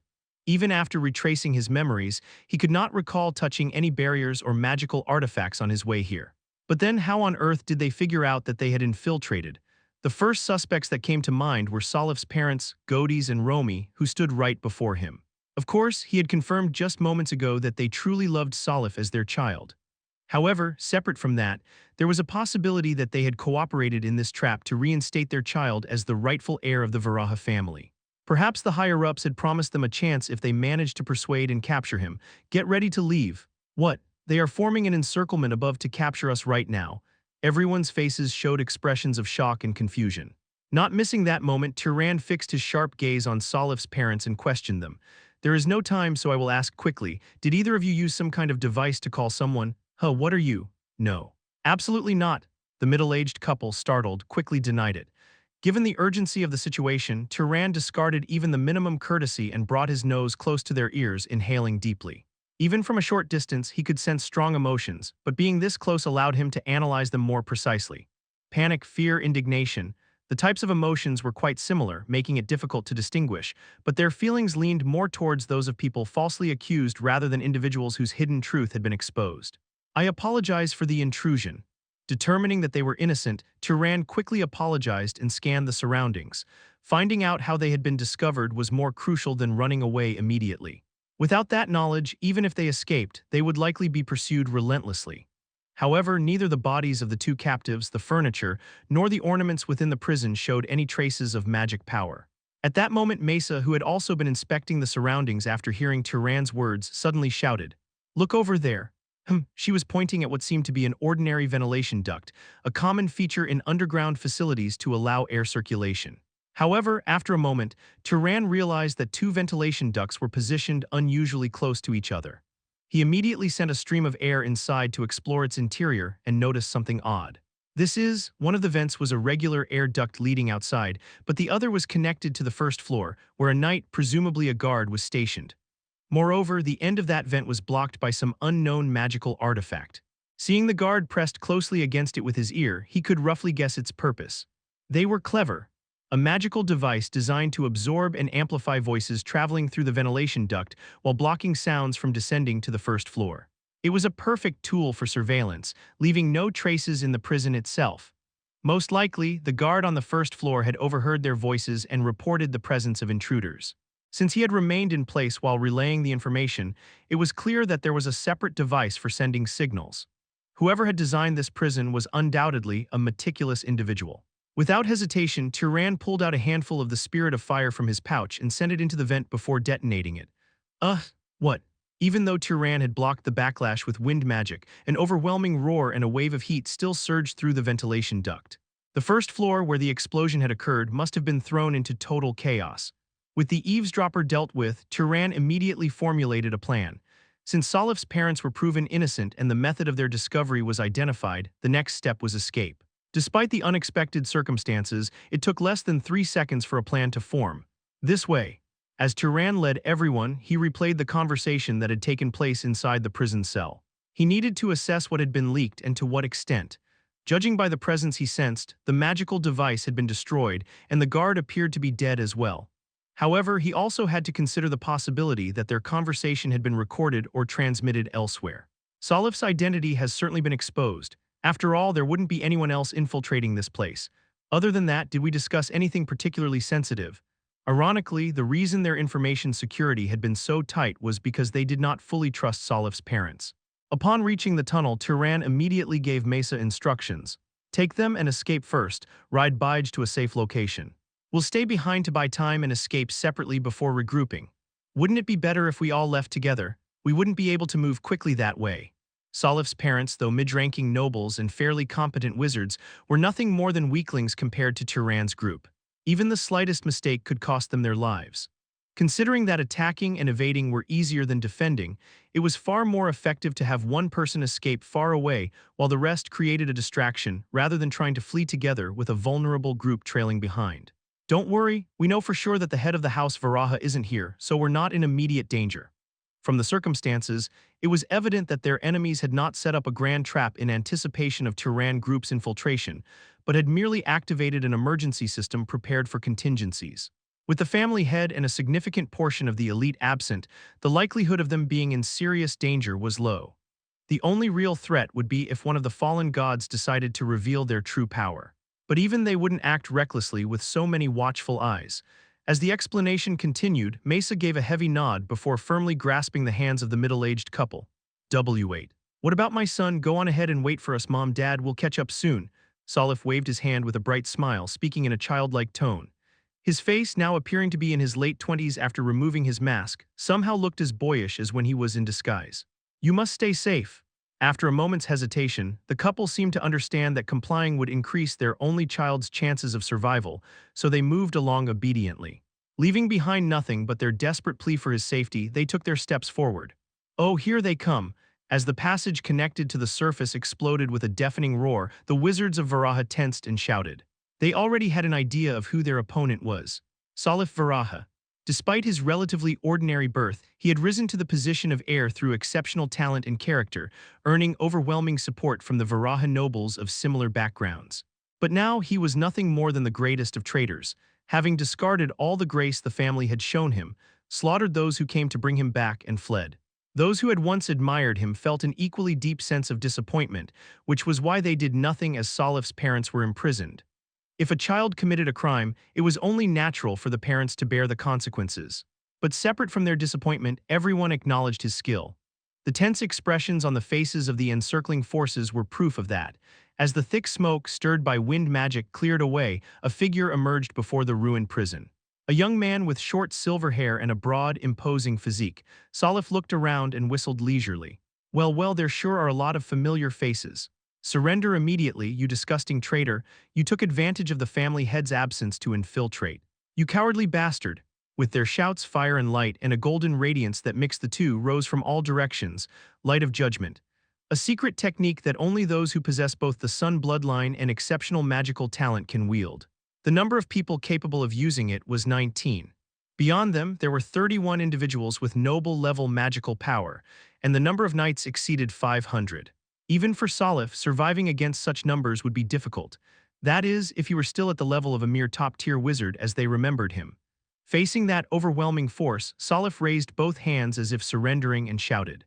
First of all, I apologize for running away from the family, but I had my reasons, so if you just listen. He's stalling for time. He's clearly trying to help his parents escape.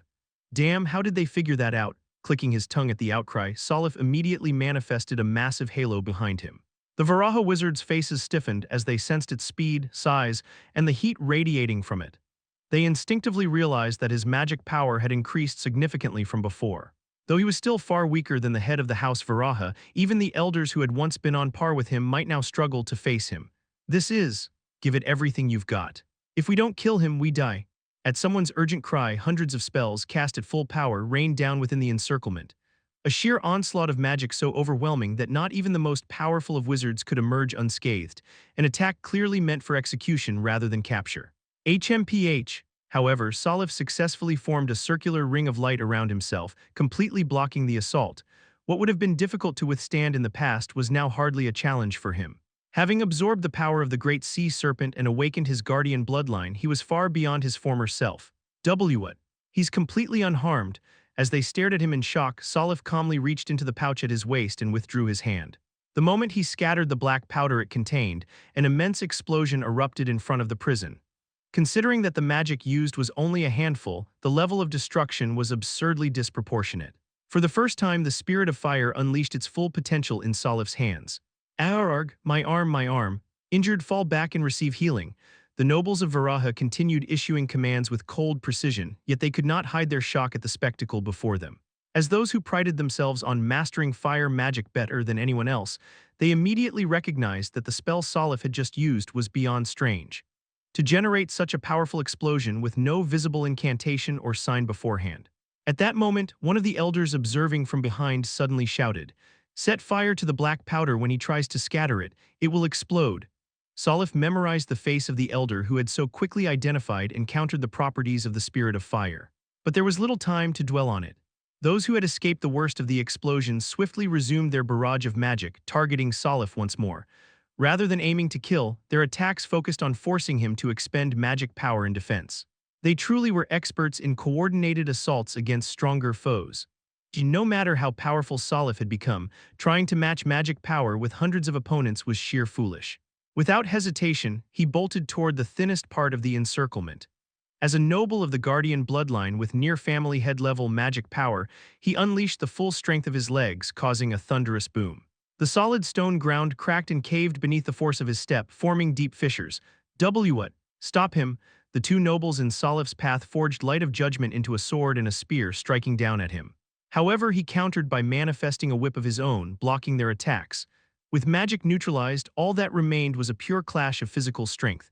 With a thunderous impact, more than a dozen bodies were sent flying through the air in a ridiculous display. Even a mere brush against his charging body caused limbs to snap like brittle twigs, and those unfortunate enough to collide with him head-on were nearly pulverized. It was a sight akin to an ordinary human being struck by a massive magical beast. What's going on? How? Isn't this the Reuven bloodline? A wild and primal display of power reminiscent of the noble warriors of House Reuven, who possessed both the fighter bloodline and the guardian bloodline. As someone murmured in disbelief, one of the elders of Varaha issued a firm command. "Everyone pursue him. What about the other criminals? Forget them, we only need to capture him." Dismissing the concern about chasing Salif's parents, the Varaha wizards hesitated briefly before immediately taking off after Salif. The elder did not immediately follow but stood for a moment to catch his breath and then muttered, "Alma." "Yes." A woman who had been silently standing beside the elder responded. Her voice lacked any hint of respect, as if she were speaking to someone of no significance. The elder, however, maintained a courteous tone as he addressed her. "I would like you to head underground and track down the escapees.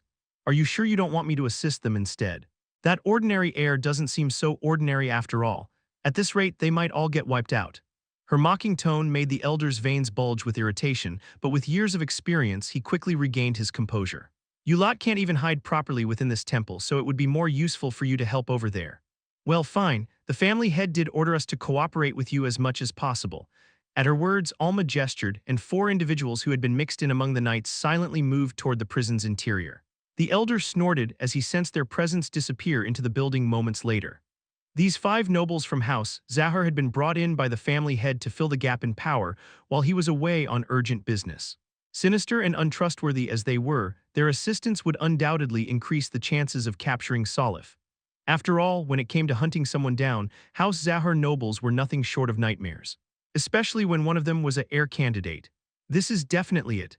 Descending into the underground prison, Alma Zahar let out a dry chuckle as she examined the tunnel formed along one of the walls.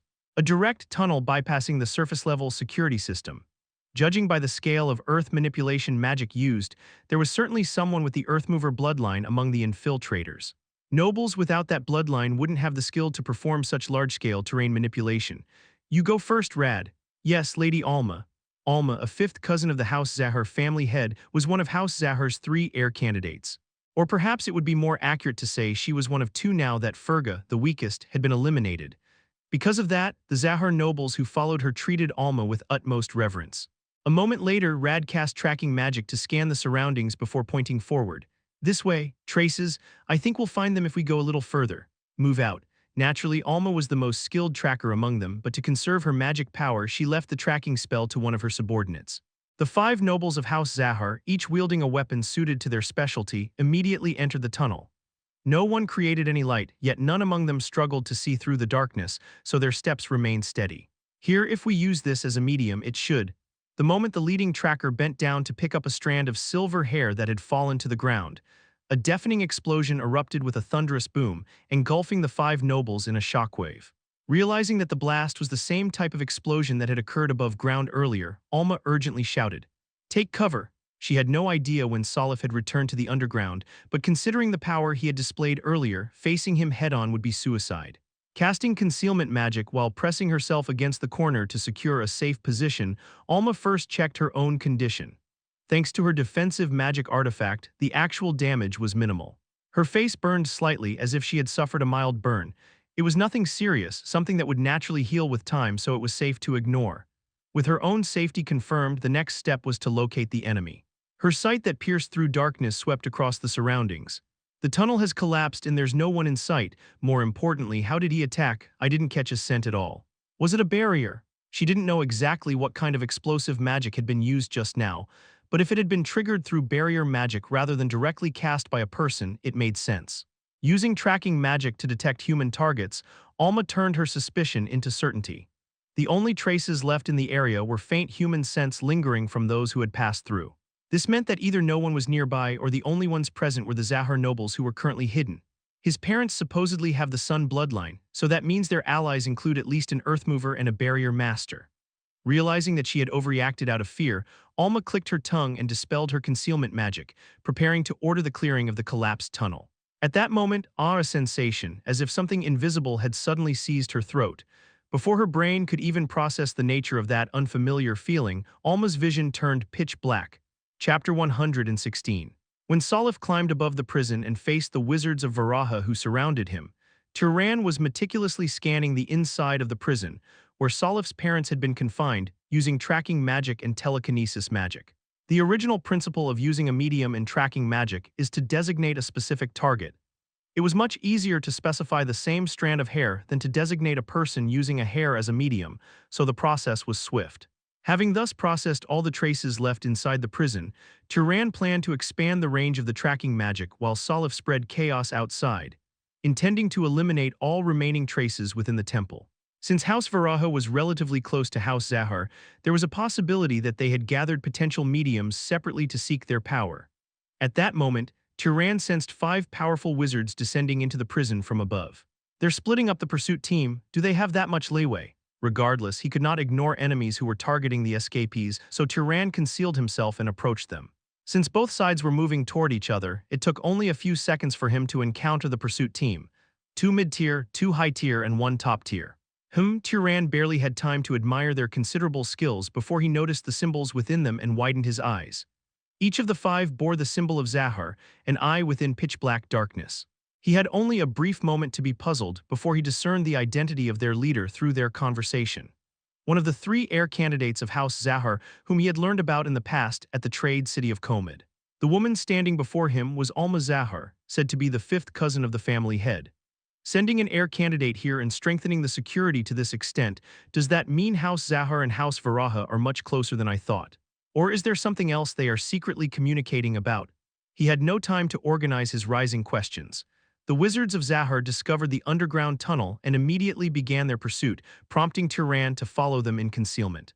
Fortunately, no one lit any illumination, making it easy for him to stick close behind them. Subdue or eliminate? All right, elimination it is. If one of them was a possessed vessel of Zahar's god, attempting to subdue and interrogate them would only provide the enemy with information. He had no means to capture a god's soul as it returned to its base. If left alone, they would undoubtedly pursue Mace's group. The conclusion was simple. They had to be taken out instantly, without them even realizing who or how they were attacked. Turon swiftly formulated a plan. First, he scattered the spirit of fire onto the ceiling, causing an explosion that threatened the Zahar nobles. As expected, caught off guard by the sudden attack, they hid in the corners, observing the situation while remaining concealed. A perfect setup for an ambush.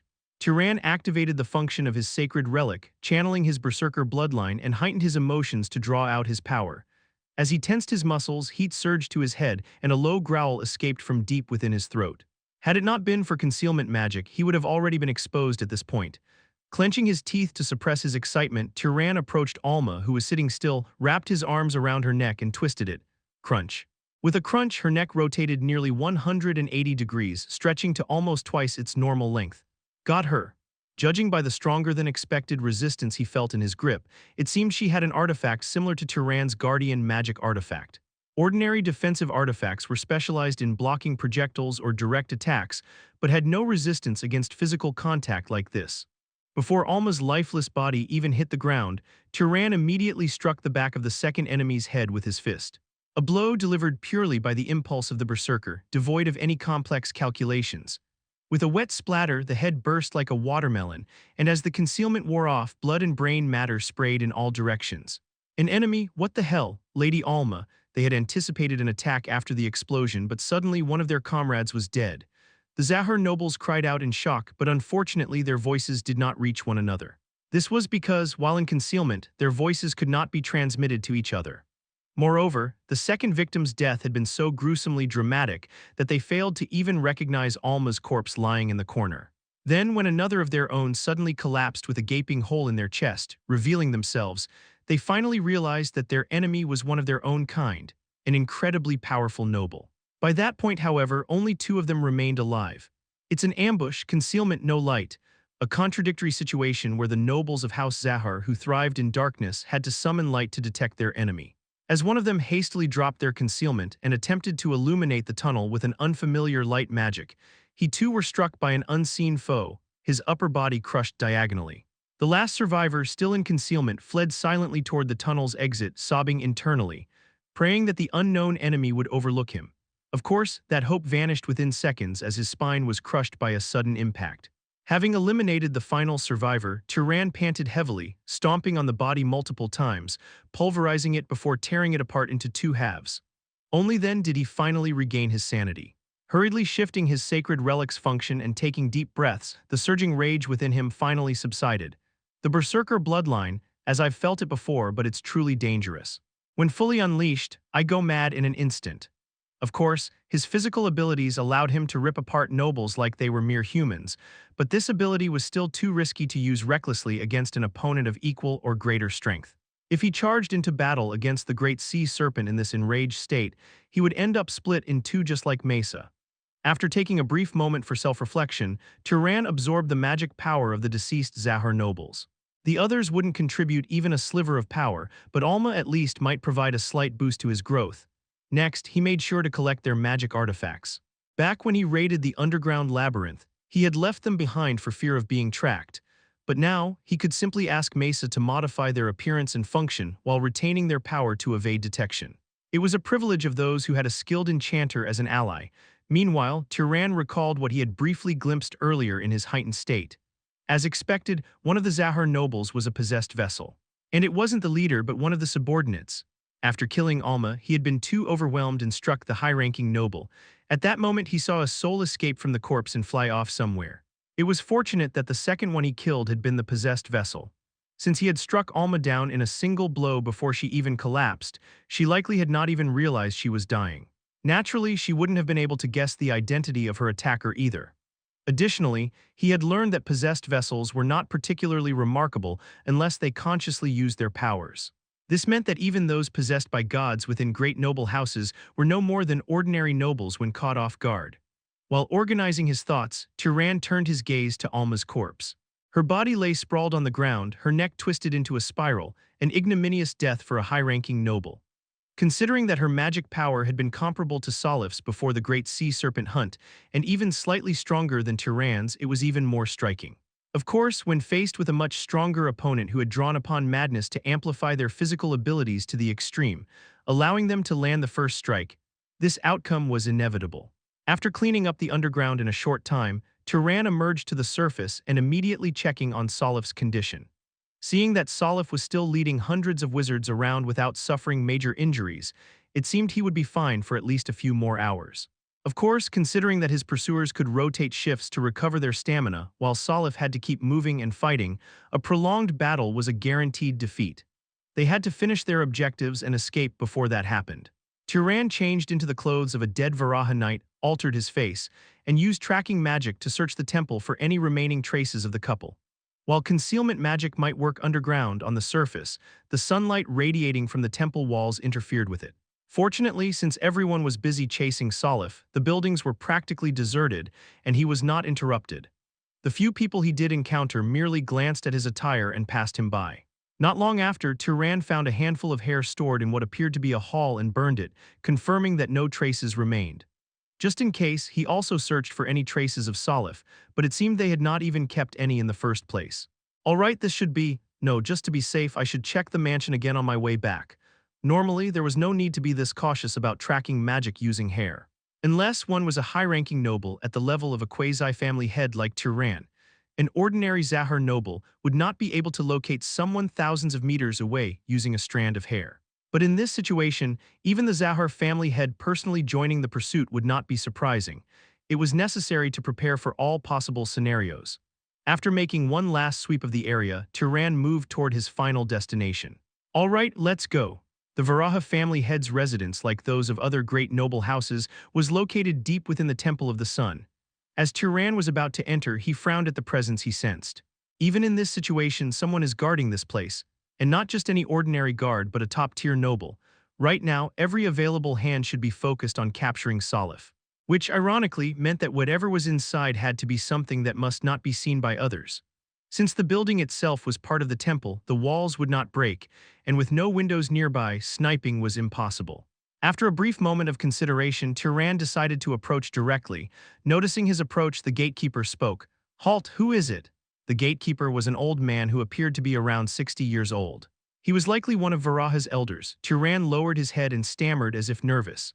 "Elder, Labo." At the elder's words, Turon's eyes widened in surprise. Dressed as nothing more than a knight, he had not expected to be mistaken for someone familiar to the elder. However, his momentary shock quickly gave way to swift calculations, and his mind instantly crafted a response. "Yes, I am Labo. Elder Asan has urgently sent me to retrieve a magic artifact from the family head's residence to capture the traitor. Then hurry and find it." Elder Asan was one of Varaha's high-ranking elders, whose name Turon had previously heard from Salif. Since he looked different from the elder standing before him, he was likely outside pursuing Salif. Receiving permission from the elder, Turon bowed respectfully and slowly approached, before suddenly reaching out with his hand. In that instant, a golden spike shot out from the elder's back, clashing against a brilliant white spear of light extending from Turon's hand. Despite the sudden attack, Turon remained unfazed. He had already sensed from the emotions radiating from the elder that he had been identified as an enemy. In reality, the brief clash just now had been a silent exchange between two people who both knew the other was an adversary. The elder let out a dry chuckle and spoke. "Apologies, but Labo was just a name I threw out. I figured there'd be at least one rat trying to sneak in amidst the chaos. Besides, Asan isn't the type to entrust something like this to a mere knight." "I didn't realize how clever of you," Turon responded sarcastically while inwardly feeling relieved. At the very least, it seemed that the rumors about an unidentified mimic wreaking havoc within House Aravian had not yet spread to Varaha. At that moment, the elder seemed to sense the magic power emanating from the spike and frowned as he asked, "I didn't expect an intruder to be this strong. Just where did you come from? A face I've never seen before, yet you possess this level of power." Instead of answering, Turon immediately conjured a longsword of light and charged at the elder. Although he possessed far greater magic power, engaging in a firepower battle by using ordinary light magic against light of judgment would be highly inefficient. Turon intended to rely on his superior agility and reflexes to settle this through close combat. The elder, upon seeing this, wore an incredulous expression and spoke. "You dare to use light magic in front of the Sun bloodline." However, before he could even finish his sentence, he realized that Turon's speed was far too fast, and his eyes widened in alarm. In that moment of crisis, Turon noticed two additional symbols emerging within the elder. A possessed vessel, the newly revealed bloodlines were fighter and guardian. The raised fist gripped the handle of a shield, raising it as if to block out the sun.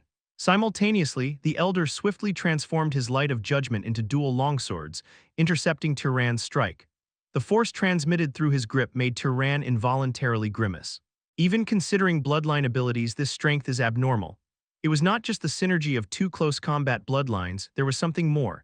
His hands trembled as if about to lose grip on his weapon, an impending sense of crisis washing over him.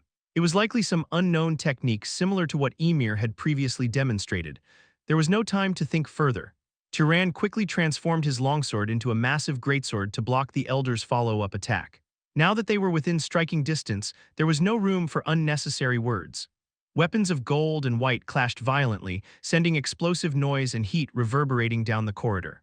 The Elder had superior physical abilities and weapon quality due to Light of Judgment, but Turan countered with vastly stronger magic power and exceptional reflexes. If he revealed his berserker bloodline here, he could completely overpower the Elder. I don't want to expose the use of multiple bloodlines in the presence of a god's gaze. How can I finish this without revealing my true capabilities? Using the Earthmover bloodline was impractical since there wasn't much around that could be considered Earth. The Carmine bloodline was also out of the question due to the dry surroundings. The Najin bloodline would be utterly useless. And of course, utilizing the power of either the Zahar bloodline or Aravian bloodline would be tantamount to suicide. At that moment an idea struck him, and Turan swiftly took a step back to create distance. The brief reprieve allowed the Elder to open his mouth, intending to engage in psychological warfare, but what came out instead was a gasp. "You, that is, Light of Judgment." The power exclusive to the nobles of House Varaha manifested behind Turan, causing the Elder's eyes to widen in disbelief. Moreover, the deployment of the halo was as skillful as someone who had trained for over decades. Turan shaped Light of Judgment into a spear and shouted, "Inform the family head, his son has returned." His improvised plan was to pose as the illegitimate child of the Varaha family head. Of course, given the strict bloodline management of great noble houses, the truth would quickly unravel, but at the very least it could cause confusion. However, contrary to Turan's expectations, the Elder's reaction showed far more turmoil than he had anticipated. His expression was as if he had seen a ghost. That line, "Could it be?"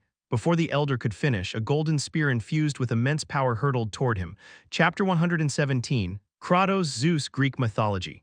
Stop! Inside the Temple of the Sun, the Elder desperately blocked Turan's golden greatsword while muttering incomprehensible words. His strange behavior began after hearing Turan's last words. Had the claim of being the son of the House Varaha's family head given him a great shock, or was there some hidden implication in the words themselves? Regardless, Turan had no choice but to keep attacking aggressively. It was undoubtedly something related to the god's secrets, and he had no confidence in answering it properly. Fortunately, it did not take long for the scales of victory to tilt. Originally, the overwhelming difference in magic power was balanced by the disparity in physical abilities and weaponry. Now that the weapon gap had been resolved, it was inevitable. Only then did the Elder realize that Turan had no intention of conversing and resumed his battle stance. However, his breathing, which had faltered while speaking, did not return quickly. He might have been able to recover if given a brief moment, but Turan was not foolish enough to grant such an opportunity. Moments later, 6 golden needles surged from Turan's halo, piercing the Elder's arms and torso, slamming him onto the ground. His tendons were pierced, and the 2 swords forged from the Light of Judgment slipped from his grasp, scattering into the air. W8 was it because he was using the power of the Guardian bloodline. For an ordinary high-ranking noble, dying instantly would not have been unusual, yet the needles seemed to have stopped halfway through embedding into him. Turan swung his greatsword down at the Elder's neck as he coughed up blood. Thud. The first strike severed about a third. The head, hanging loosely halfway from the neck, was cleanly chopped off with the second strike. Unlike Emir, this Elder of House Varaha did not seem to have become dramatically stronger even after revealing his hidden bloodline. Strictly speaking, his overall skill had improved by wielding the power of 2 bloodlines, but he hardly used any mysterious forces beyond magic.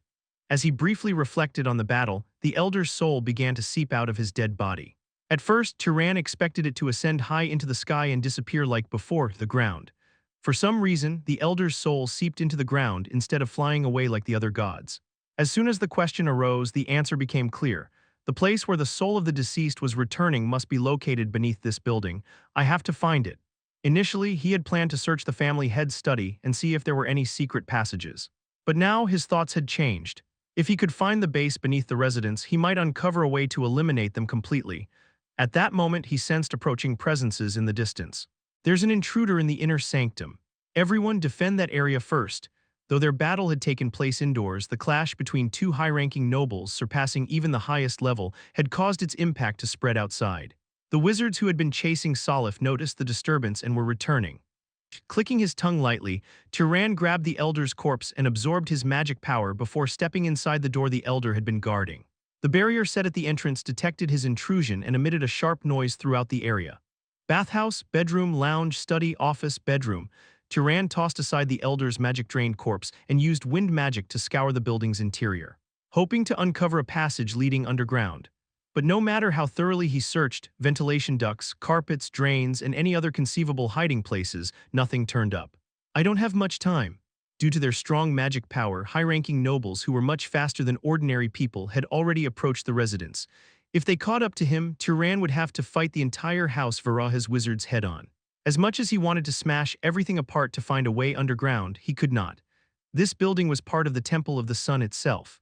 The ancient structures built during the Old Empire era were not something even a grand wizard of quasi-family head level like Turon could easily destroy.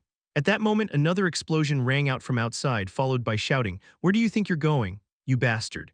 It seemed that Salif, who had been circling around to buy time, had returned and was keeping the wizards of House Varaha occupied. Thanks to that, Turon had some breathing room.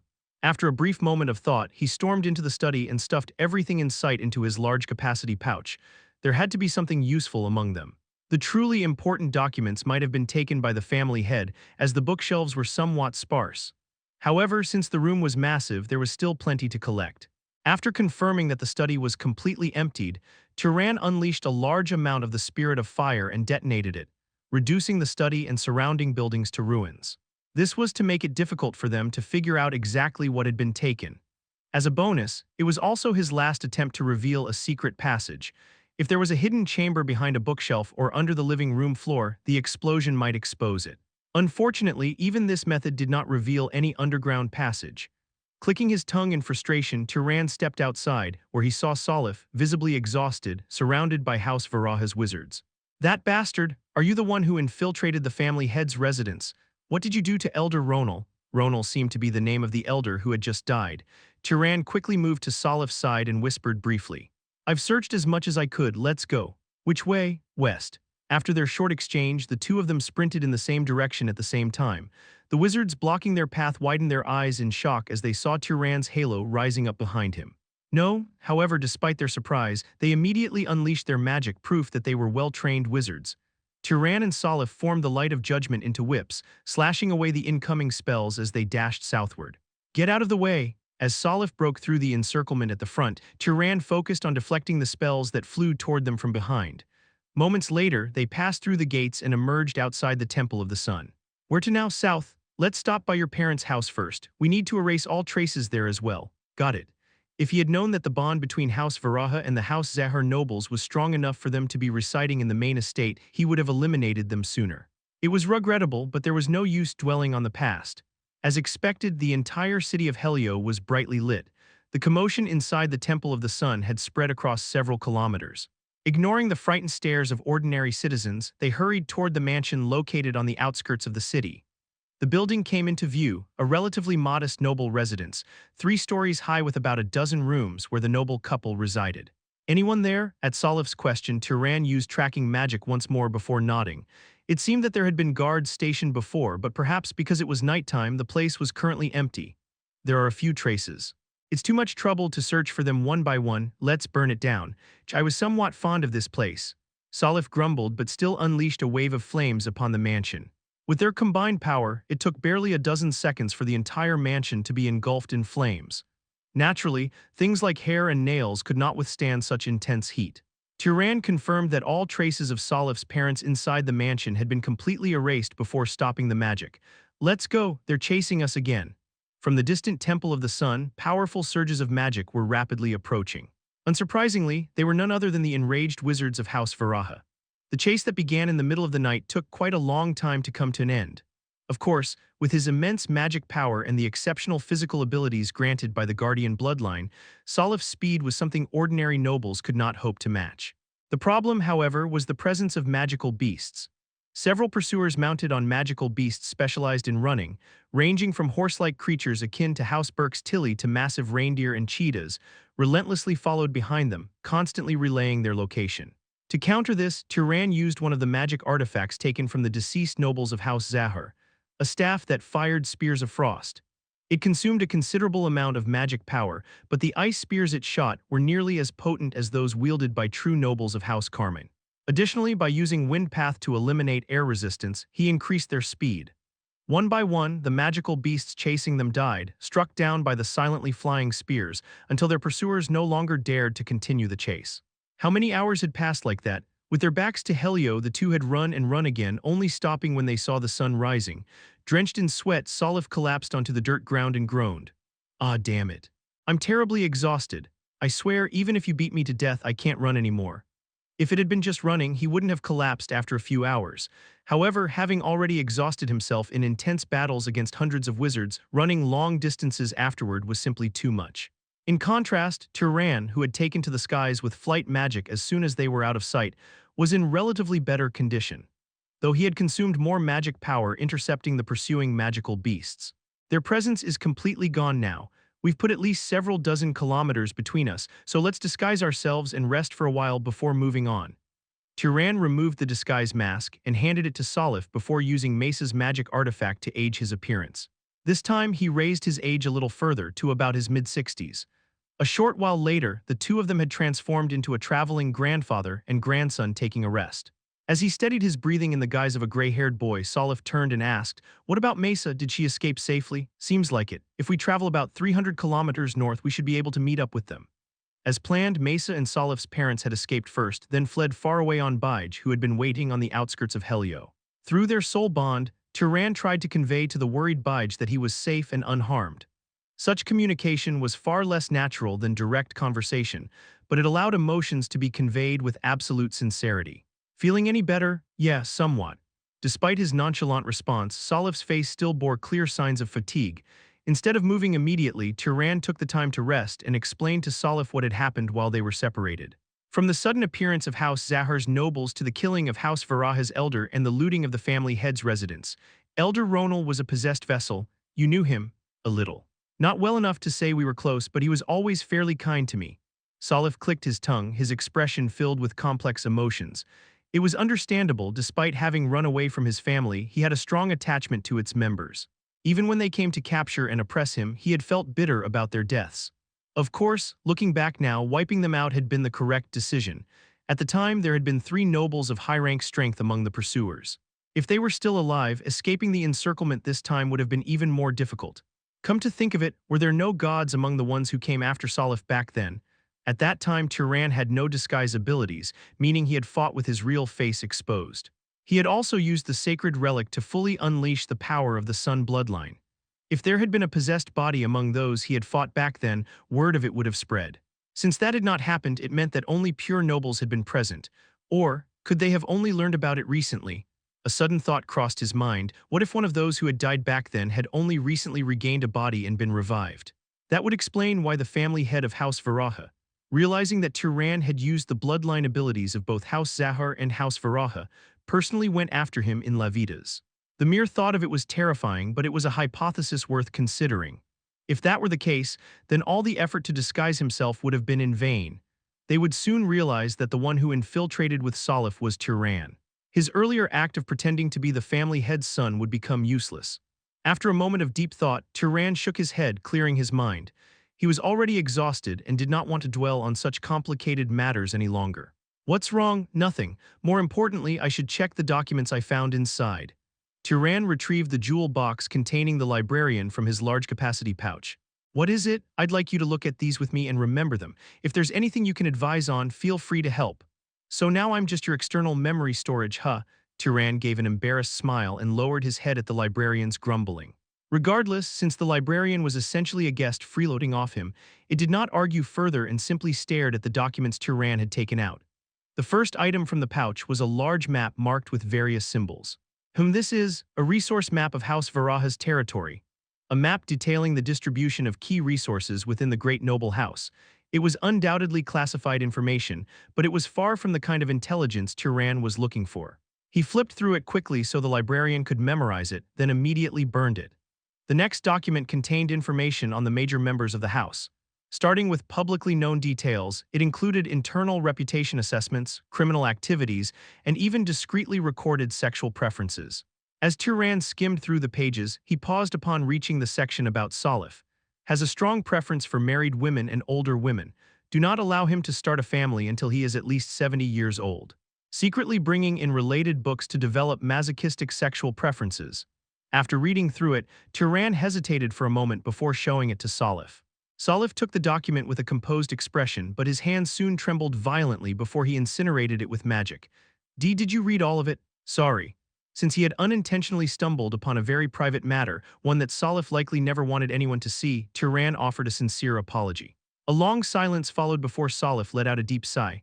Damn it, don't apologize. Fine, I swear I'll never chase after older married women again. Well, you shouldn't be chasing after married women in the first place. Turan quipped playfully before resuming his review of the documents from the family head's residence.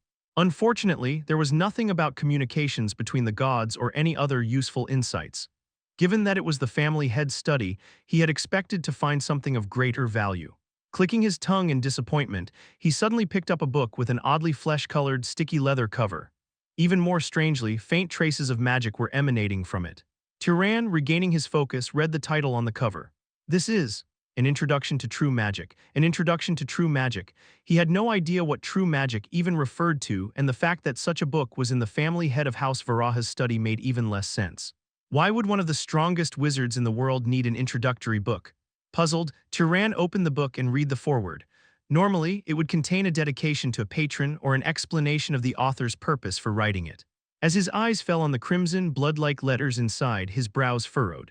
Then, as he read the content, his expression hardened.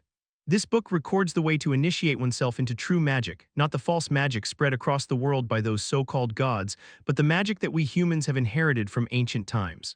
Chapter 118. What is magic? From the capitals of great noble houses to the most remote regions, such as Hisarul Hill where Turan lived. No matter where in the world one asked, the answer would likely be the same. Magic is a power derived from the bloodline of the great pre-god tribe. However, the book Turan was reading outright denied this notion. It claimed that what was passed down through the blood of the gods was nothing more than fake magic, and that true magic originally existed separately for humans. Moreover, the phrase, those so-called gods, was so blasphemous that it was shocking to see it written by someone from a land that worshipped the pre-god tribe.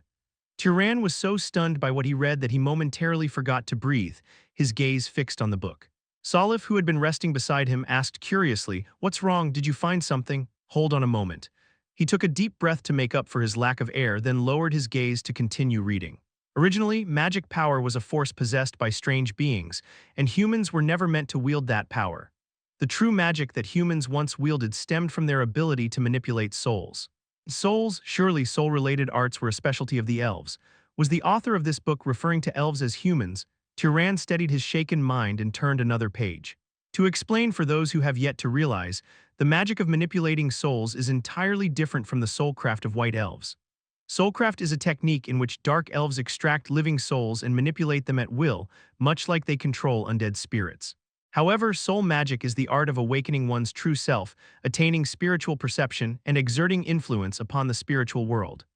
Fortunately, the humans that the book's author referred to were indeed the same as what Turan understood as humans. Realizing this, his heart pounded with excitement. A technique for manipulating souls, an area that was nearly an unknown frontier for humans.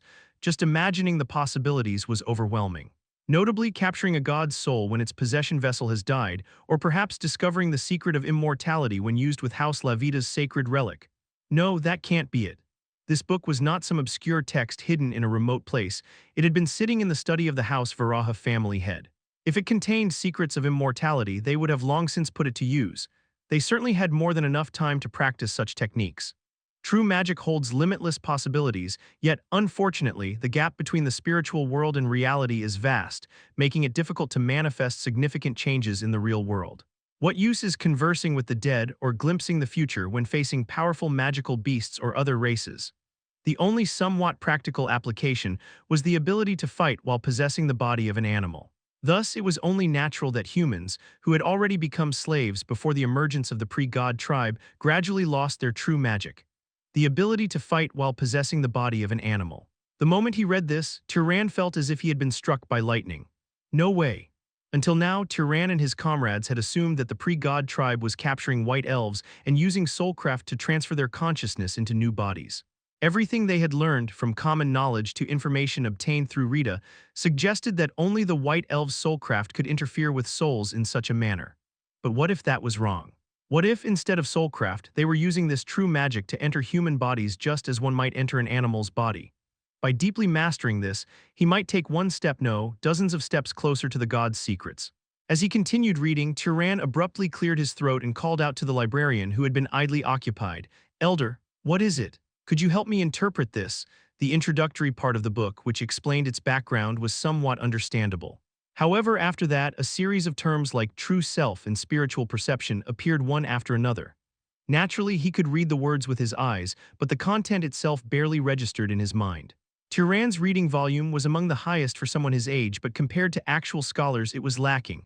"That's why you should have studied more." The librarian grumbled as he read the book, while Salif, curious about what was happening, moved closer. "What is it? What's going on? It talks about true magic. Have you heard anything about it in your family? True magic, not at all. Then let's read it together first. We might figure something out." Since the book was in Varaha's possession, Turon had wondered if this knowledge was widely spread among them, but since Salif had no clue, that clearly wasn't the case. Despite his somewhat limited scope, Salif wasn't someone with a small reading habit either.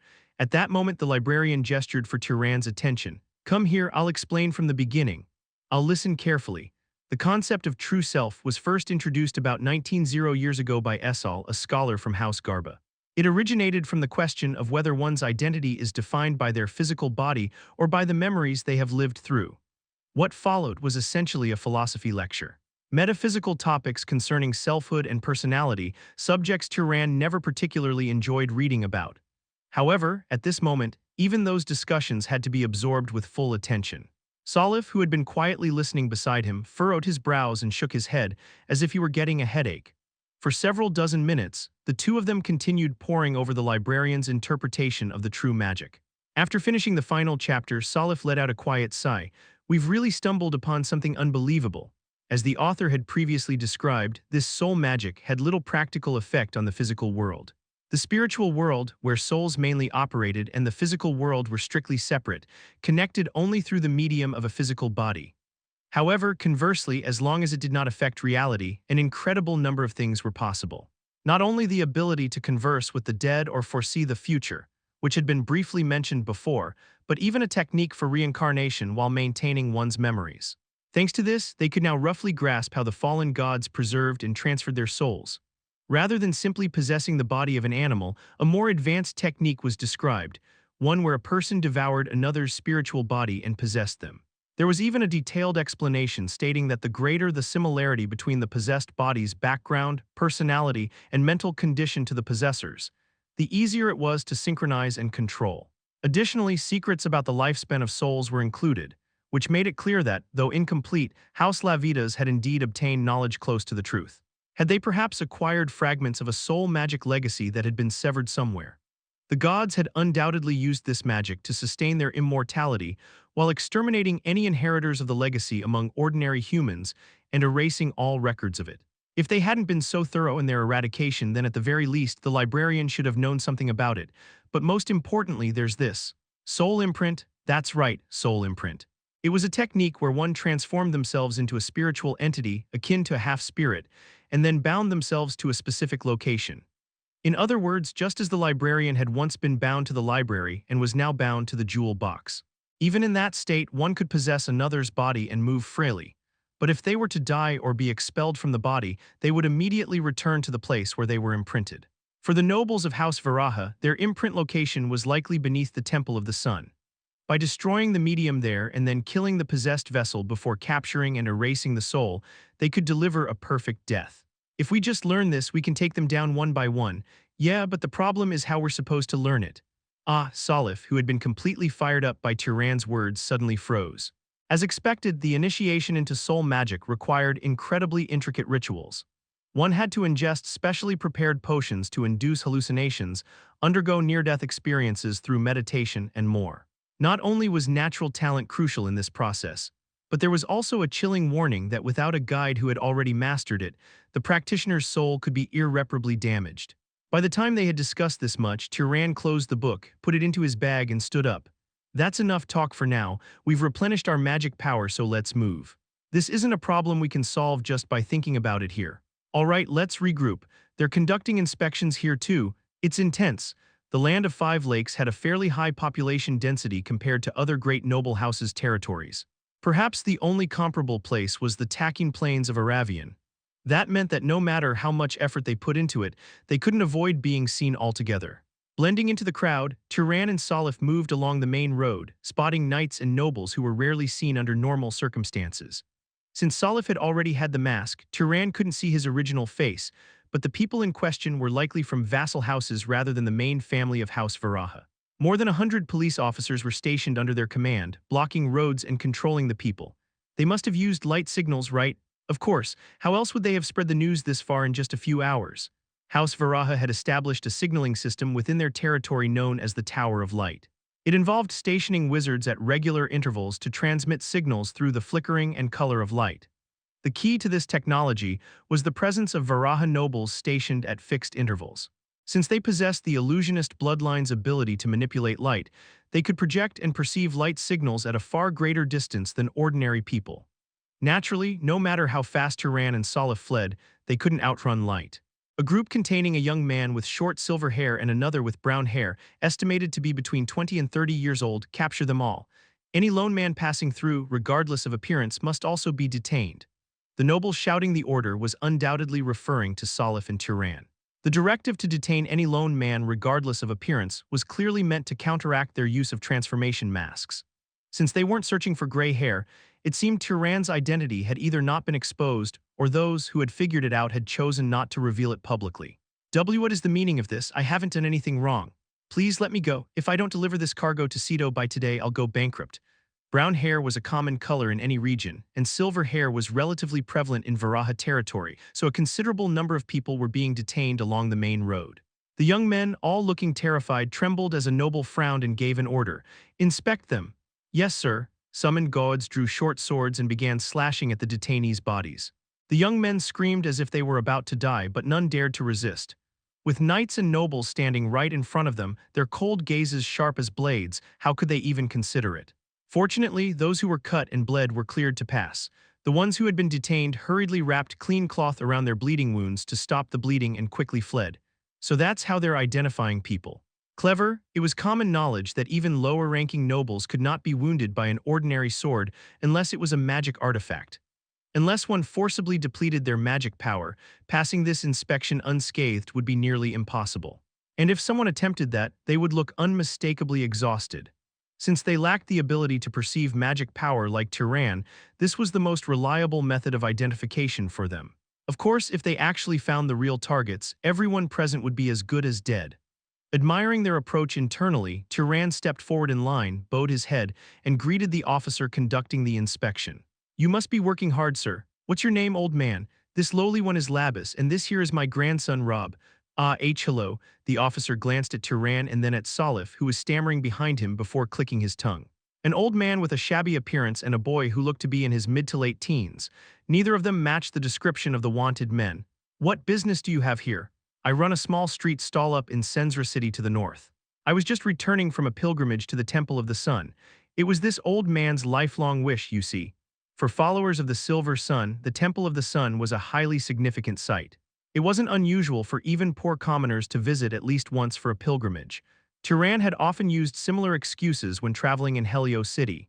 As expected, the officer tilted his head in mild suspicion before suddenly kicking Turan in the shin. Grandfather, move along, people are waiting. Thank you, sir. Feigning the role of a feeble old man wincing from the pain and a worried grandson, Turan and Salif successfully deceived the officers and slipped through the blockade. As they continued northward, they encountered several more inspections, but none of the officials managed to see through their disguises. The closest call was during a baggage inspection. Since nobles like the officers rarely carried basic travel necessities such as flint or blankets, their absence raised some suspicion. Fortunately, Salif managed to cover for them by claiming he had lost some of their belongings, allowing them to pass without further issue. After 3 days of traveling north, Turan and Salif finally reached a mountain cave where Mesa's group had been hiding. Turan, are you hurt anywhere? Of course not. What about you? I'm fine, obviously.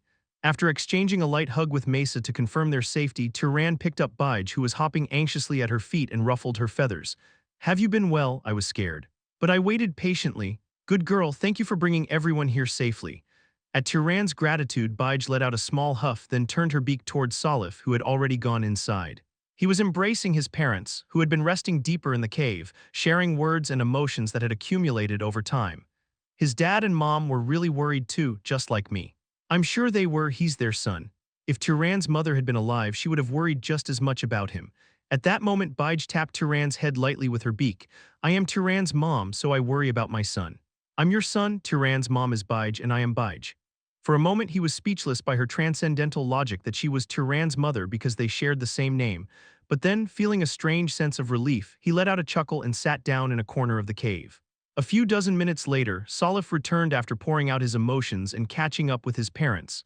His parents followed him to where Turan sat, and without hesitation, they both bowed deeply. We sincerely thank you, Turan. If it weren't for you, we would have lost our son without even understanding why. Truly, I don't even know how to express this gratitude. Overcome with emotion, Salif's mother, Romy, had tears welling up in her eyes. It was understandable. Learning that her son had nearly been replaced by the family head's consciousness without anyone noticing was horrifying. Until now, there had likely been at least some resentment toward him for suddenly abandoning the family. Revealing the full details was necessary, if only to dispel the lingering emotions. I appreciate your gratitude, but I believe we need to discuss something even more important now. Something important. I apologize for saying this, but it will be difficult for you two to continue traveling with us. At Turan's words, the middle-aged couple nodded calmly. Godis and Romy were skilled enough that they could have risen to the position of family head in an ordinary noble house, but in their current situation, they were nothing more than a burden. If one of the upper-rank nobles that Turan and Salif had faced with a dozen or so followers stepped up, they could easily kill those two.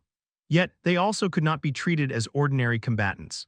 If either of them were captured or killed, it would deal severe psychological damage to Salif. Moreover, rather than pursuing the three of them who were difficult to capture, Varaha would likely focus their efforts on the relatively easier targets, Salif's parents. What the couple needed now was a refuge, a place completely free from outside interference. Preferably far from Varaha, not within any great noble house's territory, and difficult to discover even if the head of House Zahar tracked them with a medium. Everyone shared the same thought after hearing Turan's words. Does such a place even exist? It seems impossible by normal means. Even someone like Turan, who is several levels weaker than the family head of House Zahar, could still detect Godis all the way from the Lavida's lands in the southwest to the eastern regions. Given that, how could they find a place that would allow them to escape the pursuit of House Zahar, which was based in the very heart of the world, the Emerald Desert? Without delving deep underground or soaring high into the sky, it was physically impossible. There's only one place just a little farther west from my homeland. You don't mean? Turan's homeland was Hisarul Hill, located at the westernmost edge of the world. Beyond that, at the very boundary of the known world, stood the towering Sky Mountain Range, so high that no one had ever crossed it. The uncharted land beyond those mountains was the refuge Turan had in mind. Chapter 119. There is no one among scholars or those who consider themselves educated to some extent who does not know that the world is round. The existence of the horizon or the sea horizon alone is enough to infer this, and some astronomy-related educational books passed down since the time of the Old Empire also contain theories related to it. Nevertheless, no one has ever claimed to have traveled to one side of the world, continued moving forward and circled back, as the world is blocked by four major natural barriers. The snowcloud zone that appears when continuing north through the North Sea or other northern regions. Since it is composed entirely of bottomless snow, passing through it on foot or by boat is impossible. Several wizards of House Aravian once attempted to fly across it, but even though they paired up and took turns lifting each other for days, they failed to see the end and had to turn back. Naturally, those who recklessly pushed beyond the limits of their magic power or physical endurance never returned alive. The fog plains that appear when traveling continuously eastward from the eastern regions. As the name suggests, it is covered in thick fog so dense that one cannot even see ahead, stretching from the ground to the sky, causing anyone who enters to instantly lose their sense of direction. One might think that using ropes and stakes to mark directions could allow for some kind of breakthrough, but this too has its limitations. Approximately 24 hours. After that time passes, all stakes driven into the ground, ropes, and even markings carved into the earth vanish completely. After that, all one can do is wander in circles endlessly, desperately trying to escape the fog. The endless sea that naturally appears when heading continuously south from the South Sea. No matter how far one goes, there is nothing but an expanse of sea without a single island in sight, and if a ship sails southward for dozens of days and then turns north, it miraculously returns to its original location. Long ago, a noble house set sail on a ship enchanted with magic, carrying enough supplies to circumnavigate the world twice. After 4 years, only 8 people returned alive. They testified that they had survived for 4 years by fishing and collecting rainwater while traveling south. But after most of the crew starved to death, they killed the captain and turned the ship northward, only to return to the island they had departed from in just 2 days. And the last is the Sky Mountain Range in the west. A mountain range towering so high that it can be clearly seen even from over 1,000 kilometers away, blocking one entire side like a wall. It is so high that even flying creatures give up crossing it due to the cold and difficulty in breathing. From this explanation alone, it is evident that many adventurers who attempted to explore beyond these barriers met gruesome ends. Naturally, opposition arose to Turan's suggestion of crossing one of these barriers. Wait, didn't you say before that it's too dangerous and we should give up? That was because I was much weaker back then. In fact, you're the one who changed your mind, aren't you? That's true, but Mesa, what about you? I don't care either way. At Mesa's firm response, Salif looked back and forth between the two before shaking his head. In truth, when the three of them had been exploring the North Sea in search of magical beasts in the past, it was actually Salif who had proposed going beyond the Sky Mountain range. On the other hand, it was Turan who had suggested postponing it to another time since it was an unexplored region. The reason their opinions had now completely reversed was simple. Back then it was just the three of us, so I thought it was worth trying. But how could we take my parents to such a dangerous place? Of course, we wouldn't bring them with us. Then, we let them stay in a village near the Sky Mountain range for now, and we go beyond it ourselves first. Once we confirm that it's safe, we can bring them over. Perhaps convinced that it was worth a try, Salif, who had been vehemently opposed, let out a groan and nodded. Godiz, Salif's father, who had been quietly listening, stepped forward. I appreciate your words, but no matter how you put it, how could I ask my son and his friends to explore such a place? There is no need to assume it will be dangerous, Turan calmly explained to them.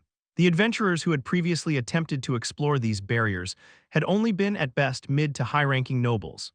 This was, of course, because the family heads of great noble houses and the few top-tier wizards had no reason to risk such dangers. Moreover, looking at examples from other regions, the risks are not necessarily high as long as we do not overextend ourselves. In the snowcloud zone, one could simply turn back while they still had the strength to fly. In the endless sea, as long as they changed direction when their supplies ran low, they could quickly return to safety. Even the fog plains were safe as long as they returned within a day. If one analyzed the stories carefully, it became clear that there were no malicious traps designed to indiscriminately kill intruders. It was only those who refused to give up and kept ramming their heads against the wall until they collapsed that ended up dying. That is, at the very least, it is not as dangerous as a noble from House Zahar suddenly showing up in the middle of the night, is it? Turan's words brought a heavy silence to the cave.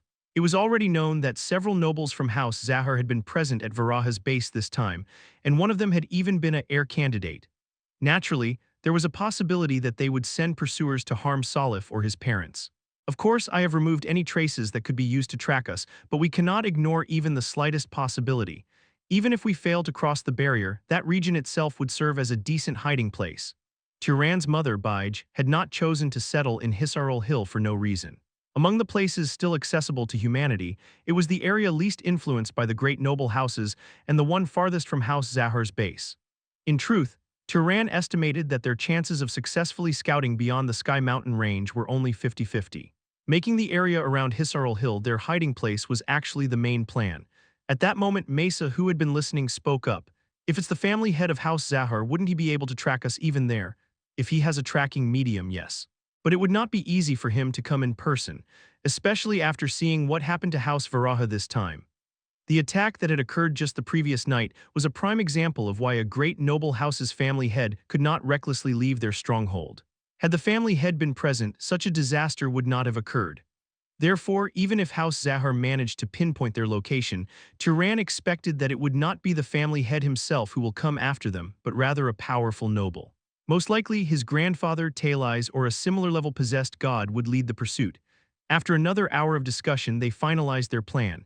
Their first destination was Hisarul Hill, Turan's hometown.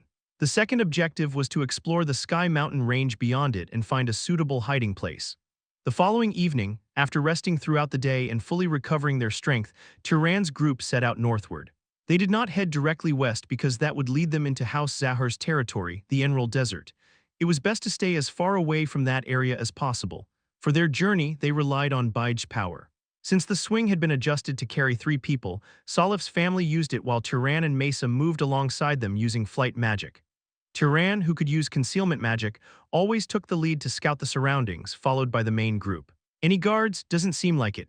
Well, this area borders House Reuven's territory, so it would be difficult for them to move their forces recklessly.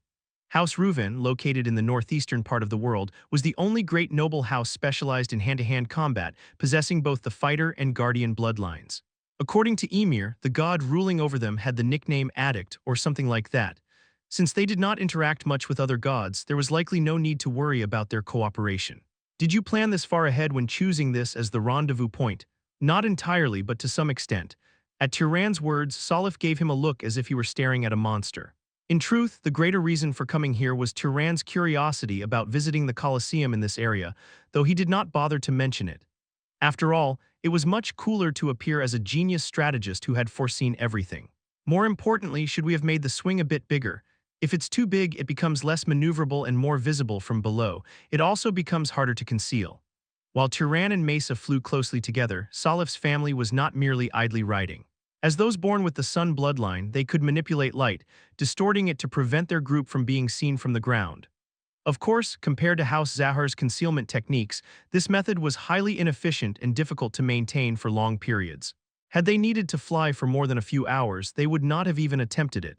After flying continuously for about half a day, the surrounding trees gradually began to shift, becoming predominantly coniferous. They had left the land of 5 lakes and reached the Frostwind Forest, a region where coniferous forests and plateaus intermingled. We can take it a bit easier from here on. Frostwind Forest. I've only heard about it, but this is my first time seeing it. You've never been here before? At Turan's question, Salif nodded. I've only heard about it. We don't exactly have the best relationship with the people here. Father, mother, you've never been here either, have you? This is my first time leaving the land of 5 lakes. It feels like an adventure, so I'm a little nervous. Salif's mother covered her mouth with a gentle laugh. Once the lands of House Varaha were completely out of sight, they landed on the ground to let Bige rest and continued on foot. While the Varaha couple admired the tundra forest, the 3 younger ones delved into analyzing the contents of the Soul Magic book. Much of their time was spent explaining the meanings of various terms to Mesa, who had not yet read the book. It's complicated. If the librarian elder hadn't interpreted it for me, I wouldn't have understood it properly either. Honestly, even now, I can't say for sure that I fully grasp it. As expected, the Soul Magic book was half a philosophy text. Unlike bloodline magic, which interfered with natural laws in a physical and intuitive manner, it was abstract and ambiguous. However, this was precisely the kind of power they needed in order to stand against the mighty gods. The 3 of them passionately immersed themselves in analyzing the book's contents. So the foundation lies in awakening spiritual perception through meditation. The related herbs are merely supplementary. The real issue is whether those herbs will even work on our bodies. As Salif pointed out, it was unlikely that their bodies would be affected by ordinary psychoactive substances. And if they drained their magic power enough for the herbs to take effect, they might actually die in the process. Let's at least acquire them. Even if we can't use them ourselves, we could train subordinates among ordinary people. Oh, you mean teaching commoners until they become proficient and then making them our instructors, if necessary. For a shepherd to rely on his flock to find the way was no disgrace. When it came to discovering secret mountain paths or fertile grazing lands, the sheep often knew better than the shepherd. Similarly, soul magic designed for ordinary humans might be easier for them to master than for someone like Turan. Of course, since it was a dangerous endeavor, they would need to find expendable scum to train in it. Fortunately, the world was full of such people. As they continued their study of soul magic while traveling northwest, Turan's group encountered no obstacles or interference. Even though everyone except Turan had merely covered their heads with simple hoods and had not even bothered to disguise themselves properly. It seemed that the nobles of Varaha had either not requested assistance in their pursuit here, or even if they had, House Reuven had chosen to ignore it. Thanks to that, instead of wandering through uninhabited areas as if they were being chased, they were able to travel through villages and cities of moderate size, enjoying quality lodging and meals along the way. In a small town's tavern restaurant, Salif's mother, Romy, reached out with a handkerchief and wiped the corners of her son's mouth. Honestly, even at your age, you're still so careless. Mom, seeing Salif, the eldest of their group despite his often frivolous behavior, being treated like a child gave Turan and Mesa a strange feeling. After exchanging glances, the 2 burst into laughter almost simultaneously. What are you laughing at? It's just nice to see. Yeah. Having each lost their own mothers for different reasons, the two of them felt a peculiar sense of vicarious satisfaction watching Salif receive such affection from his mother. Of course, Salif's face was contorted at the sight of his younger companion's contented smiles. Their journey, too leisurely to be called an escape, was now in its 6th day. After alternating between flying and walking, they had crossed more than half of the Frostwind forest. Then, midway through their journey northwest, they adjusted their course slightly westward. This was because they had learned that a famous landmark they wanted to visit was not far away. By the time the sun reached its zenith, Turon's group found themselves standing before a massive structure. That must be it, it's huge. The library was the same. I guess during the Old Empire's era, they thought building everything on a grand scale made it look impressive. As Salif murmured, the ancient empire's Colosseum before them was indeed enormous. Its height was around 50 meters, and its length was about 90 meters. Marble pillars lined both sides, supporting the structure, and the arched ceiling was riddled with dozens of openings, making it resemble a beehive. There were two major reasons they had decided to visit this Colosseum. The first was to gain practical combat experience. While none of them lacked combat experience compared to other nobles, they had little first-hand experience fighting against other high-ranking nobles of their caliber. They had sparred with each other occasionally, but that was never the same as a real fight. Surprisingly, the one most lacking in this aspect was Turon. He had only recently gained top-tier magic power, and due to circumstances requiring him to conceal his identity, often had to fight without fully unleashing his strength. His goal here was to learn how to utilize his full arsenal of abilities properly. And then there was the second reason, possibly even more important, a near-death experience. According to the Soul Magic book, one of the primary methods to awaken spiritual perception was to come close to death and then survive. There was no better place to attempt this than in a Colosseum where one could die without truly dying. Of course, whether this unconventional method would actually work remained to be seen. If they had needed to make a significant detour to come here, they would have waited for another opportunity, but fortunately the Colosseum was right on their route toward the North Sea, so it didn't waste much time. But doesn't the area around here look shabbier than expected? Standing atop a low hill and surveying the Colosseum's surroundings, Salif commented bluntly. Indeed, unlike the library in Orem or the Tomb of the Gods, the area around this Colosseum seemed visibly underdeveloped. At most, there was only a single small village nearby. It's probably because there's no water source. Ah, I see. For a city to thrive, it required a large supply of fresh water. Unlike the other structures mentioned earlier, there appeared to be no sufficient water source nearby to supply this area. To make matters worse, it was situated in relatively high terrain, making it difficult to transport water from elsewhere. Of course, if they truly wanted to establish a city here, they could construct a massive aqueduct or extract vast amounts of groundwater. However, it seemed that no one had considered the effort worthwhile. As they chatted and made their way into the village next to the Colosseum, Turon suddenly sensed something and let out an exclamation. "Oh, what is it? There are an incredible number of wizards here. At least 100 knights and about 20 nobles. That's insane, that's practically an army." Considering that the nearby village had barely over 100 buildings, such numbers were almost unnatural. Naturally, most of these individuals were visitors from far-off places who had come to use the Colosseum.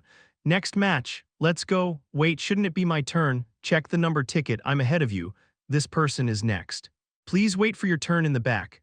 In front of the bustling Colosseum, packed with over 100 knights and nobles, a knight was shouting at the top of his lungs, gesturing to control even the high-ranking nobles. Judging by the clenched fist and shield emblem on his uniform, it seemed that House Reuven was directly managing this place. Because of that, even the nobles did not dare to treat him disrespectfully. As Turon scanned the symbols displayed by the gathered knights and nobles, he involuntarily let out a chuckle. Pyromaniac, Earthmover, Rapids, Berserker. Among them were not only those with common bloodlines, but even members of great noble houses who had undergone bloodline fusion. Incredibly, there were even nobles from both House Zahar and House Aravian. Judging by their relatively young age and unimpressive magic power, they were likely on some kind of pilgrimage. Since they seemed unaware of each other's identities, they showed little interest in one another. After observing how people were using the Colosseum for a few minutes, Turon approached the administrator and spoke. "Two participants, that will be 100 gold coins." As expected of such a valuable facility, the entry fee was exorbitantly high. Using this place about 10 times would cost as much as buying a decent sailing ship. Of course, Turon's wealth was nowhere near being affected by such an expense, so he handed over the money without hesitation. Taking the identification plaques, Turon and his companions sat in the waiting area, gazing at one of the walls. There are several holographic images displayed ongoing duels. Mesa pointed at one of the screens. Look at that, a pyromaniac and probably a fighter. It's completely one-sided. The pyromaniac was constantly on the move, flinging fireballs, while the fighter tried to close the distance, weaving back and forth, but was repeatedly struck and forced to retreat. It was a clear demonstration of why bloodlines focused on melee combat had struggled to dominate territories and had gradually been weeded out. As they remained engrossed in watching the intense battles for a few more minutes, a call announced that a match slot had opened. As they approached, a staff member at the entrance politely explained, "Infuse magic power into these two orbs, and you will be transported to the dual space. One of you must either die or concede defeat to return. If you press this button in the center and turn the light red, your duel will be hidden from spectators. There's a one-time restriction per day, right? Yes, to be precise, anyone who dies in the Colosseum will be restricted from using it again for the rest of the day. This is not a rule enforced by us but a function of the Colosseum itself, so please understand." Perhaps because every customer here was at least a knight, the staff member maintained an almost excessively deferential posture as he spoke. Once all the explanations were given, Turon placed his hand on one of the orbs and looked across at his opponent. As Mesa grasped the orb on the opposite side, both of their bodies instantly vanished. Chapter 120. When they arrived at the Colosseum, the first duel had been more or less decided. It would be between Salif and Turon. Since they had not been able to determine a clear winner when they first met, this was an opportunity to properly settle the score. However, unexpectedly, Mesa stepped forward first, volunteering to be Turon's first opponent. "Sorry, but can I go first?" "Oh well, sure, go ahead." It was not all that surprising, really. After all, the reason the two had first grown close was because of Mesa's stubborn refusal to lose, which had led her to recklessly use magic she did not fully understand, ultimately causing her to collapse. She might sometimes seem timid due to her upbringing, but when it came to magic, her pride was second to none. Wonder who will win? Salif glanced at the empty crystal orb and tried to predict the outcome in his head. It would have been nice to see the battle onto a screen, but that would mean everyone in the waiting room would be able to watch the fight. If they did not want the entire town to be filled with rumors of duel between two powerful nobles, that was not an option. Mesa has much stronger magic power, their raw talent is almost equal, and she has been trained in magical combat since childhood so. At first glance, it seemed like the match would be completely one-sided. However, Turon had his own advantages. He could skillfully wield various bloodlines thanks to the Mimic Relic. His slingshot gave him formidable physical attack power, and his combat instincts were exceptional. Since both of them had immense magic power, Salif expected the battle to turn into a long fight. With that in mind, he gave up his seat so his parents could sit and rest comfortably. Just then, a flash of light suddenly erupted, revealing the two fighters. "What, it's over already?" "Yeah, there was no proper clock in this place, so it was hard to tell the exact duration, but it definitely had not lasted more than 10 minutes. In fact, compared to most, the duel had ended relatively early. Unlike the calm and composed Turon, Mesa was running both hands over her face. That alone made it obvious who had won. "Are you okay, Mesa?" Oh yeah. This was harder than I expected. I could vividly feel my head shattering into pieces. Although injuries sustained in the Colosseum, as well as any damaged objects, were fully restored, the pain itself remained as real as ever. Even after a duel was over, it was not uncommon to see fighters writhing in agony or screaming from phantom pain. If not for such restrictions, a facility as useful as this would not be so carelessly maintained. Salif sat Mesa down, handed her a glass of water, and immediately turned to Turon with a questioning look. "How did it end?" "I sniped her. You found an opening for that?" "I made one." Turon went on to explain the layout of the Colosseum. It was a square arena, 300 meters long and wide. The floor, walls, and ceiling were made of well-polished marble, and the height exceeded 30 meters. With that much space, it must have involved spatial transfer. There's no place in this facility large enough to allow for such movement otherwise. Yeah, I couldn't sense anyone else's presence at all. Spatial transfer was one of the fields modern magic had yet to conquer. Just as Mesa had been unable to use decay magic due to not understanding its principles, spatial transfer remained unusable simply because no one knew the theoretical foundations of crossing space. Not a single person was known to possess a bloodline ability related to it either. On the other hand, ancient imperial structures often contained devices capable of distorting space or moving people. Just like in the Tomb of the Gods where Turon had previously entered. So how exactly did you win? Well, roughly speaking, the first clash was an ordinary shooting battle. Turon fired spheres created from the light of judgment while secretly mixing in steel balls. Mesa, on the other hand, detonated the spirit of fire to move quickly and evade, all the while raining down lightning without pause. Additionally, she wielded a modified magic artifact acquired from a noble of House Zahar, an estoc that could unleash shockwaves for physical attacks. As both fighters unleashed every offensive tool at their disposal, an array of various minor techniques also came into play. They disrupted each other's flight with gusts of wind, bent light to distort their positions, and upon landing, reshaped the ground to trap their opponent's ankles or scattered seeds to grow vines that would ensnare them. For an ordinary person, mastering just one of these techniques to this degree would have taken years, but both of them wielded such abilities as effortlessly as breathing. The winner of the battle fought in this manner was Mesa. Although she had been grazed by steel balls multiple times, drawing blood in several places, Turon suffered far more severe injuries. One of his arms was broken, several of his ribs were fractured, and the nerve damage from electrocution went without saying. From the way you're telling it, it sounds like you got completely crushed. That's why I used my trump card. Cornered, Turon absorbed the surrounding light using the light-absorbing cloth, then cast concealment magic and used the Earthmover bloodlines terrain manipulation to hide underground. Mesa hastily summoned a sphere of light, but light could not penetrate through soil. While she struggled to locate him, Turon carved out a long, narrow shooting tunnel beneath the ground, then opened an exit and sniped her, shattering her head with precision. The propulsion gained from wind currents and the spirit of fire, combined with the force built up by repeatedly spinning his slingshot, was enough to pierce through her defensive magic artifact. So you won purely through trickery. Thanks to that, I learned a lot. My magic power is one thing, but I also realized my overall skill is still lacking. Her magical talent was nearly on par with Turon's, but there was a significant gap in their time spent properly training in magic. Mesa had been trained as an heir since she was 12, whereas Turon had been self-taught in an undisciplined manner until he was 17. Of course, since he was a genius in his own right, their techniques were not drastically different, but in any field at the highest level, even the smallest differences could lead to significant outcomes. When they practiced magic normally, they went easy on each other, so the disparity was not noticeable, but in a real battle it became painfully clear. Well, if your head got blown apart in one shot, at least it probably didn't hurt too much. Fortunately. Too bad I failed my near-death experience.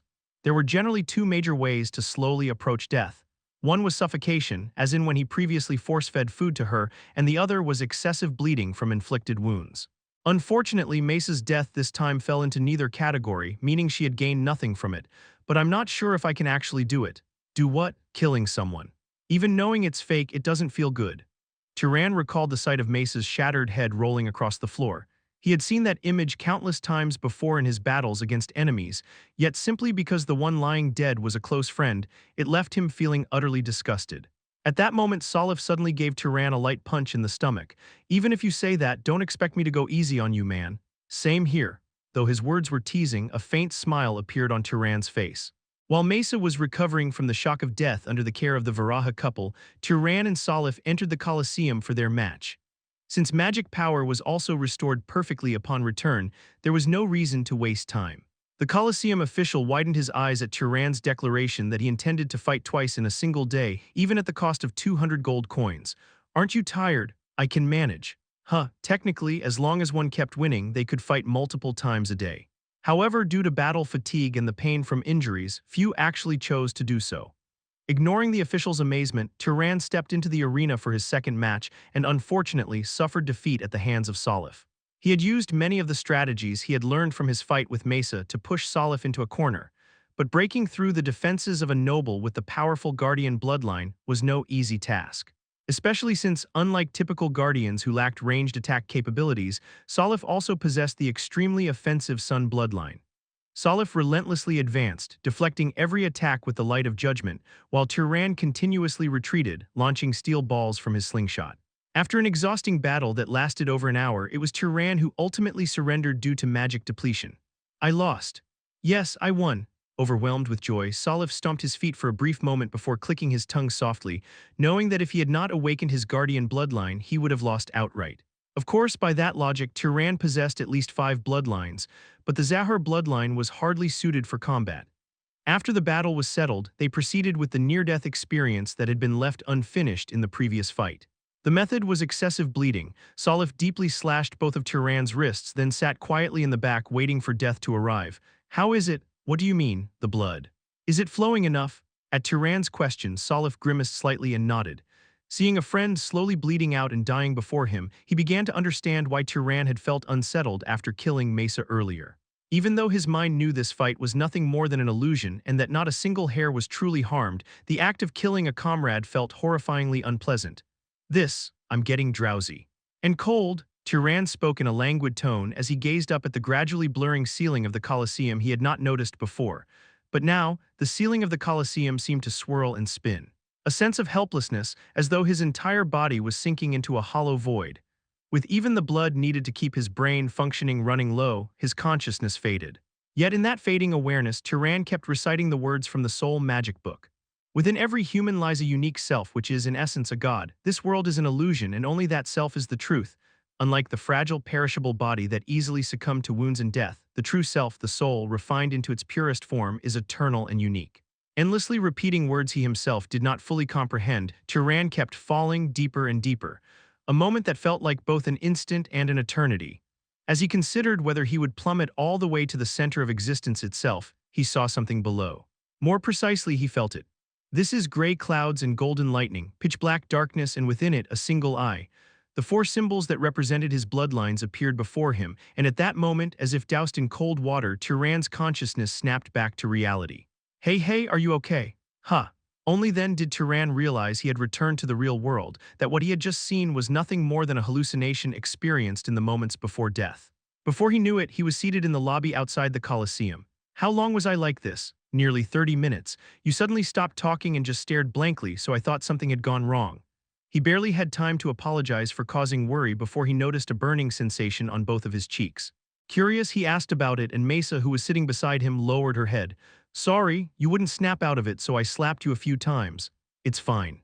Honestly, I think it helped clear my head a little. Turon patted Mesa's head a couple of times before suggesting they call it a day and leave the Colosseum.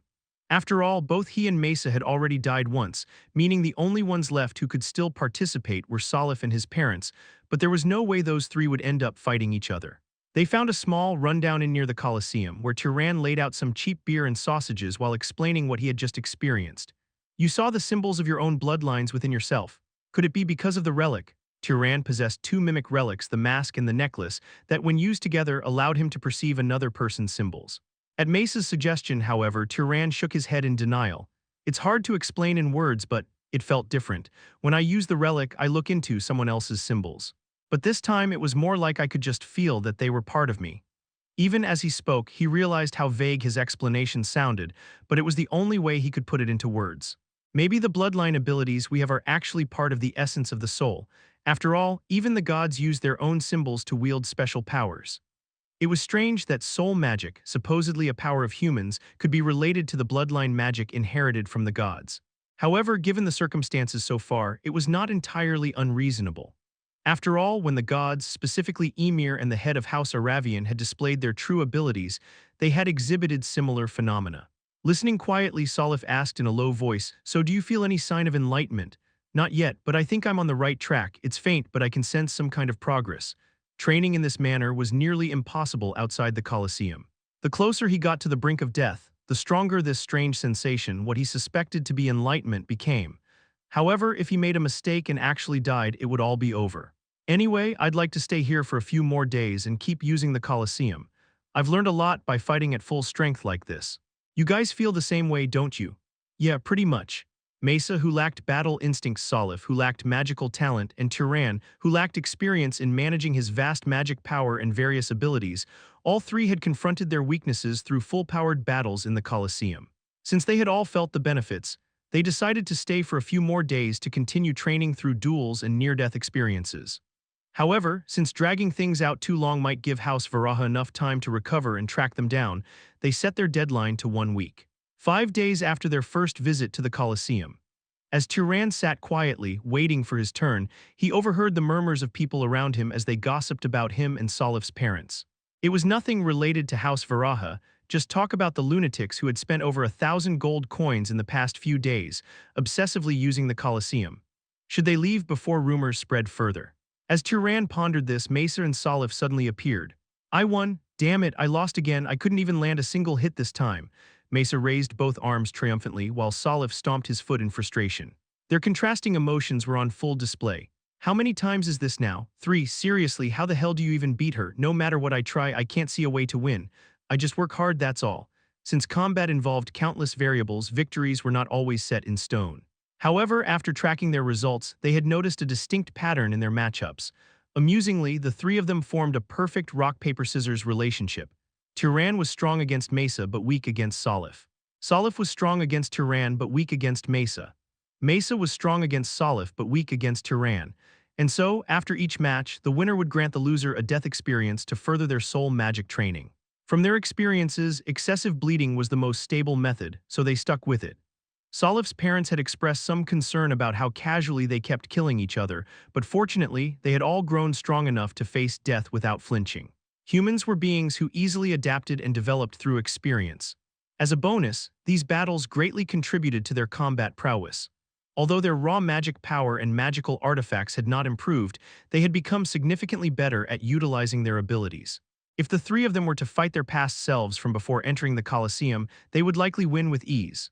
Later, in a duel against Mesa, Turon pummeled her face to a pulp until she surrendered, then delivered the finishing blow. After the match, when they returned to the lobby, Turon suddenly sensed an unusual presence from a distance. This is 3 high-ranking nobles, 5 mid-ranking nobles, and 1 top-ranking noble. An elite force capable of effortlessly crushing several magic houses was waiting outside the Colosseum. Looks like we've got guests. Guests, I'm not sure exactly who. If they're from House Varaha, this is way too small of a force. If they had witnessed the group's power before, they would not have dared to come with such a small force unless they had lost their minds. Any one of the three could have wiped them out in an instant. Had they been waiting for their duel to end, sensing the approaching presence, Turon immediately ordered them to take battle formation. Salif stood at the front, while Mesa and Turon positioned themselves on either side, shielding the Varaha couple from view. At that moment, Salif, who was standing at the forefront, suddenly gasped and pointed at the approaching figure. "Wait you, it's been a while, Hyung. I heard you were spending quite a bit of money at the Colosseum, so I thought I'd drop by to see your face." A massive man approached with a cheerful voice. He stood nearly 2 meters tall, and his thick arms looked about the same size as Mesa's waist. Not only was his body covered in hair, but even his sideburns and beard were so overgrown that they exaggerated his masculine presence. Even without an introduction, Turon had a vague idea of who he was, but he asked anyway to be sure. "Who is he?" "Calais Reuven. I met him once back when the heirs gathered to socialize." As expected, their visitor was the heir of the great noble house that ruled over the Frostwind Forest region. Chapter 121. The unexpected appearance of the heir of House Reuven, Calais. With his arrival, everyone in the Colosseum bowed their heads without exception. Thanks to that, the figures of Turon's group, who kept their heads stiffly raised, stood out even more. "Could you perhaps introduce the others as well? These are my parents." Beside them are close friends. Despite the vague and half-hearted introduction, Calais expressed an exaggerated bow without losing his smile. When the giant, who stood over 2 meters tall, swung one arm wide and bent at the waist, it felt as though the surrounding space itself was being swallowed up. "Close friends and parents, huh? I can't help but show my respects. Allow me to introduce myself. I am Calais Reuven." Unlike the casual tone he used with Salif, his tone toward the others was nothing but polite. Following the atmosphere of exchanging names, Godis and Romy, as well as Turon and Mesa, introduced themselves. Of course, Mesa used the alias Misha that she used publicly, and Turon used the newly created name Gossin. Once again, it was the name of a resident who had lived in the village below Hisarul Hill. "Miss Misha and Mr. Gossin." "Mr. Gossin, yes, I heard you claim to be the illegitimate child of the head of House Varaha. You're well informed. Well, what happened recently was quite the incident after all." From the way he spoke, it was clear that he already knew in detail about the incident that occurred in Helio, the capital of House Varaha. Considering that the capital of House Reuven is more than a month's journey from there by ordinary travel, it's unlikely the news was delivered through ordinary letters. Especially since, because of the disturbance they caused, a large-scale checkpoint operation was ongoing. If the news had still reached him this fast, then either they used birds capable of carrying messages, or they had recruited some of the wizards who operated the Light Tower. For people who claim to uphold isolationism, they seem to be paying considerable attention to the outside world. After exchanging brief greetings, they left the noisy Colosseum and sat facing each other in a nearby open area. The wizards who had come to the Colosseum pushed the duels aside they had been watching and instead watched them from a distance. "So, what brings you here? Don't tell me you actually came to thank me for spending a lot of money." Your tone has changed quite a bit since last time. Back then you were even more old-fashioned and polite than I was. "Well, you know," unable to explain the shell process of modifying the personality of the vessel for the god's possession, Salif brushed it off. Calais, who had been watching quietly, stroked his bushy beard and spoke. Well, I do prefer the current version. Anyway, I came to deliver a bit of news. House Varaha is starting to suspect that you've crossed into Frostwind Forest. It had already been more than 15 days since they left the Land of Five Lakes, so it was not entirely unexpected. It was a great noble house after all. Unless they were blind, they couldn't possibly fail to notice that. Of course, even if House Varaha realized their presence, there was nothing they could do immediately. To capture Turan's group, either the head of the house would have to take action personally, or they would need to mobilize the power of the entire house. But doing that within House Reuven's territory would be an act of war. Unless, of course, House Reuven chose to turn a blind eye, in which case the story would be different. By the way, have they placed a bounty on us or anything like that? Like saying they'd give a reward if someone caught us. Did they perhaps put a bounty on us, something like offering a reward for capturing us? The Garam region is one of the border areas between Varaha and Reuven, and is famously rich in high-quality iron mines. Considering there are as many as 4 cities in that area, it was an incredible offer. Hearing this, Salif let out a small exclamation. Wow, of course we've decided to refuse. We're not on such good terms that we'd accept that kind of request. And honestly, the reward isn't worth the risk of capturing wizards powerful enough to stir up the heart of a great noble house by themselves. Unless they offered a third of the Land of Five Lakes or something. Despite his bear-like large frame, Kale's demeanor revealed glimpses of a shrewd merchant-like aspect. Well then, enough of that, let's get to the real business now. You must have come here because you wanted something from us. Aren't you going to thank me? What? I told you that House Varaha found out your location and that they put out a request. That's pretty significant information, and I gave it to you without asking for anything in return. I think I at least deserve a thank you. Yeah, thanks, of course. It was a reluctant expression of gratitude, almost forced out of him, but that alone seemed to satisfy Kale, whose face showed a warm smile. Then I ought to receive compensation for that gratitude. With what? A match over there. Naturally, what Kale pointed to was the Colosseum. Salif spoke in a reluctant tone. That won't be possible. Why not? Because I already died once today. If you want to fight, it'll have to be tomorrow. At his words, Kale turned to look at Turan's group with a surprised expression. No way you lost to some random small fry, I see. A tiger wouldn't associate with wolves or wildcats. These are people worthy of being called close friends. Watching the laughing Kale, Turan felt a swirl of complex emotions. No doubt, this person too had probably been raised as a vessel for the gods to transfer into, just like Mesa and Salif. It would be great if he could reveal that fact and bring him into their group, but persuading him wouldn't be easy. The only reason he had been able to convince the two of them and bring them out of their houses was because they had been oppressed within their families. As he quietly observed, a soft voice flowed into Turan's ear. It was Mesa secretly sending her voice through wind magic. What do you think he's up to? Not sure, but from what I can sense, he doesn't seem to have any hostility. Given the relatively close distance, Turan could sense that Kale's scent carried no aggression or wariness. No, if anything, what he felt each time Kale looked at Salif was more like, this is quite unfortunate then. Anyway, let's get to the real reason I came. Great-grandfather, that is, the family head wishes to meet you. The head of House Reuven, wait, the family head. For Turan's group, who knew that the leader of House Reuven was also a fallen god, it was a difficult request to accept, especially if it meant going to the capital of Reuven. Though their group had become quite powerful, they were not at the level where they could stand against a great noble house's head and hundreds of wizards wielding divine power. And hadn't they just heard that a request had been made to capture them? Turan quietly stepped in between the two and said, thank you for the offer, but we were actually just about to leave this place, so it would be difficult for us to visit. We feel it would be an inconvenience. Please do let him know we won't forget the kindness of the invitation. Is that your opinion too, Hyung? Without even looking at Turan, Kale kept his eyes on Salif as he asked the question.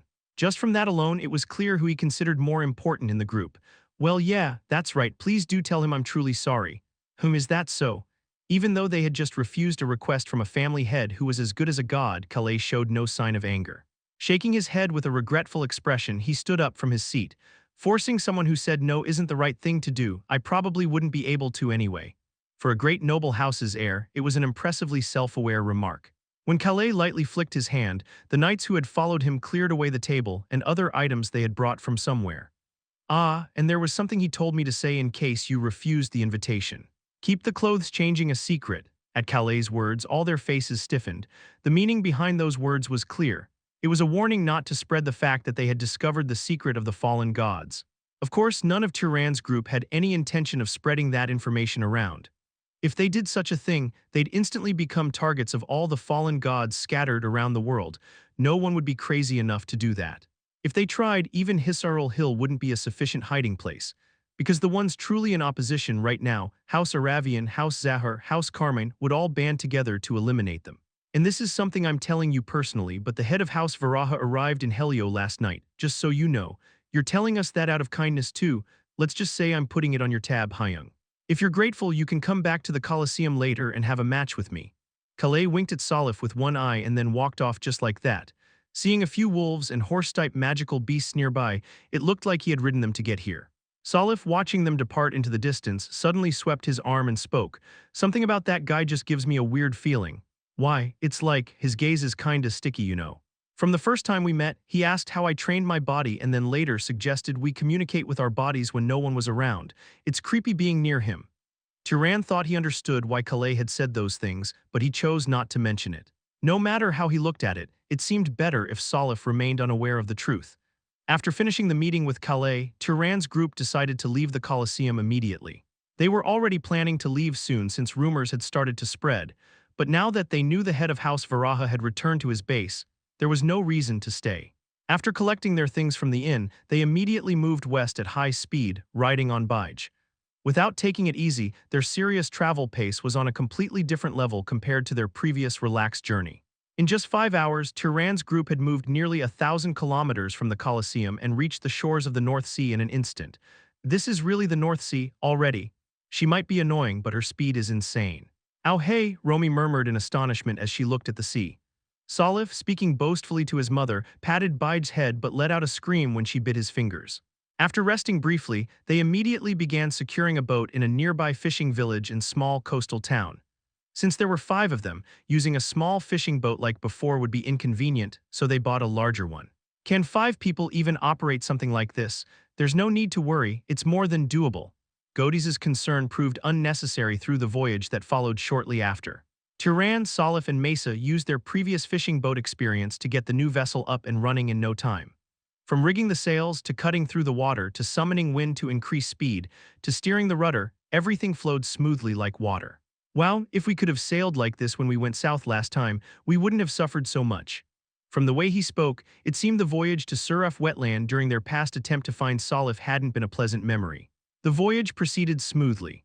After the death of the great sea serpent, the weather of the North Sea had calmed considerably, and the merfolk, especially the commoner class ones who used to riot, had gone quiet as if wiped out. Thanks to the Varaha couple awkwardly but effectively steering the ship using telekinesis magic and wind magic, Turon and the other 2 were able to focus their remaining time on training soul magic. Inhale. Exhale in the cabin beneath the deck. Even as the floor swayed from the waves, the meditating trio's consciousnesses remained completely undisturbed. What they had gained through repeatedly dying and dying again at the Colosseum over the past few days was not just battle experience. Through continued near-death experiences, all of them had become accustomed to maintaining an extreme meditative state, a mental state that shut out external interference. Considering how they used to chatter because they couldn't focus at all when they first tried, it was a remarkable leap in progress. True self, with his eyes closed, Turon imagined, the 4 symbols that resided within him. Just like the head of House Aravian once did, what would it be like if those symbols intermingled and interacted with one another? No, this was thinking too far ahead. What he needed to do right now was to first refine the soul, the mind separated from the body, into another form and awaken his spiritual perception. If one intends to run, shouldn't they at least be able to walk or crawl first? Fortunately, perhaps due to the several recent deaths, Turon's spiritual perception seemed to have awakened quite a bit. If there were a shell between the mind and body, it felt like there were at least some cracks in it. A faint sensation persisted, one that seemed like it could break through with a single clear trigger, yet strangely felt as if it kept spinning its wheels in place. To overcome this state, near-death experiences alone might not be enough. I need something else. On a hunch, he even tried asking the librarian to assist in making contact with his spiritual body, but that too hadn't worked. Should he really consider trying some kind of drug? His thoughts wandered briefly, and realizing that his meditation had been half-broken due to distractions, Turon tried once more to immerse himself in a state of no-self. At that moment, a loud thumping came from above the deck. "Everyone, I think you should come up for a moment." Turon woke Mesa and Salif, who were in deep meditation, and headed up to the deck. There the Varaha couple and Bige stood, the latter wearing a strangely uneasy expression. According to Bige, there seems to be something strange happening ahead. Something strange. She said the seawater is getting sucked downward. Bige, standing beside them, pointed to one side of the deck with her toe. There, clearly scratched into the surface, were the words, "The seawater is being sucked downward. What could it be? I have no idea." Did the merfolk do something again? After they had hunted the great sea serpent, the merfolk royalty had gone into hiding. They had repeatedly driven sea magical beasts toward coastal areas and threatened humans, committing quite a few hostile acts. It was likely an overreach to assume everything happening in the sea was their doing, but they were naturally the first suspects to come to mind. Not sure what it is, but we should avoid it for now. That would be best. I'll go closer with Bige to check it out and come back. Don't get too close. Leaving behind Mace's concerned words, Turon grabbed onto Bige's leg and took to the air. Flying west for about a kilometer, he could see the phenomenon Bige had mentioned. This must be it. Bige chirped in agreement as if to say, yes, that's it. Seeing it in person, the phrase, "the seawater is being sucked downward," was quite an understatement. As if a massive hole had been punched in the ocean floor, a deafening roar echoed, and a giant whirlpool formed, sucking everything around it inward. It seemed even most nobles would find it difficult to escape once caught in that current. Turon, approaching to a safe distance, was able to sense the presence emanating from the core of the whirlpool far away. No way, a great sea serpent. It wasn't quite as big as the one they had hunted before, but compared to ordinary creatures, its elongated and massive form was dizzyingly huge. The creature was down below, jaws wide open, inhaling vast amounts of water and generating the whirlpool. Should I just leave it alone? It feels like it's up to something bad, but attacking in this situation wasn't easy either. Most of his specialty attacks were ineffective against targets hiding underwater. If he had to pick something, perhaps he could designate the sun bloodline and attack with light magic. Just as he was deep in thought, the great sea serpent that had been sucking in the seawater suddenly closed its mouth. It looked like the whirlpool would naturally vanish, then the creature began rapidly rising upward. Bige up! At the same moment Turon shouted urgently, the rising figure of the great sea serpent transformed. It became shorter, blunter, resembling a shark, and then into the form of a humanoid beast-like race. Then from beneath the sea a boy burst forth and pointed at Turon, shouting, "I wasn't seeing things after all. It's been a while, kind devil." Chapter 122. The great sea serpent that had been sucking in water from beneath the sea. After confirming that its true identity was the naive boy Armenia, Turon couldn't help but display a blank expression. And not long after, he realized one surprising fact from something the mermaid said. "How does my face look right now?" Your face, same as the last time I saw it." At Armenia's reply, Turon quickly created a water mirror from nearby moisture and reflected his face in it. Reflected there was the face of Gaussen, the self-proclaimed illegitimate child of House Varoha with brown hair and eyes. Does this mask's disguise not work on merfolk? Or is it the power of the great sea serpent? He wasn't sure which it was, but it was fortunate he found out in advance. Had he not, he might have ended up in serious trouble later when trying to deceive the merfolk. Turon let go of Bige's leg and descended near the surface using flight magic to match Armenia's height. "So, what are you doing here?" "Drinking water, a lot of it, a whole lot, so I can become the biggest snake in the world." From the way he spoke, it seemed that the act of sucking in water was a kind of strengthening ritual for them. Whether he truly grew stronger just by drinking water, or whether he was absorbing the magic power of the marine magical beasts mixed in with it, Turon couldn't tell. And it wasn't even clear if merfolk grew stronger by absorbing magic power like wizards in the first place. What was clear was that the boy before him had grown incomparably stronger than when they last met. When they first met, he was barely distinguishable from an ordinary person. The second time, his magic power was only at the level of a low-ranking noble, but now it was nearing the very top tier. At this point, he was stronger than the crab Princess Rowena Turon had met in the past. And considering that his true form was a great sea serpent, he might even have to be compared with the Mermaid King. In some ways, his growth rate was more astounding than Turon's own. Would it be better to kill him before he grew any stronger? The thought popped into Turon's head, but he decided to bury it in his heart for the time being. Though there was a high chance that the merfolk would become his enemies in the future, this particular mermaid boy had always shown him goodwill. It would be enough to start open hostility after it became clear that coexistence between them was impossible. "Just a moment ago, it looked like you were able to transform into the great sea serpent."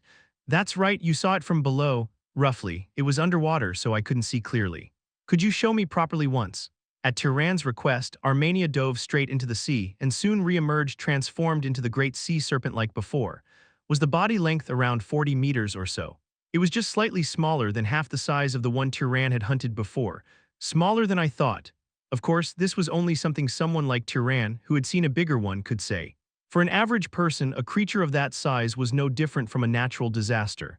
At Turon's comment, the enormous great sea serpent shook its head as if pouting and spoke. It's because I'm still young. If I drink lots more water and get even bigger, I can be as big as that shed skin. Armenia's voice, even in transformed state, was still high and thin like a boy's, but because his body was so huge, it echoed with a hum. Well, considering how loud the roar of an adult great sea serpent had been, this level was still on the cute side. That's amazing, but for now, let's talk in your original form. Your voice is so loud it's hurting my ears. At Turan's words, Armenia immediately returned to his mermaid form. He didn't seem to think even a little that Turan might suddenly ambush him and try to kill him right then and there. Despite gaining powerful strength, his naive and gentle nature apparently hadn't disappeared yet. By the way, why are you alone? What about those friends from before? We came together by ship, but I'm the only one who came to check. I heard there was a whirlpool on the way, so I came to see.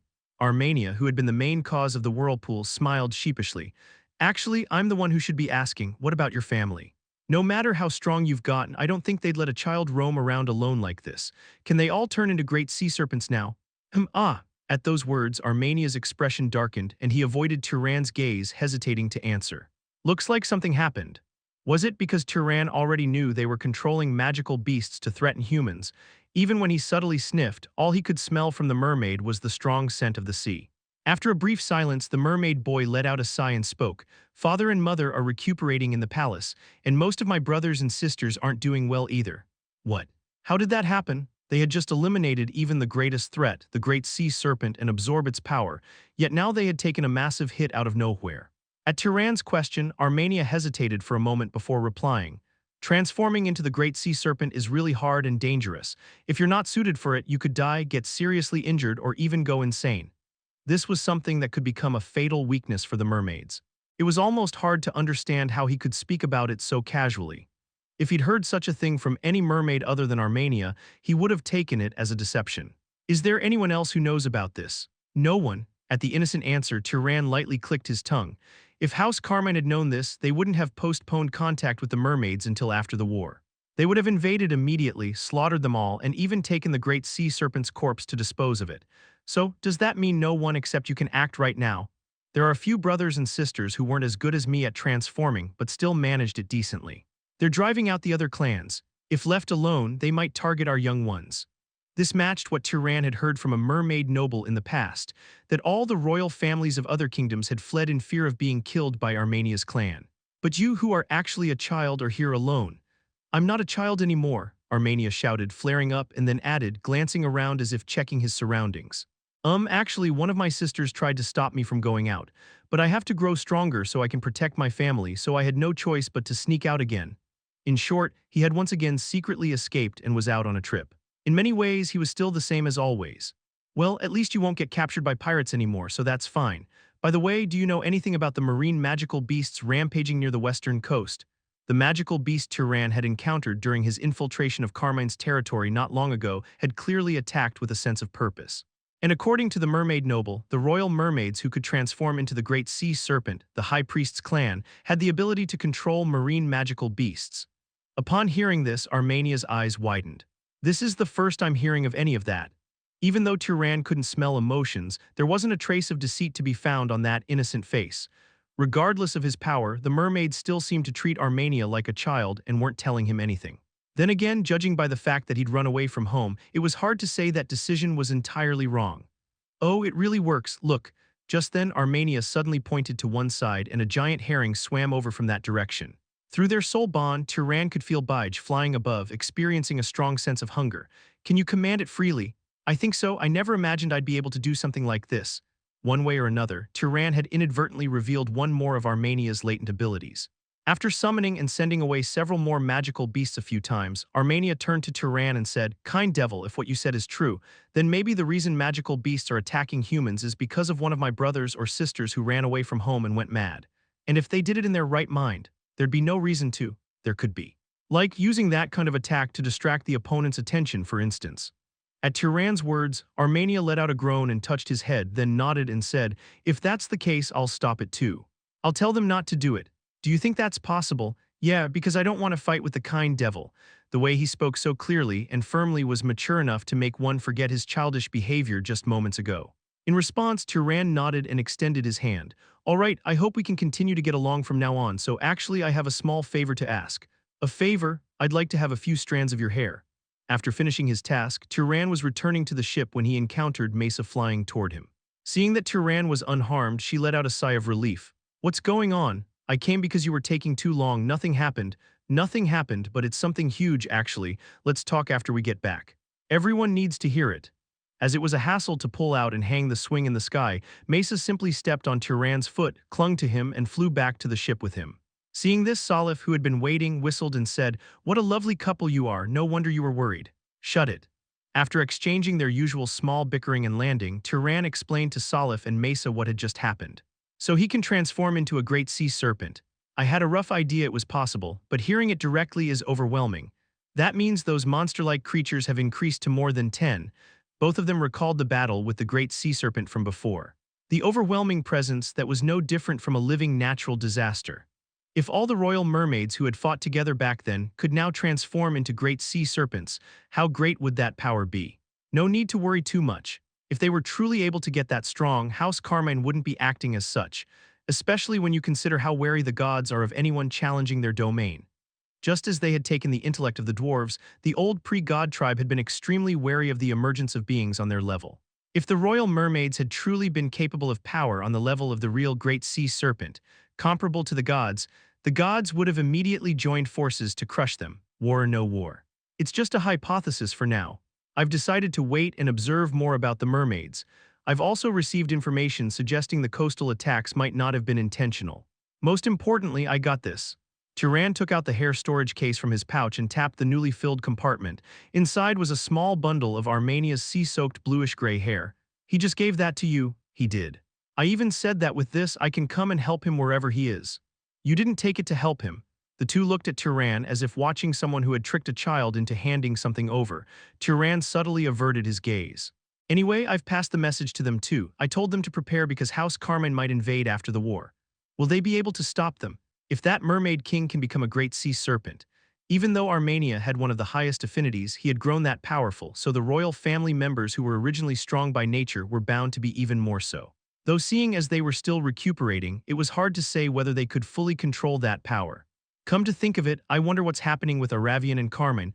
We'll have to check as soon as we arrive. Well, it hasn't been that long since we left, so I doubt anything's blown up just yet. The three of them looked westward at the same time, without needing to say who moved first, exactly 1 week after meeting Armenia. After landing somewhere on land in the west, they first circled around the area to identify their current location. As a result, they were able to confirm that they were somewhere in the southern part of House Carmine territory. Having grasped the geography of the surroundings, Turan's group decided to change their disguises again. Back when they stayed in Frostwind Forest, only Turan had disguised himself since Varaha's side would already be aware of Salif's parents. But here, the situation was different, and they needed to adopt new appearances. Just like when they had infiltrated the land of 5 lakes before, Salif wore the mask, and Turan used the age-modifying magic artifact. Watching this from the side, the Varaha couple gasped in amazement. "Really? Even seeing it with my own eyes, I can't believe it.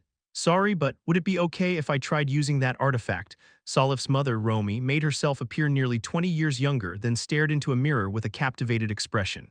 She seemed thoroughly enchanted by the fact that she could recover the face of her youth. Mesa looked at her with an understanding expression. "If we get a chance later, I might be able to make one for you.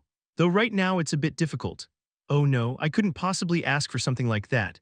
Even though they had been traveling together for a while, the Varaha couple continued to act reserved toward Turan and Mesa. Since their son had once been the next head of House Varaha, it seemed they still regarded his friends as higher status, in a way. Knowing that forcing familiarity wouldn't make things any more comfortable, Turan and Mesa decided to just accept it. Once they finished changing their disguises, Turan's group flew through sparsely populated areas during the day and stayed in nearby cities at night. Having endured a 10-day voyage, even just enjoying quality meals and accommodations was enough to ease their fatigue. Unfortunately, Bige had to remain outside every time they entered a city, as she would draw too much attention if she came along. Still, since either Turan or Mesa always went out to sleep with her and offer comfort, Bige didn't show any discontent. In fact, she preferred the outdoors over a well-decorated cage. As they passed through the southern hills and around the edges of the Taking Plains, Turan could feel the heavy tension of impending war. Just like when war had broken out in the western wilderness in the past, the flow of people had drastically decreased, and the expressions on people's faces had visibly darkened. During a brief stop for lunch on the ground, Mesa looked north and muttered with a sigh, "Ah, I miss my aunt. Wanna try meeting her in secret? No, it's fine, that only make things more dangerous." I was just saying. While Turan could use concealment magic to infiltrate without being noticed by anyone, that was a skill Mesa did not possess. They had at least managed to exchange letters briefly with Ashes and confirmed her safety, so they had no choice but to find comfort in that. After several more days of traveling southwest past the southern part of the Tacking Plains, in one city, Turan and Mesa both let out gasps of awe at the same time. Wow, they've already restored it this much. On the surface, it seemed like a fairly ordinary city, bustling with just the right amount of people, the kind that could be found anywhere in the world. And yet, what made this place feel special to the two of them was that it was located right in the heart of the Western Forest region. Back when Turan had left Kalamaf with Bige, and Mesa had passed through while leading a subjugation force, they had both come across this place. At the time, it had been covered with nothing but piles of corpses discarded by the Dark Elves after feeding. Considering that not even 4 full years had passed since then, the speed of restoration was remarkable. People who had been in hiding must have returned. There's no way the settlers from the Tacking Plains or the wilderness alone could have made it this big. Realistically speaking, the Dark Elves, numbering only in the tens of thousands, wouldn't have had enough manpower to annihilate all the humans. It must have been the combined effect of those who had hidden in the forest waiting for rescue and the displaced refugees who had returned. Thus, the five of them moved westward across the forest region, feeling the vitality of human life through the newly rebuilt city. On the fourth day, as they began to enter the western wilderness region, Turan's homeland, the landscape noticeably turned barren. While flying through the sky, Salif looked down at the wasteland below and said, "Seeing it again now really drives it home. This must be the worst place in the world to live. I'd rather take the Suraf wetland. It really is amazing that there's even enough grass for sheep to graze." Except for Turan, all the members of the group were from the most fertile areas in the world, either the land of 5 lakes or the Tacking Plains, so the dry, cracked, and endlessly barren western wilderness made quite an impression on them. Even Turan had once been in awe as he left Hisaril Hill and moved eastward, marveling at how the natural environment grew more abundant by the day. "Oh, wow, is that?" Just then, the Varaha couple riding in the swing cried out in wonder as they looked ahead. Setting the sacred relic to the sun bloodline and looking forward, Turan also saw what they were seeing. A faint silhouette glowing dimly beyond the distant horizon. The Sky Mountain Range, the western boundary of the world that had accompanied Turan through his childhood, was coming into view.